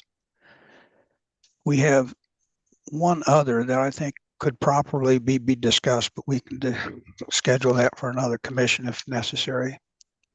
If I can ask you to go back to the case number 4 and show that exhibit one more time. Looking very closely on the left side of that topping avenue that we're requesting to be vacated, there's a very small segment that is identified as 34th Street. Mr. Smith had corrected me on procedures and advised me that each of these cases had to be separate, each street right-of-way application for vacation. There is another case out there that may come up in a future meeting, but it's for that 34th Street vacation. It's just along Stadium Drive and only extends a short 60 feet or so. That is actually case ending 00021. Okay, I think we've submitted everything and processed it all, but there was a hold on the plan, and I was not able to add the petition or the comments back. But it's very much similar, and we're trying to make all the pieces of his property there suitable for redevelopment in a future time. That would be another case, whether we delay it or not. yeah, we're not going to be able to hear it today, so we'll have to Thank you. wait till it pops up. down the Fair road. enough. Okay, thank you. All right, anybody else with public testimony? If Okay. no one else in line. We'll go ahead and close public testimony then. I guess anything else to add from the applicant standpoint? No, sir, not at this time. Thank you. All right, we'll close testimony and I'll take a motion, please. Can I ask a quick question? No. Could you remind me what Langley does? I would let Mr. Schaefer probably could answer that better. Okay. I'm trying to Currently, see- it's principally car recycling. Okay. Thank you. I thought that's where we were. Thank you. Chair Crowley, move to approve docket items number 4 and 5, both with conditions. Second. So I've got a motion and a second for approval of docket items 4 and 5. Margaret, can you take roll call on that motion, please? Birkin, Aye. Beasley, Crowell, Aye. Enders. Aye. Hassick. Aye. Lynch. Aye. Palia. Aye. All right, looks like the motion passes 7-0. Thank you. Thanks. All right, let's move on to docket item number 6, please. 6.1 is case CD CPC 2024-100, a request to approve a rezoning from District R80 to B2-2 on about 2.89 acres, generally located at the southeast corner of Northeast Berry Road and Maple Woods College Road. 6.2 is CD CPC 2024-101, a request to approve a development plan for a mixed-use building in proposed District B2-2 on about 2.89 acres, generally located at the southeast corner of Northeast Berry Road and Maple Woods College Road.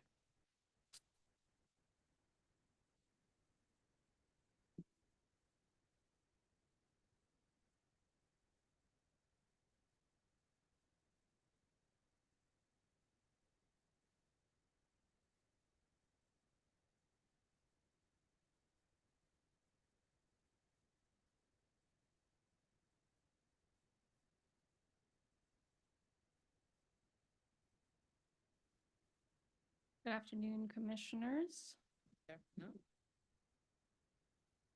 As stated before you, docket items 6.1 and 6.2, we have a rezoning and development plan on 2 parcels located just north of the MCC Maple Woods campus. And as you can see, the subject site is located in the Northland, just north of Gladstone and south of Highway 152. Here's the subject site outlined in yellow. As I mentioned, there's 2 existing parcels that will be combined for this project and located just north of the campus.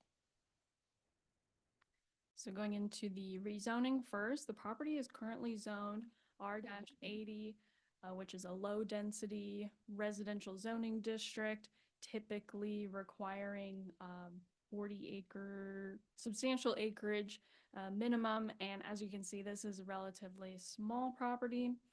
The area plan recommends mixed-use neighborhood, which corresponds to the B1 and B2 zoning districts. And you can see there's a mixture of B and R zoning districts, as well as different future land use designations. We have some mixed-use neighborhood, mixed-use community, commercial, and obviously institutional for the school campus. And the applicant is requesting to rezone from the R80 zoning district to a B2-2 zoning district, so a commercial zoning district. It is noted in the staff report that through staff and applicant conversations, originally staff had suggested rezoning to a B1 district, as there aren't any proposed uses that would warrant a B2 zoning district, although there are some B2 properties in close proximity. And then this is just the language in the Gashland-Nashua area plan, again stating that mixed-use neighborhood corresponds with the B1 and B2 zoning districts. So moving on to the development plan, the proposed plan is a 3-story building containing 30 residential dwelling units with about 15,000 square feet of ground floor commercial space, still rather speculative at this time, as well as 98 proposed parking spaces to accommodate those dwelling units and the proposed commercial. Just wanted to point out some site design elements that were discussed between staff and the applicant in our very early pre-application meetings. Due to the proximity of the campus and the assumption that there may be students potentially living here, staff did request that the building be placed closer to the street just to have a little bit more pedestrian-friendly experience, and placing the majority of the parking along the sides of the building. There is a very difficult grade here, so the site is limited in the way that it can be designed.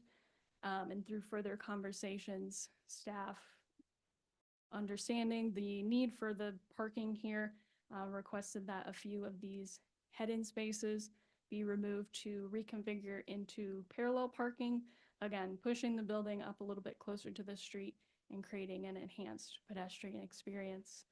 But we were not able to come to a compromise on that site design. There was a tree preservation and mitigation plan submitted with this application, which resulted in 24 trees required for mitigation and, excuse me, which you can see here in coordination with the required landscaping. I just wanted to point out the gray area marked to be preserved is located outside of the property boundary, and just a very small portion of the existing tree canopy will remain around the stream buffer area. So this portion is, I believe, within right of way and not part of the subject boundary.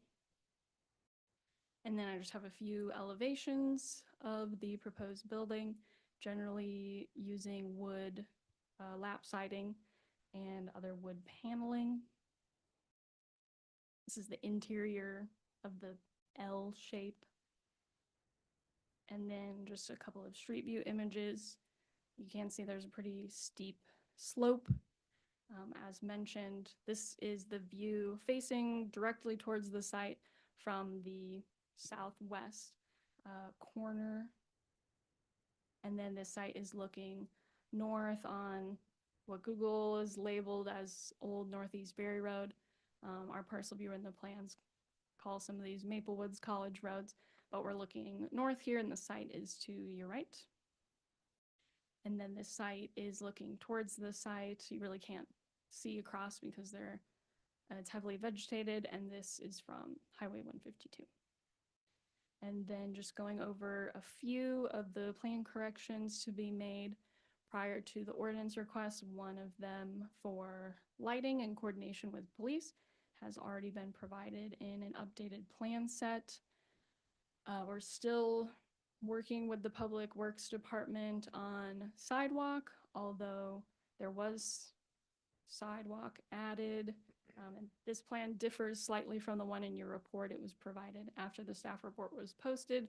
The applicant has provided sidewalk along the western portion of the site, although they do provide a stub to go out to a sidewalk, but I believe the mobility division is requesting the sidewalk be carried all the way to this eastern drive.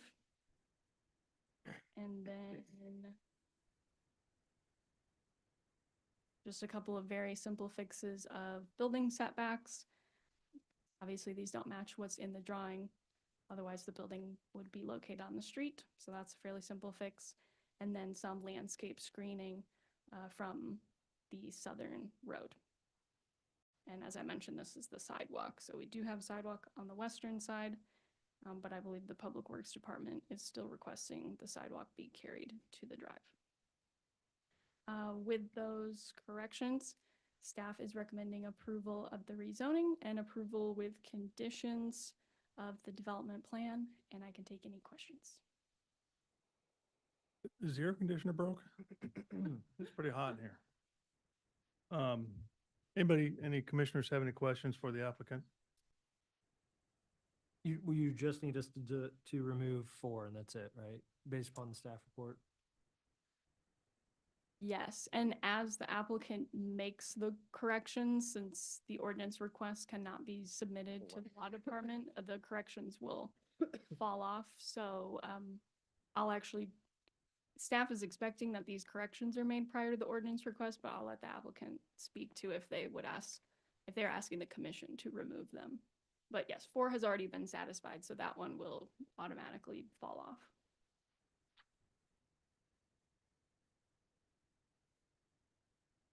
Okay. Any other questions from the commission? All right, seeing none, let's welcome the applicant. Hello. Hello.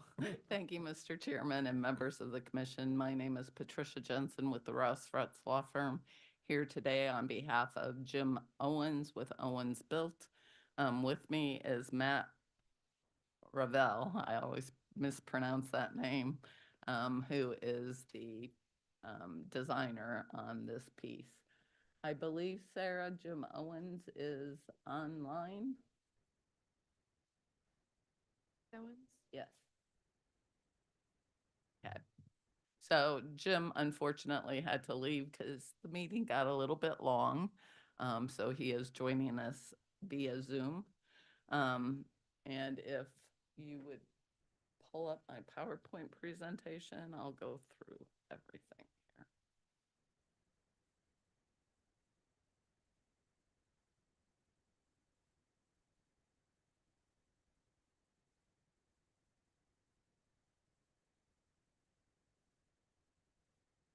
So we're here to talk to you about a very unusual shape of piece of property. Chairman Crowell probably knows this area well.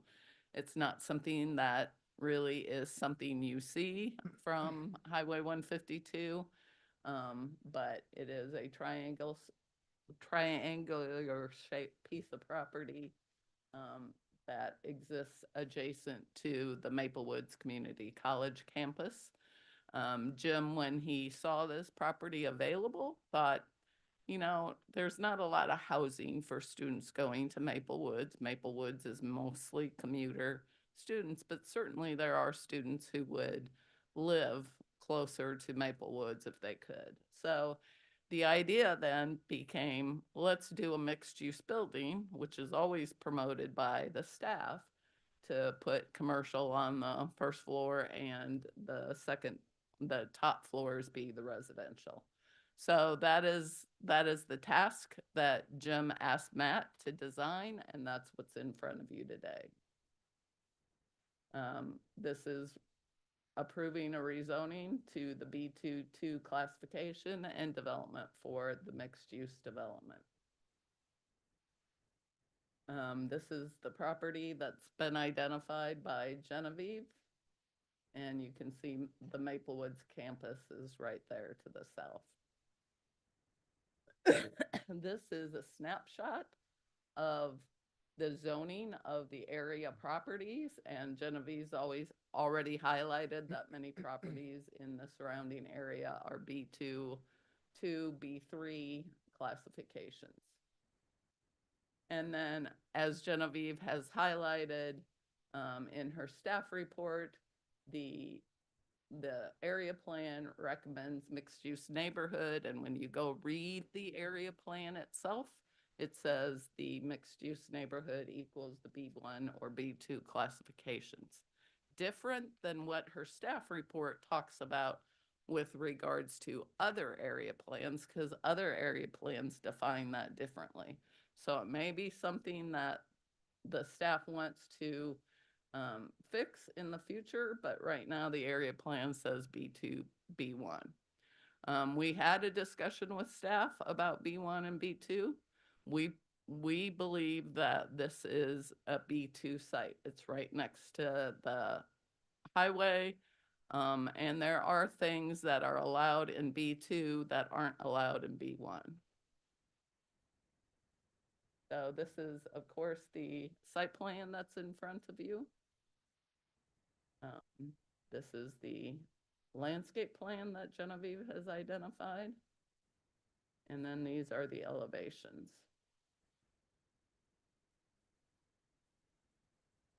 One of the things I did earlier with Genevieve is we requested that you remove conditions 3, 4, and 21. We asked for clarification as to exactly what 21 meant during our applicant DRC committee. Unfortunately, we haven't received an answer as to what that means because we feel like we have accommodated pedestrians on the plans. And then we extended the sidewalk to the area that we can expect students will travel from our site to Maple Woods Community College. And we talked to Officer Krebs and made sure that our bollard lighting was increased in the courtyard area, which is what his concern was. The other issue that Genevieve highlighted today was she preferred that we do parallel parking right next to the building instead of the head-in parking that we have. We do not want to do parallel parking because we will lose too many parking spaces. And this is an area that we expect people will travel from and need to park. And as I've observed, the parallel parking versus the head-in parking in the Northland, there was a recent 3rd Street Social restaurant that was constructed, and it all has head-in or angled parking. The staff did not make them do parallel parking right next to the building. So our request, and I can have Jim, do you want to provide any comments?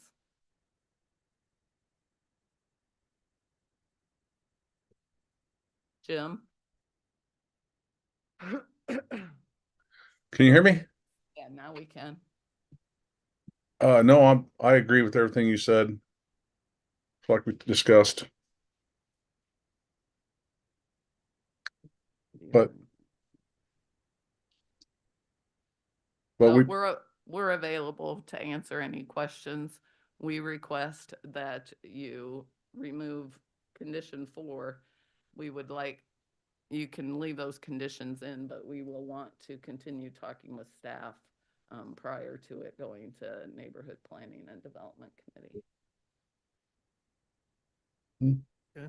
Any questions from the commission to the applicant? One more thing. We did have our public engagement meeting. Pretty much the only neighbor around was, there's one additional neighbor, and then it was the Maple Woods Community College staff. They participated, and they were very supportive of our plan. Okay. All right. Oh, yes, I do have 2 questions. Yeah, go ahead. On the one aerial map, this one where you showed it, you had mentioned crosswalks, and I thought you were talking about within the development. Were those crosswalks to cross this main street to get over to Maple Woods? Yeah, we've added a sidewalk. That's what you were referring to? Yes. Okay. And then the head-in parking, did I miss it on the landscaping, or you gonna put something to defer those headlights that might hit the roadway?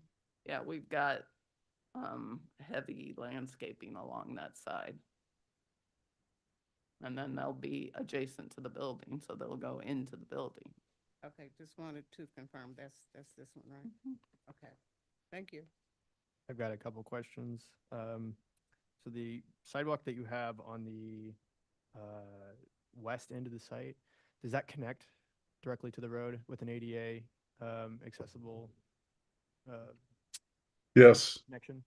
Yes, on our side, we do have ADA ramps. On the west side of the site? Yes. Okay. And then what is the intention with that little nub that's sort of in the south center portion of the site? Because it doesn't look like that it connects to the road, and even if it did, I'm not sure what it would connect to thereafter. Can you clarify where you're? Yeah, there's a little nub. I don't know. It's like where there's the single row of parking. It's on your sheet C1. Commissioner Hassick, maybe I can answer that question for sure. you. The minimum pedestrian requirements in the zoning code is that there be a direct pedestrian connection to the public right-of-way. The zoning code does not require that the sidewalk necessarily be constructed. That gets more into public works. And so that stub is technically meeting the code requirement of having a direct pedestrian access to the public right-of-way, whether there's a sidewalk there or not. Okay. I don't particularly see the need for the sidewalk to go all the way to the private drive, but it would be nice to at least see that nub connected up. Would you be willing to at least connect that sidewalk to the western sidewalk portion? I think certainly we can explore making sure that the grades work. The grades are very difficult, as Genevieve has highlighted. But again, would you be willing to connect that sidewalk connection there with that nub to the western portion is what I'm asking. I got to make sure the grades will work. Okay. I mean, that's the issue there. Okay. And then the second question I had was, what was the reason for the building being offset from the parking, contrary to what staff was recommending? because we believe that in order to be able to locate good commercial tenants, we need parking in front of the buildings. Okay. All the questions I have. On the subject of sidewalks, with the expectation that pedestrians would likely be going across the street to the south, is there a reason for putting the sidewalk to the north of the drive as opposed to the south of the drive? So it's just one less driveway to cross? It was a staff request, I think, that we accommodated. Yeah, I mean, we could easily shift the sidewalk to the south side of the entry drive. Kind of seems like it might make more sense to me. And then I don't see, I mean, if we're gonna have a stub connection on the south side, I would just assume might as well connect it there and forego the portion that goes to the north, since I can't envision why someone would be walking to the north based upon the property to the north. I concur with that statement. You like going, racing these? Just erasing the sidewalk that goes, all the sidewalk north of the drive, get rid of it. Instead, have the connection be south of the drive and go ahead and create a loop by connecting to the stubbed portion. So essentially the same amount, but just placed differently.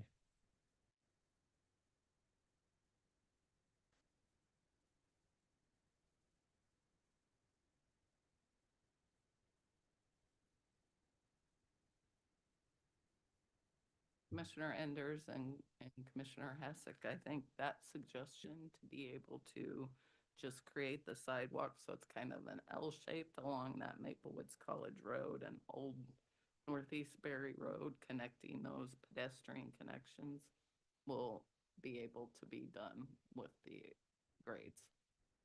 Great. I have another question. So the commercial portion of this site, where is that located on the sort of L shape of the building? It would be the whole first floor. The entirety of that exterior of that Yep. L shape. Okay. Yep. And just a point of clarification, you're saying students from Maplewood, but it's open to the public? But yes, yeah, Okay. it's going to be rented to anybody. Okay, I just want to confirm. Yeah. But it gives options to the students that have no real close housing Mhm. options there. Okay, any other questions for the applicant? I'm serious, no. Okay. All right, with that, let's open it up for public testimony. If there's anybody out there that would like to speak regarding docket item number 6.1 or 6.2, please come forward or raise your hand using the Zoom feature and you will be called upon. Nobody, huh? Okay. With that, we'll close public testimony then. Anything else you'd like to add regarding this? No, thank you. Okay. So with that, we'll close testimony and speak amongst the commission, or I'll take a motion, please. Chair Crowley, move to approve docket items 6.1 without conditions and 6.2, removing conditions 4 and 21 and restating condition 3 to be agreed upon by staff and the applicant to move the sidewalk to the south of the drive and connect to the connection at the south of the property. Second. A lot of south and the south of this. Yeah, they'll figure Okay. it out. Okay, so I've got a motion and a second for approval of docket items 6.1 and 6.2 with the changes to the conditions as stated. Margaret, can you take roll call on that motion, please? Orkin, Aye. Beasley, Aye. Crowell, Aye. Enders. Aye. Hesse, Aye. Lynch, Aye. Palia. Aye. All right, looks like the motion passes 7-0. Thanks for Thank you all. being with us here today. Oh, yeah. Thank you. Didn't expect this long. but- All right, let's move on to docket item 7. Okay, CDCPC 2024-108, a request to approve a residential mixed-use development plan in District O-1 on about 7 acres generally located at 12940 Warnell Road.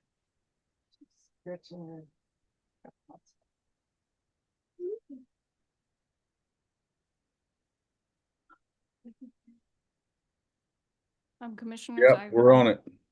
I received about 19 emails over the weekend regarding this. Good job, Matt. Uh, Passed unanimously. Good. Yeah. Mr. Owens, do you mind muting or hanging up, please? Thank you. Yes, I received quite a bit of public testimony for this docket item number 7 over the weekend after the staff report was posted, mostly related to the same topic. So I will pass this around to you all. Is the applicant available for number 7? HJM Architect would be online. Okay. Yes, hello, Bethany Dyke with HJM Architects.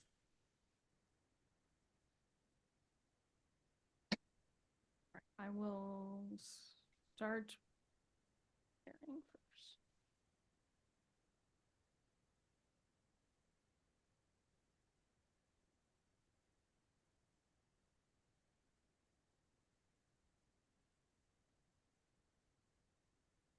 Docket item number 7 is a development plan for the Mayfair development located at 1290 Warnell Road and its adjacent properties.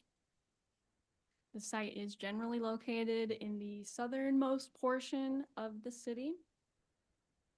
There are 3 existing parcels. One of them contains a stream corridor, and all 3 parcels will be combined prior to the completion of this project. And there are no plans for the western portion of the site that is mostly forested, so we are focused on the portion of the site with the existing buildings on it. This is basically a reuse of an existing building that was previously used for assisted living and a skilled nursing facility, and it will be converted into 133 residential dwelling units with a small portion of commercial mixed-use space. So everything west of the existing buildings will not be developed at this time and do not have a plan for development. All existing buildings will remain and be remodeled, and parking will generally remain the same as well.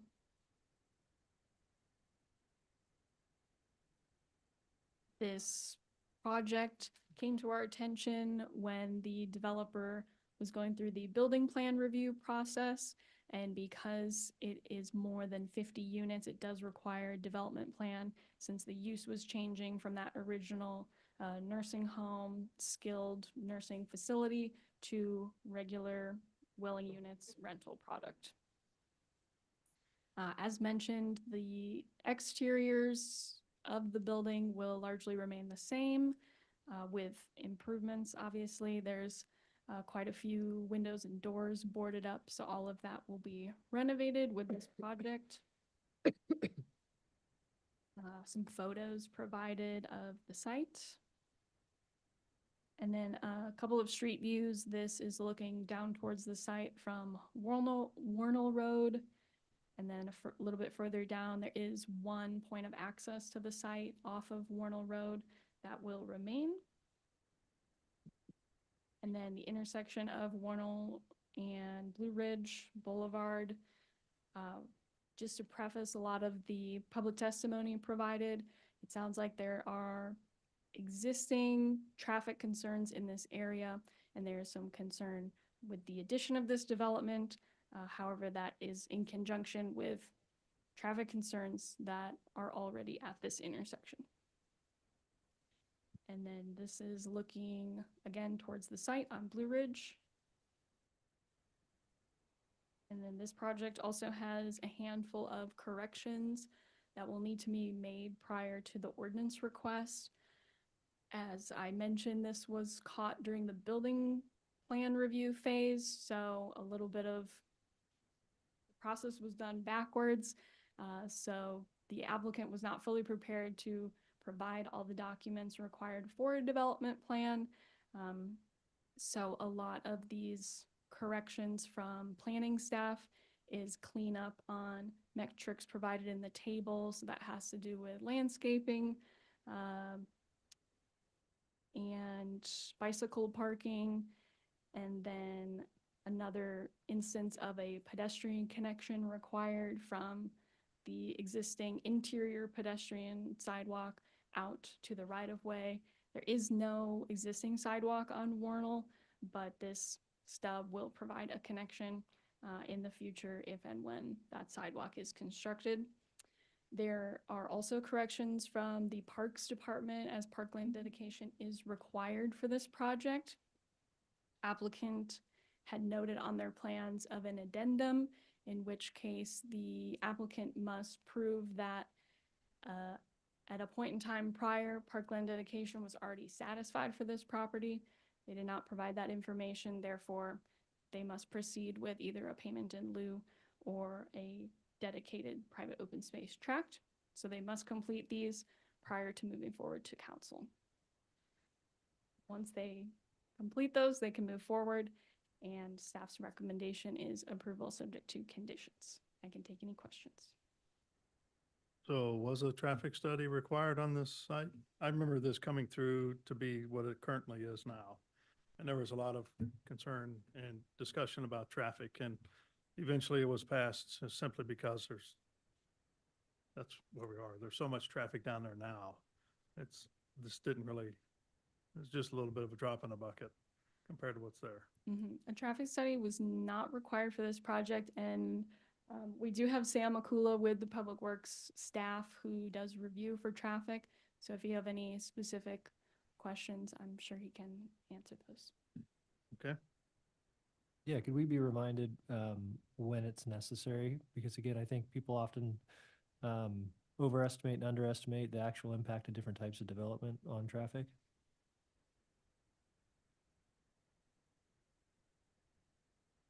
Good afternoon, Council. Sam Akula with Public Works, City Traffic Engineer. To answer your question, we follow the guidelines established in Code of Ordinance, City's Code of Ordinance. And it states that whenever there is a development which generates more than 100 peak hour trips, that would require a traffic study. So the way that number is calculated is based on trip generation manual, which is published by ITS, Institute of Transportation Engineers publication. It has different kind of businesses indicated in their manual. So for a mixed use development, based on our calculations, we calculated that the number of trips, PM peak hour trips, would be close to 74. So which is below our threshold of 100 peak hour trips during peak hour. And also city has made numerous traffic signal modifications in the last couple of years at Warnell and Blue Ridge Boulevard. I mean, we have upgraded the signals, added some smart cameras, and we have PTZ, which is pan tilt and zoom cameras, and we can remotely monitor this intersection from our traffic operations center and make signal timing changes. And staff would be more than happy to meet with the the constituents and respond to any particular questions they might have in terms of traffic backing up at the intersection of Warnell and Blue Ridge. So I haven't had a chance to look at all the emails which Genevieve received over the weekend, but I'll be more than happy to meet with them in a public meeting and work through their concerns. Yeah, it kind of looks like most of the comments in this packet that she sent are all about traffic and how much traffic there is now. And so they're concerned about this might generate a little bit more than what it currently does. I don't know what it currently does as a skilled nursing facility, but it seems like in the grand scheme of things of all the traffic that's down there, this really is very minimal impact as it is today and as proposed. And I guess that's a question. That's correct, Councilman. Yeah, so I think that's about, Okay. yeah, it doesn't generate enough traffic to warrant a full-blown traffic study. Okay. Genevieve, did you happen to read through these? I scanned through most Some, of them. someone, I can't find it, was talking about what I interpreted it to be is that if someone's trying to turn left onto Warnell and it's busy, everyone who would want to go right is stuck behind them. Do you know what road that is? Do you recall?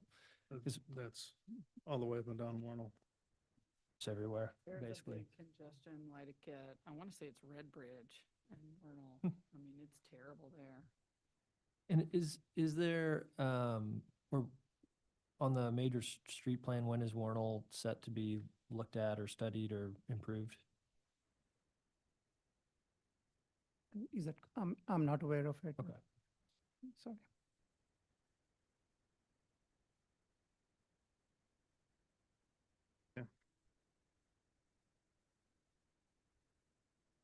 All right, any other questions for city staff?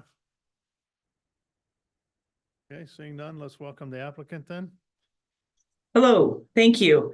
Yeah, and I understand in our public engagement meeting that was held that the traffic issue was the issue that was also brought up in that. I live kind of in the area, and I will say that the traffic that's generated by this facility now is zero because it's been out of commission for 5 years. So it has been just sitting there vacant, doing nothing.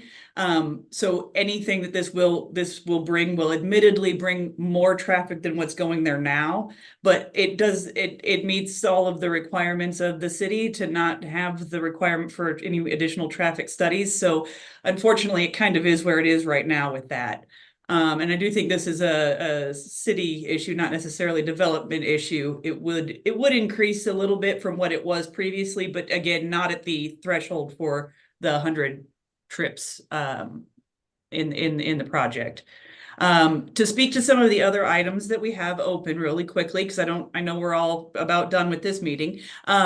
So we have made the requested changes from staff for the bike parking, long-term bike parking. We have included a space in the lobby that's right off the ground floor that is inside and locked to house I believe it is 23 bikes, because we have doors for ground level apartments that access directly outside for the other amounts of parking that are required for the long term. And Genevieve, we can definitely show you all of that in the plan that we have resubmitted. We have also included a stub out for what I assume to be future sidewalks on Warnell, as requested to the property line off of the front right next to the entry drive. Parkland dedication, we have, and our owner is on this call as well, Eamon, and he and his staff are working with Parks and Rec right now. I believe they are going to be dedicating the acreage required, which is about 1.5, 1.6 acres. But as was mentioned by Genevieve, we're kind of behind the 8 ball. So he is working through that and does intend to meet that condition.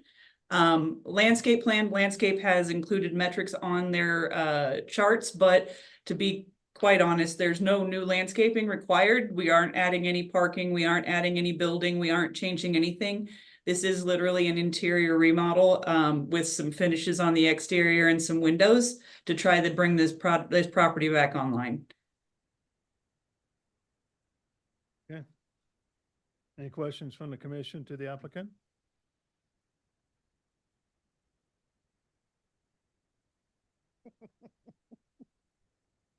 Okay. All right, this time let's open it up for public testimony. If there's anybody out there that would like to speak regarding docket item number 7, please come forward or raise your hand using the Zoom feature and you will be called upon.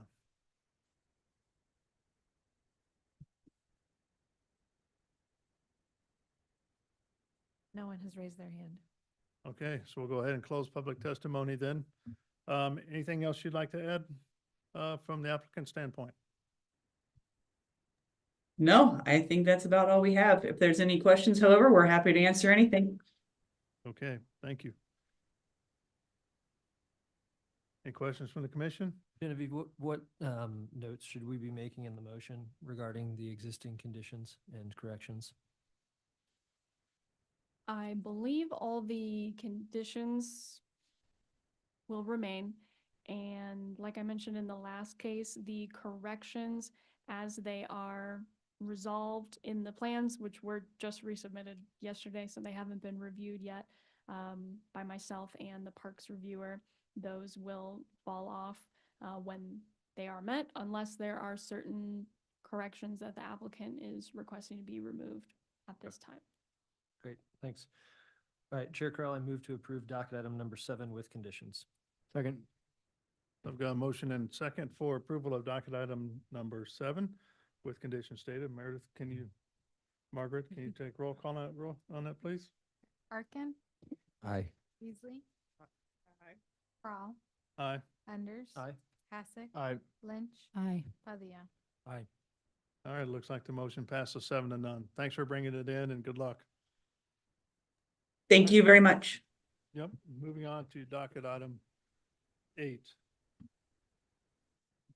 I would note that there are 2 8s printed on your docket. The first 8 is the older case, and so the actual number 8 for today, CD CPC 2020-132, a request to extend the lapsed expiration date of an approved development plan by 1 year on about 0.9 acres generally located at 1307 West 79th Street. Good afternoon. This case will be a little bit different than my prior case this morning. A little more straightforward. We've got docket item, while I'm messing with the technology that I'm always struggling with. Yeah, you can take your time. Commissioner Hassick will be right back. Okay.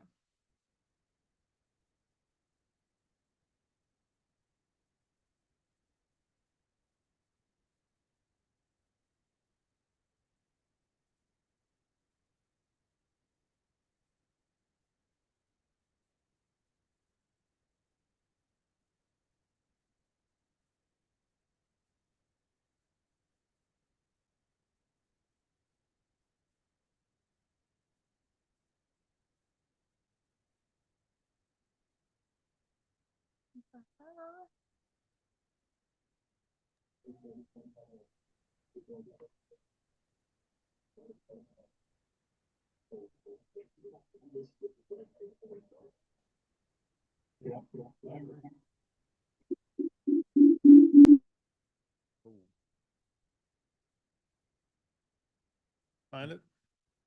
Okay. You can see it, but it's still broken, isn't it?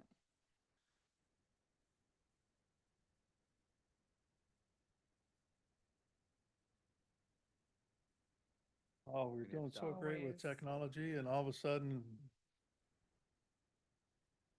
down the stretch, it's going, yeah. Okay, you know what? I'm just going to.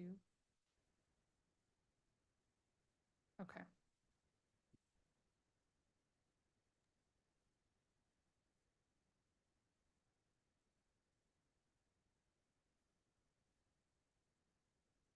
Thanks for turning on the air conditioner, by the way. Feels better. Yeah.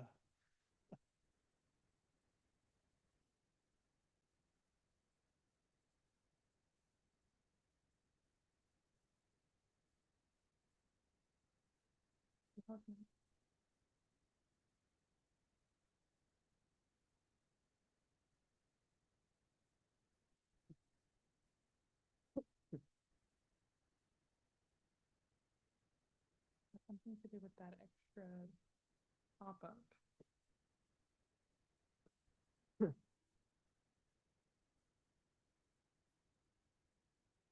I cannot see or access. You guys can see at least one slide. Is that going to suffice for this quick little? I think as long as everybody online, understanding that we've got lots of people online, can see it. Still That's, I think, what's important. It's not flipping through the slides either.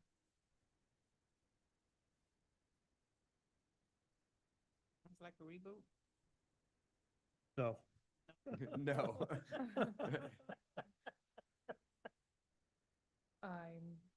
Yeah, but there's something on the other screen. Yeah, there's something on the other screen that I can't get to. There we go. Okay, but it's not on both.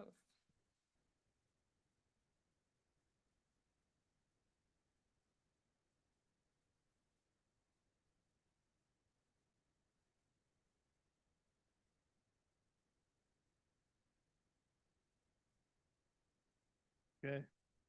Uh-oh. It's back. Not on both. Hold on, and then I can do this.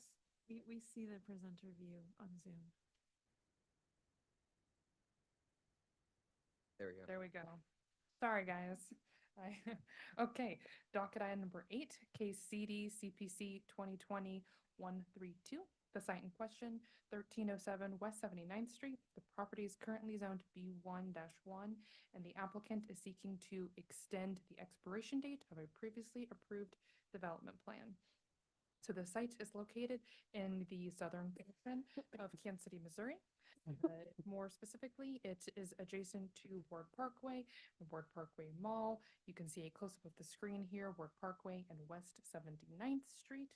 Property is located in yellow. It is the Fairway Meat Market, formerly McDonald's, excuse me, McGonagall's. If you've been here in Kansas City for a while, you'll recognize that site.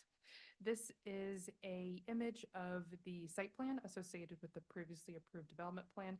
I did reorient it, so north is facing my left-hand side of the screen, but it shows the existing building, a new parking lot arrangement, as well as an additional building as well. Here are some renderings from the previously approved development plan. And per the code 88-51607A, a development plan expires or lapses if the project, if building permits aren't pulled, etc. One of the requirements that it doesn't lapse is if the City Planning Commission extends this expiration date period by a year. So that's why we're here today. They've not started construction or submitted any building permits for this project yet. So they just need a little bit more time to do that. So they still want to work on that previously approved development plan. City staff, we recommend approval subject to conditions of this extension.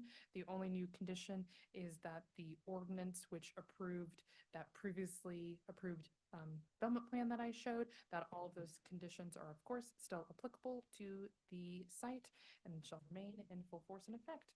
That concludes my presentation. I'm sure I messed with the technology more than I actually talked, but I'll be happy to answer any questions. So didn't it change ownerships? That's part of the issue. You're gonna can ask the client that. It's still Fairway Meat Market.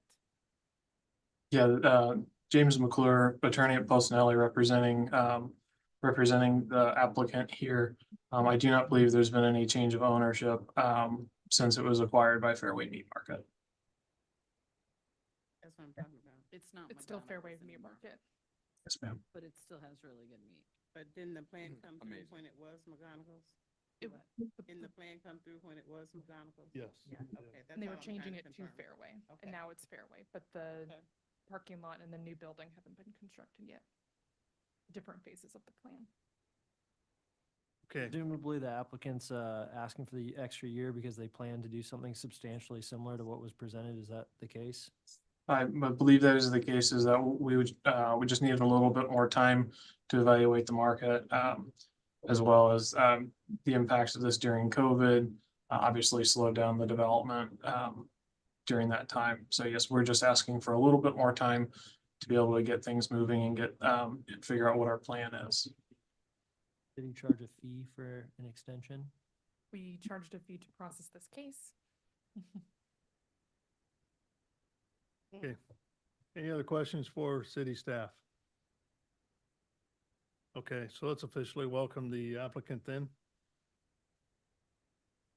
Wonderful. Thank you. As I said, my name is James McClure, attorney with Postinelli on behalf of the applicant. I believe Kobe Pritchard may be here, who's with Fairway Meat Market. And like Anna said, we were asking for a 1-year extension to our development plan. As you can as you can see, I guess maybe it was or wasn't in the presentation, but this was initially brought by McGonagall's. And then when it was acquired by Fairway, we did work with staff to get this updated. And then given the timing, we're just seeking a little bit of additional time so that our plans don't lapse. And we can move forward.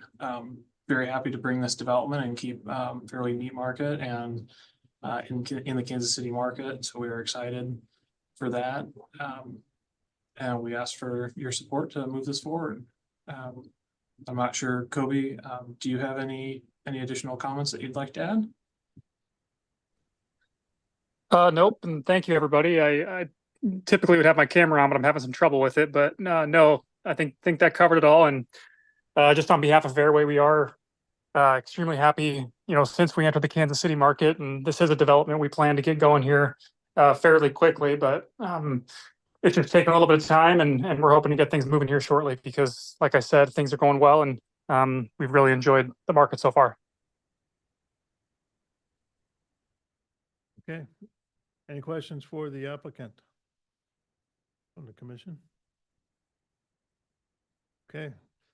So at this time, let's open it up for public testimony. If there's anybody out there that would like to speak regarding docket item number 8, there's no one here in the chambers, but if there's someone online, please raise your hand and you'll be called upon.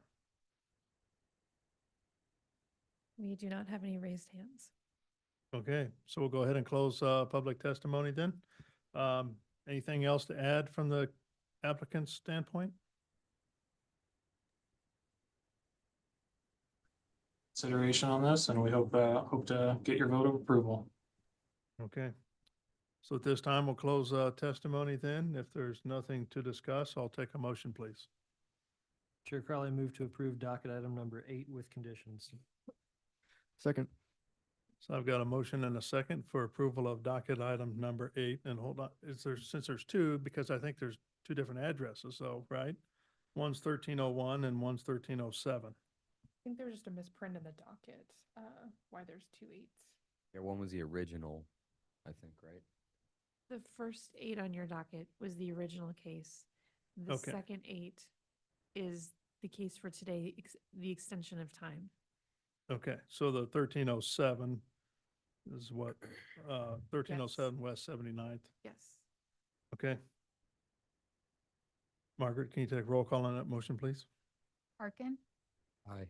Beasley, Aye. Crowell, Aye. Enders. Aye. Hassick. Aye. Lynch, Aye. Hellion. Aye. Okay, looks like the motion passes 7-0. Thank you very much. Thank you. Look forward to seeing the project come through.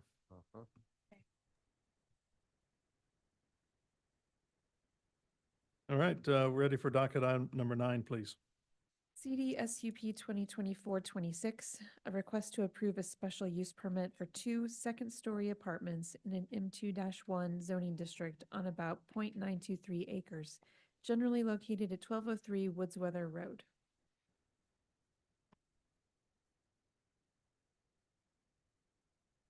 Give me 1 second to pull up my PowerPoint.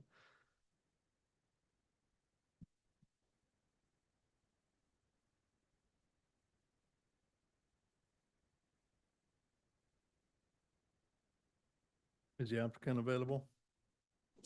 Yes. Okay.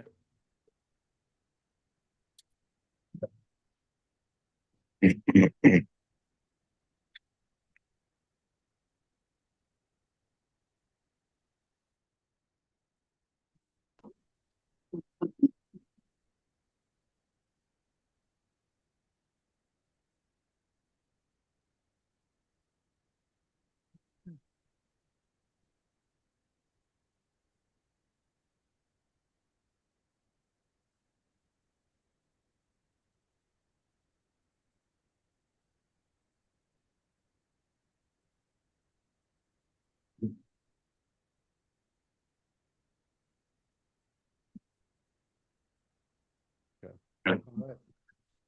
So, good afternoon, commissioners. I have docket number 9 in front of you. It's CD SUP 2024-26, special use permit for Woodsweather Apartments at 1203 Woodsweather Road. The site is generally located in the west side, just west of the loop. And here we have an overview of the site. It is M2-1 with M3-5 surrounding it. The general location of the site is the building on the east half of the lot. That is a warehouse manufacturing building, where on the second story, the special use permit is for the residential units on the second floor, 2 units. The controlling and related cases, this is CD CPC 2019-133. It was a rezoning from without plan from M3-5 to M2-1 to allow for light equipment sales on the property. This was approved by the council on October 3rd, 2019. So here we have a view of the apartments looking west. This property on the side is also the property of the applicant and the owner. And that second story there is where the apartments are to go. Here is a view looking east. This is their parking area. It looks to be gravel or dirt. It's unpaved, but this is where they intend to have the residents park, I believe. Here's the west half of the property. It's one large property. I bring this up just simply for the fact of, as is the nature of a special use permit, we like to try to get the rest of the property in compliance. And part of this, and I'll go further into that as we go through the presentation. More views of the west half of the property. And here we get into the actual site plan.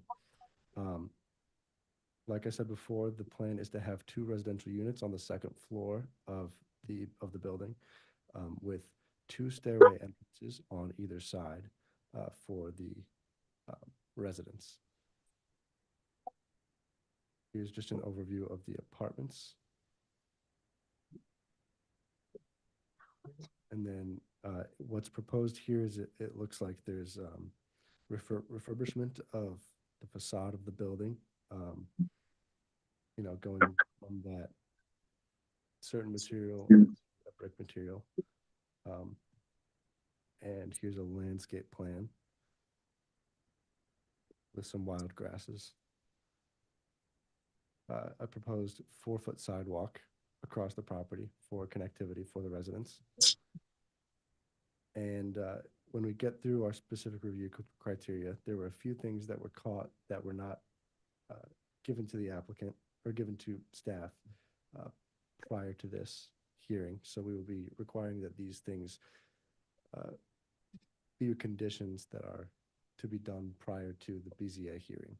One of those is to provide an outdoor lighting plan, provide a parking plan so that we know that where the residents are to park, provide landscape plan to amend the landscapes so that we can see what plant types there are, and then a landscape plan to be amended so that there may be screening of the vehicular use areas.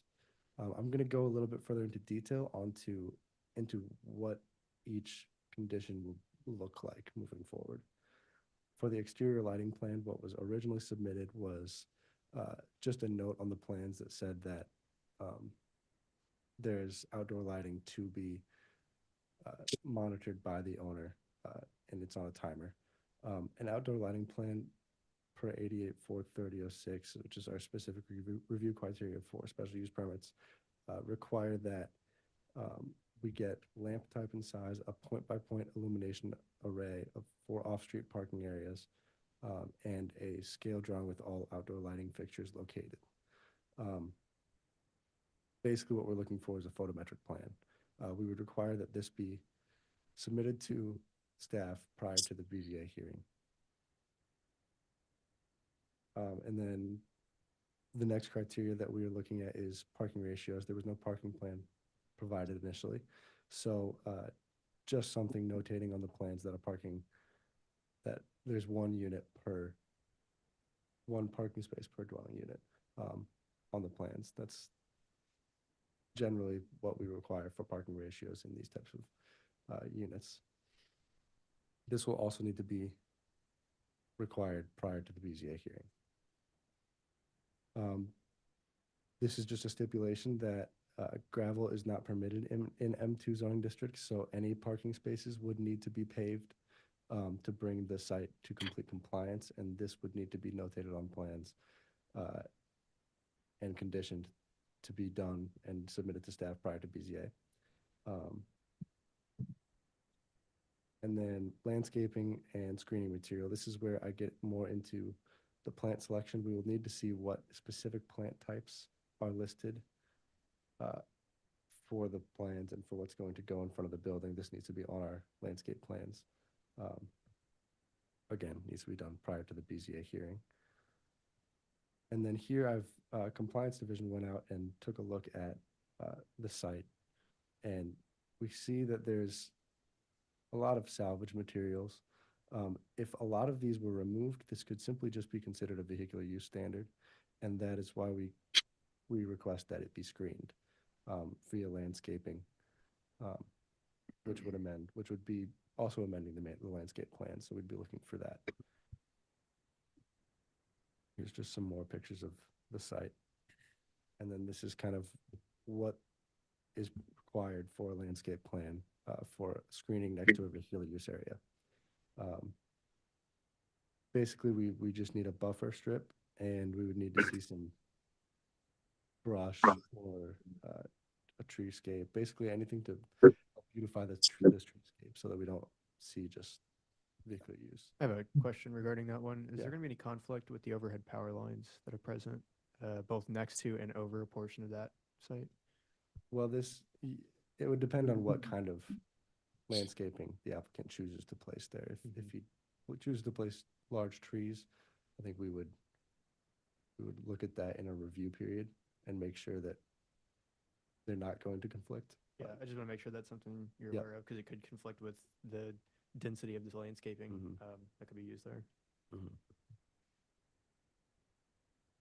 And then with all that, staff recommends approval with conditions, and upon these conditions that the applicant provides an outdoor lighting plan, provides an updated landscaping plan to show plant types and cleanup of salvage materials with adequate screening on that west half of the property. The applicant provides a parking plan with 1 parking space per dwelling unit, subject to the parking area design standards, and then that the applicant pave all parking areas prior to acquiring a certificate of occupancy. I will say that a set of plans has been delivered to staff within a few hours, but I have not had a chance to look at them yet. So it could be that some of these are satisfied. It could be that we're still going to be requiring more detail in our plans. But with that, concludes my staff report. Okay, thank you. Any questions for city staff? I think I just had a hard time following the conditions as you listed, as they relate to the 24 conditions on the staff report, because they're included in there. Were these just particular ones you wanted to call out? Yeah, these were just particular ones I wanted to call out, that I felt that I added them a little bit later than all the other ones. Gotcha. The So, numbering is just throwing me off. Got it. Yeah, the number, these were just extra ones that I wanted to call more attention to, but they are in the conditions. Thanks. Okay, any other questions? All right, let's welcome the applicant then. Hi, good afternoon. Hi there. My name is Ben Bortnick. I've owned property in the West Bottoms since the turn of last century. So been doing this a while, and I'm excited about this project, actually. Been waiting a long time for it. I have a couple comments on what Mr. Gustafson has said. One is the paving. There is early in the meeting this morning, they spoke to percolation of various types of parking, and I'm going to tell you right now that Woods Weather Road from this building going east has no curbs and there is one sewer receptacle right in front of that building. For me to pave it with traditional cement just increases water runoff. These buildings along Woodsweather Road are all built on very alluvial soils. They're built on river soils. I've had 2 buildings threaten to collapse. I've had to have Norton and Schmidt come and engineer solutions to literally tie my buildings back so that they're safe and don't fall into Woodsweather Road. I plan to use millings similar to the very first applicant saying today, simply not to avoid parking. I want to have parking there, but because it allows rainwater to go through so much better and they compact so nicely. I have buildings elsewhere in Kansas City and I've used millings with great success. The second thing is with regard to the landscaping, I have zero problem doing that. What I would envision and what's shown is native grasses. And that's what I'm going to use. They're very hardy. They grow well down there and they fit with this setting. This is across from the sewer pumping plant. To plant trees or to go any fancier than that, it's just, I mean, it's just not called for at all. The third thing is with the lighting. What I had envisioned, and I'll be glad to do whatever you got, the city suggests, because lighting is important from a safety standpoint and aesthetics. But at the top of each stairwell, to put a timer type light, very bright, and also movement detector. So that way each tenant can decide if they want their light blinking on and off every time a car goes by in the middle of the night. But it will be at their discretion whether they want those to deploy or not.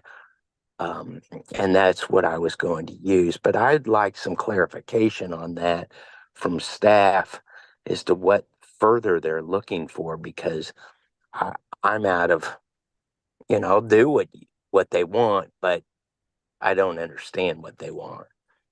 And that's all I have to say. Okay. Oh, and with regard to the screening, I've already talked to Tomcat Rebuilders. He's been a tenant of mine for 25 years. I have to agree with staff that he is less than a good housekeeper. I talked to him yesterday, scolded him, and I will put up the screening and get that place cleaned up to some semblance other than Fred Sanford's junkyard.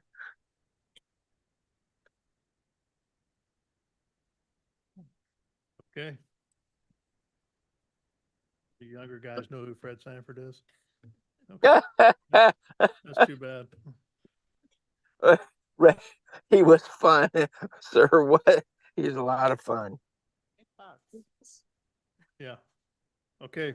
So it sounds like he's got some questions just to clarify for the applicant. So the first one being the use of like millings for the parking area versus concrete. I think we're asking him to use concrete because it's right off the backside of the roadway, isn't it? Yeah. Kind of hard to. I mean, if the concern is that it's going to increase water runoff, is there a possibility we do some kind of permeable paving at this location? I think that's what he's suggesting, is using that milling that can be like a gravel. Yes. With That's no his- dust. Yeah, I'm thinking more like grasscrete minus the grass, for example. I mean, we just have a stipulation in our code that says that gravel is not permitted. Strictly gravel is not permitted in M2 zoning districts. I don't know what the stipulations are for millings and things like that. They're alternatives.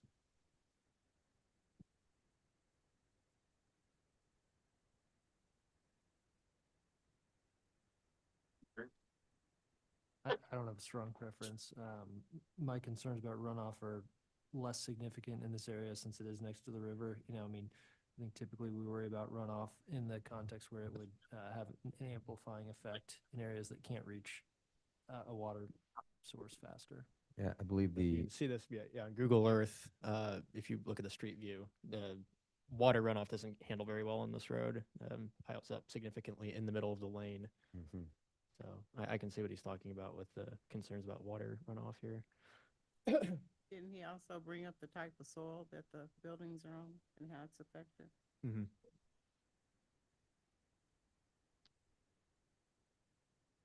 So we need to check and see if some of these other types can be used. Is that what I hear you saying? Yeah. Yes, I believe so. Is the code that you can't have a permeable parking space, a parking lot, or is it just? I think you just said strictly gravel. Just can't be gravel. I believe it's strictly gravel. Okay. What does it say? So then millings would be fine. Potentially, I would need to review that section of code as for what, when it comes to parking design, what surfaces are permitted. I was always under the understanding that part of the problem was vehicular spoils, right? You know, oils and gases, anything leaking out of your car causing ground contamination for parking spaces. I would say in this area, a car having an oil leak has Not the biggest problem. been noticeable to what else is maybe in the That's true. area. Yep. One of the hard things about this body is setting a precedent. You know, you give a precedence on one project and everybody wants the same, you know, on every project. That's where it gets kind of hard. What- It makes sense, I mean, from a standpoint of whatever, but I think, you know, with the concrete parking, seems like they should.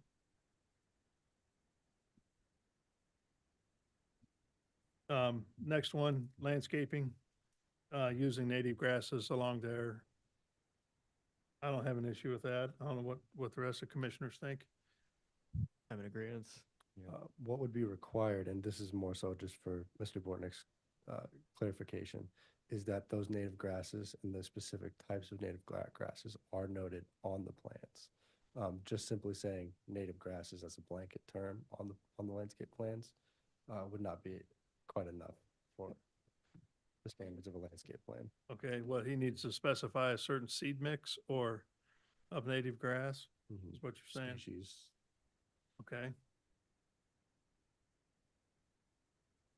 And the last one was the lighting, which seems just, you just want to plan on where that lighting will be. A photometric plan Yeah. showing, you know, the lumens, showing the wattage of the light bulbs, if it's going to be motion censored. I mean, yeah, do you understand that, general Mr. arrows. Bortnick? What they're looking for is just a photometric study to show what the lighting looks like on the site and what the foot candles are on your property and the spillover. They don't want the spillover on other properties. Well, They're looking at. fair enough. So speaking to those issues, if there's minimums, I'd love to know what they are. I'll probably go over and above the minimums required, but I would like to know what the foot candle powers need to be. And then with regard to spillover to other properties, quickly surveying, to the north is the sewer pumping plant. They don't care. To the east is a condemned building, part of the Woods Weather road failure. And this real concern that I have about storm water runoff, the road completely collapsed at the intersection of what's Santa Fe and Woods Weather. So, and next to that, the city water department now has purchased that building from the owners. It was condemned, so they're not going to care. And then to the west is the building that's going to be screened, and I don't care. and that's Tomcats for Builders. So the neighborhood impact is much to do about nothing, but I would like to know what the minimal requirements are from a liability standpoint, because I'm going to have people living up there and I want them, Yeah. well. Your electrical engineer should be able to tell you that. Okay. All right. Yeah. I have an electrician, I have a civil engineer, but I understand. We'll look into it. Thank you. Okay.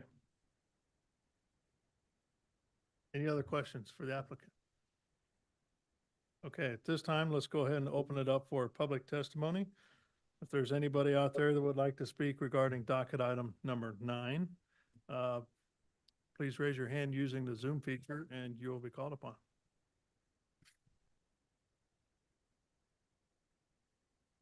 We do not have They're all rushing. Okay, yeah. Did you hear those Close public footsteps? testimony then. Anything else to add, Mr. Bortnick, on this project? I did have 2 people call me, one of which was the Blip Coffee Roasters, and he was very supportive of me, and he's doing a nice job down there. And as I said at the very beginning, I've been looking forward to developing this property with this type of use for a long time, and the time is now to proceed with it. Is the bottom floor still going to remain warehouse or? Yes. Okay. Yeah. I think they'll remain there, and it's a well done shop as well. Also. It's just my recommendation, but on the roof, I would suggest putting a little patio or something so people can go sit up there and watch the planes. Yeah, we did. You're right on the edge of the runway. We absolutely do that. That's going to require some railing around that parapet wall. I don't want somebody to take a long step off of that thing. Right. But it's a lot of fun on the air show days. It's right over the runway. You're right. Yeah. Okay, with that, let's close testimony and speak amongst the commission. And if there's nothing to discuss, I'll take a motion, please. Chair Crowley, move to approve docket item number 9 with conditions as stated. Second. I've got a motion and a second for approval of docket item number 9 with conditions as stated. Margaret, can you take roll call on the motion, please? Arkin, Aye. Beasley, Aye. Crowell, Aye. Enders. Aye. Hassick. Aye. Lynch, Aye. Pavia. Aye. All right, looks like the motion passes 7-0. Thank you, sir. Appreciate you bringing it in and good luck. Chairman, I need to head out here, so. I think we all do, but we still got 3 cases to go. Two, right? Fortunately, I won't be here for those. But All right, move on to docket item number 10, please. Oh, damn it. No, sorry. CDROW 2024-2, a request to approve a vacation of public right-of-way in District R-5 on about 27,000 square feet, generally located on East 55th Street, east of Hardesty Avenue.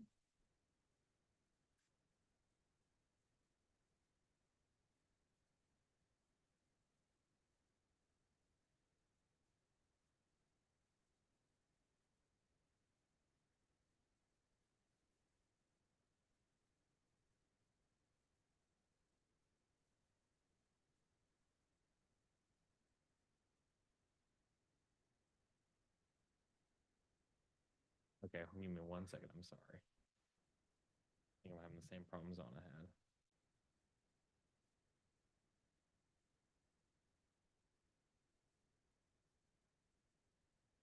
Here we go. Good afternoon, commissioners. Matthew Barnes, City Planning and Development Management Division with docket item number 10. This is a vacation of public right-of-way for East 55th Street. And the applicant, Duron Nutsell, should be online as well. This is located on the east side of town, down south, just west of 435. Here is a closer view of the street to be vacated. Hardesty is the north-south street, and East 55th Street is there. It is unimproved currently and dead ends at the Blue River to the west. And here's just a view of that as well. You can see the heavily forested and no development on site currently. As well as to the south, there is a trail system owned and maintained by KC Water. This is a view from Hardesty looking west at the street. You can see it dead ends there. There's some overhead power lines as well as a street light there along the street. Here's a survey. The applicant is proposing to vacate the entire length of East 55th over to the river. They do own property on both sides. You can see the lots that are kind of bolded are all under common ownership. Everything else is owned by the city to the west and is in a floodplain. Staff conditions on this item are that the applicant has to consolidate these lots prior to council approval. This is to ensure that there's no landlocked lots that aren't owned by the city. And they're currently working on doing that. There are 3 utility conditions. AT&T and Evergy both have the requirement that the applicant retain a utility easement and protect facilities, and Public Works wants them to remove and return the streetlight. With that, staff is recommending approval with conditions, and I can take any questions. Okay, any questions from the commission to city staff? All right, seeing none, is the applicant available? Good afternoon, Duran Netzel, here for any questions, or I could talk a little bit more about our intention. Yeah, let's hear what you intend here. Yeah, we've been assembling these lots for a few years now. I've been in Kansas City for 10 years, in Midtown for that entire time. I've very much enjoyed my time in Midtown, but now having 2 very young children, we're looking for a little bit more space to spread out. And we are hoping to build a house on the southwest lot of these 4 lots that we own. The vacation would make a lot of sense for us for many reasons. One of the biggest ones was for proper access to the lot that we'd like to build on. My understanding was if we did not vacate the road, we may be faced with being required to put in a cul-de-sac at the end of the road. So for many reasons, we'd love to vacate the road, take ownership of it, and ensure that it's in good condition. Right now, for many years and well before we took over ownership of these lots, there's a lot of dumping that occurs at the dead end portion of this road. And hopefully when we take ownership, we can start to take steps to prevent that. And hopefully as we get out to the land and build a house, we can be much more active in preventing some of that stuff as well. Okay. Any questions for the applicant? All right. So at this time, let's go ahead and open it up for public testimony. If there's anybody out there that would like to speak regarding docket item number 10, please raise your hand using the Zoom feature and you will be called upon. There are no raised hands. Okay, so we'll go ahead and close public testimony then. Anything else you'd like to add regarding this case? No, sir. Mr. Nutzel, anything you'd like to add? Nope, I think that's all I have for now. Okay, thank you. This time we'll close all testimony then. If there's no questions from the commission or comments, I'll take a motion, please. Chair Crowley, I move to approve docket item number 10 with conditions. Second. Got a motion and a second for approval of docket item number 10 with conditions stated. Margaret, can you take roll call on the motion, please? Arkin, Aye. Beasley, Aye. Crowell, Aye. Enders. Aye. Lynch, Aye. Heather. Aye. All right, looks like the motion passes then 6-0. Thank you for bringing it in and good luck with your home there. Thank you very much, commissioners. All right. I just have just a outside question here. We still have to get our parking passes there. Somebody can run up and get them Yeah, sure. by chance. I don't think Oh, there's one, they close. Yeah, I need. 3. I don't need one today. You don't need one today? 4? Does Tyler? Matt need one? It looks like we need, huh? Did Matt need one? No. No, he has a bike, Oh, it's about, okay, bicycle.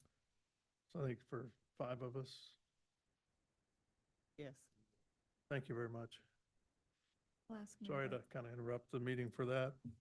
Mhm. Okay, ready for docket item number 11. Do we want to do 11 and 12 together? Because they're kind of the same area, or are they two totally separate deals? They're the same applicant. They're both Port KC, similar area. They're both in Berkeley Riverfront. That's kind of what I was thinking. Let's do them both at the same time. Everybody okay with that? All right, let's do 10 and 11 together. 11 and 12. 11. Oh, I'm sorry. Yeah, is- 11 and 12. Sure. 11 My- is CDROW 2022-41, a request to approve a vacation of public right-of-way in District MPD of about 68,000 square feet, generally located on Berkeley Plaza between East Riverfront Drive and Berkeley Parkway. And number 12 is CDROW 2024-17, a request to approve a vacation of public right-of-way in District MPD of about 18,000 square feet, generally located at the southeast corner of Lydia Avenue and Berkeley Parkway. Okay, thank you. First docket is number 11, which is for Berkeley Plaza, located in Berkeley Riverfront. Here's a closer view of that. This is for specifically the portion of Berkeley Plaza between the Union and the Origin Hotel. This is one of the only north-south streets that is fully constructed at this time in the riverfront area. And here's just a street view of that area between the building to the left, which is the Union, Origin Hotel on the right. And here's just the survey showing what they are proposing to be vacated. If you notice to the north, the East Riverfront Drive is already a private road. Berkeley Parkway to the south is and will remain a public street.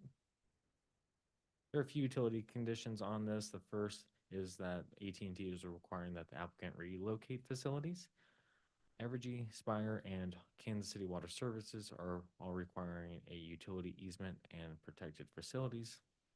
And then KCMO Public Works Street Lighting is requiring that the street lights are removed and returned. With that, staff recommends approval with conditions of vacation of Berkeley Plaza.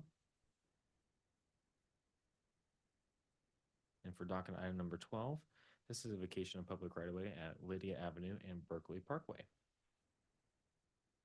Similar location, you can see it outlined in red. We're kind of right in the middle of the screen, just east of North Lydia Avenue.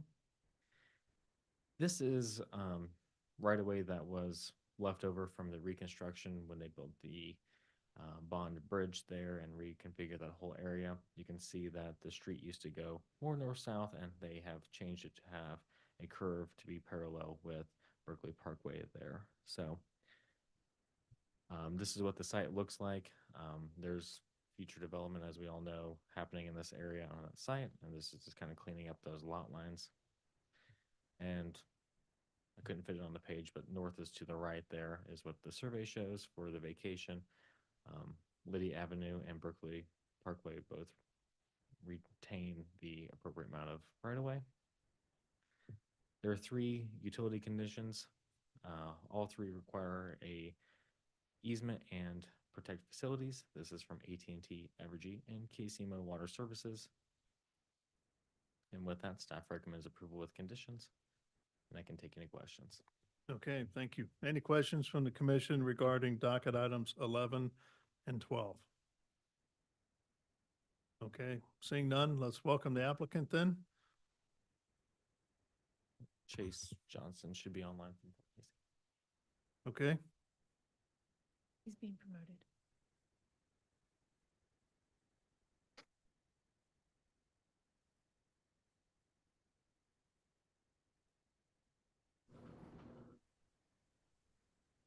Hey, good afternoon, everybody. Sorry I couldn't be there in person. Had to shuffle a little bit from a staffing perspective.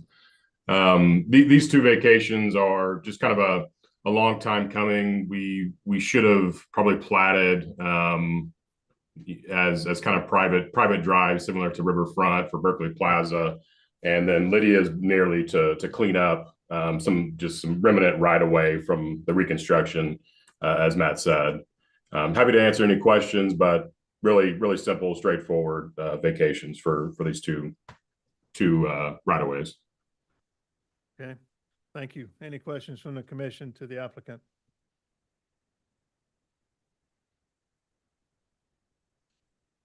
No.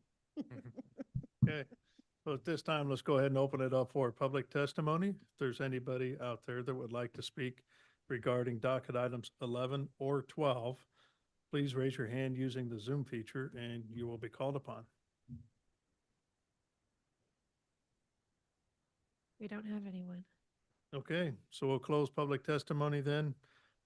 Anything else to add, Mr. Johnson? No, just gratitude and a thanks. I appreciate the time and dedication. This is a long CPC meeting today, so I appreciate everybody, sticking around for these items, at the end here. Hopefully it's the end. Okay, thank you very much. Appreciate the compliments. So with that, we'll close testimony. If there's nothing to discuss, I'll take a motion, please. Chair Crowell, I move to approve docket items 11 and 12 with conditions. Second. I've got a motion and a second for approval of docket items 11 and 12. Margaret, can you take roll call on that motion, please? Parkin, Aye. Beasley, Aye. Crowell, Aye. Enders, Aye. Lynch, Aye. Padilla. Aye. All right, looks like the motion passes then 6-0. Appreciate it, and good luck with you guys' projects down there. Thank you. Appreciate it. Yep. All right, so that takes us through our agenda for the day. Is there anything else that should be brought before the commission before we adjourn? I'd just like to note at your last meeting, you continued the case about the gasoline and fuel sales text amendments and directed staff to do some more community engagement. We'll be holding a town hall meeting tomorrow next door at the PD community room. So for anyone who might happen to be listening who would be interested in attending that, it's from 10 to noon next door. How was that advertised? So it's been on our website. We shared it with the people who spoke at the last CPC meeting and with community members. We have a mailing list of people who had expressed some interest in text amendments who got an email about it. So it's been out and about. So we'll have that back to you at your next meeting. Then I have a question for both of you. This might grant, too much discretion to the chair, but would there ever be a situation in which the chair could, at his discretion, add items to the consent docket? Because I was thinking that maybe there were some items today that in theory, with a long meeting, if he deemed it appropriate, could add some of those right-of-way ones that were more straightforward. Obviously, not all right-of-way cases are straightforward, but could add those to the consent docket potentially. I mean, after it's been published or at the meeting, he just. I don't know, maybe like in coordination with your team figures out, hey, here's what the docket looks like. We highlighted maybe one of these three might be eligible for being moved to the consent docket based upon whether you think so. And then if he has the time, he could look and say, yep, I think these are great consent docket items. And occasionally we'd pull things or push things over to the consent docket. And of course, as we do, if a commissioner saw something that needed more attention, we could pull it back off.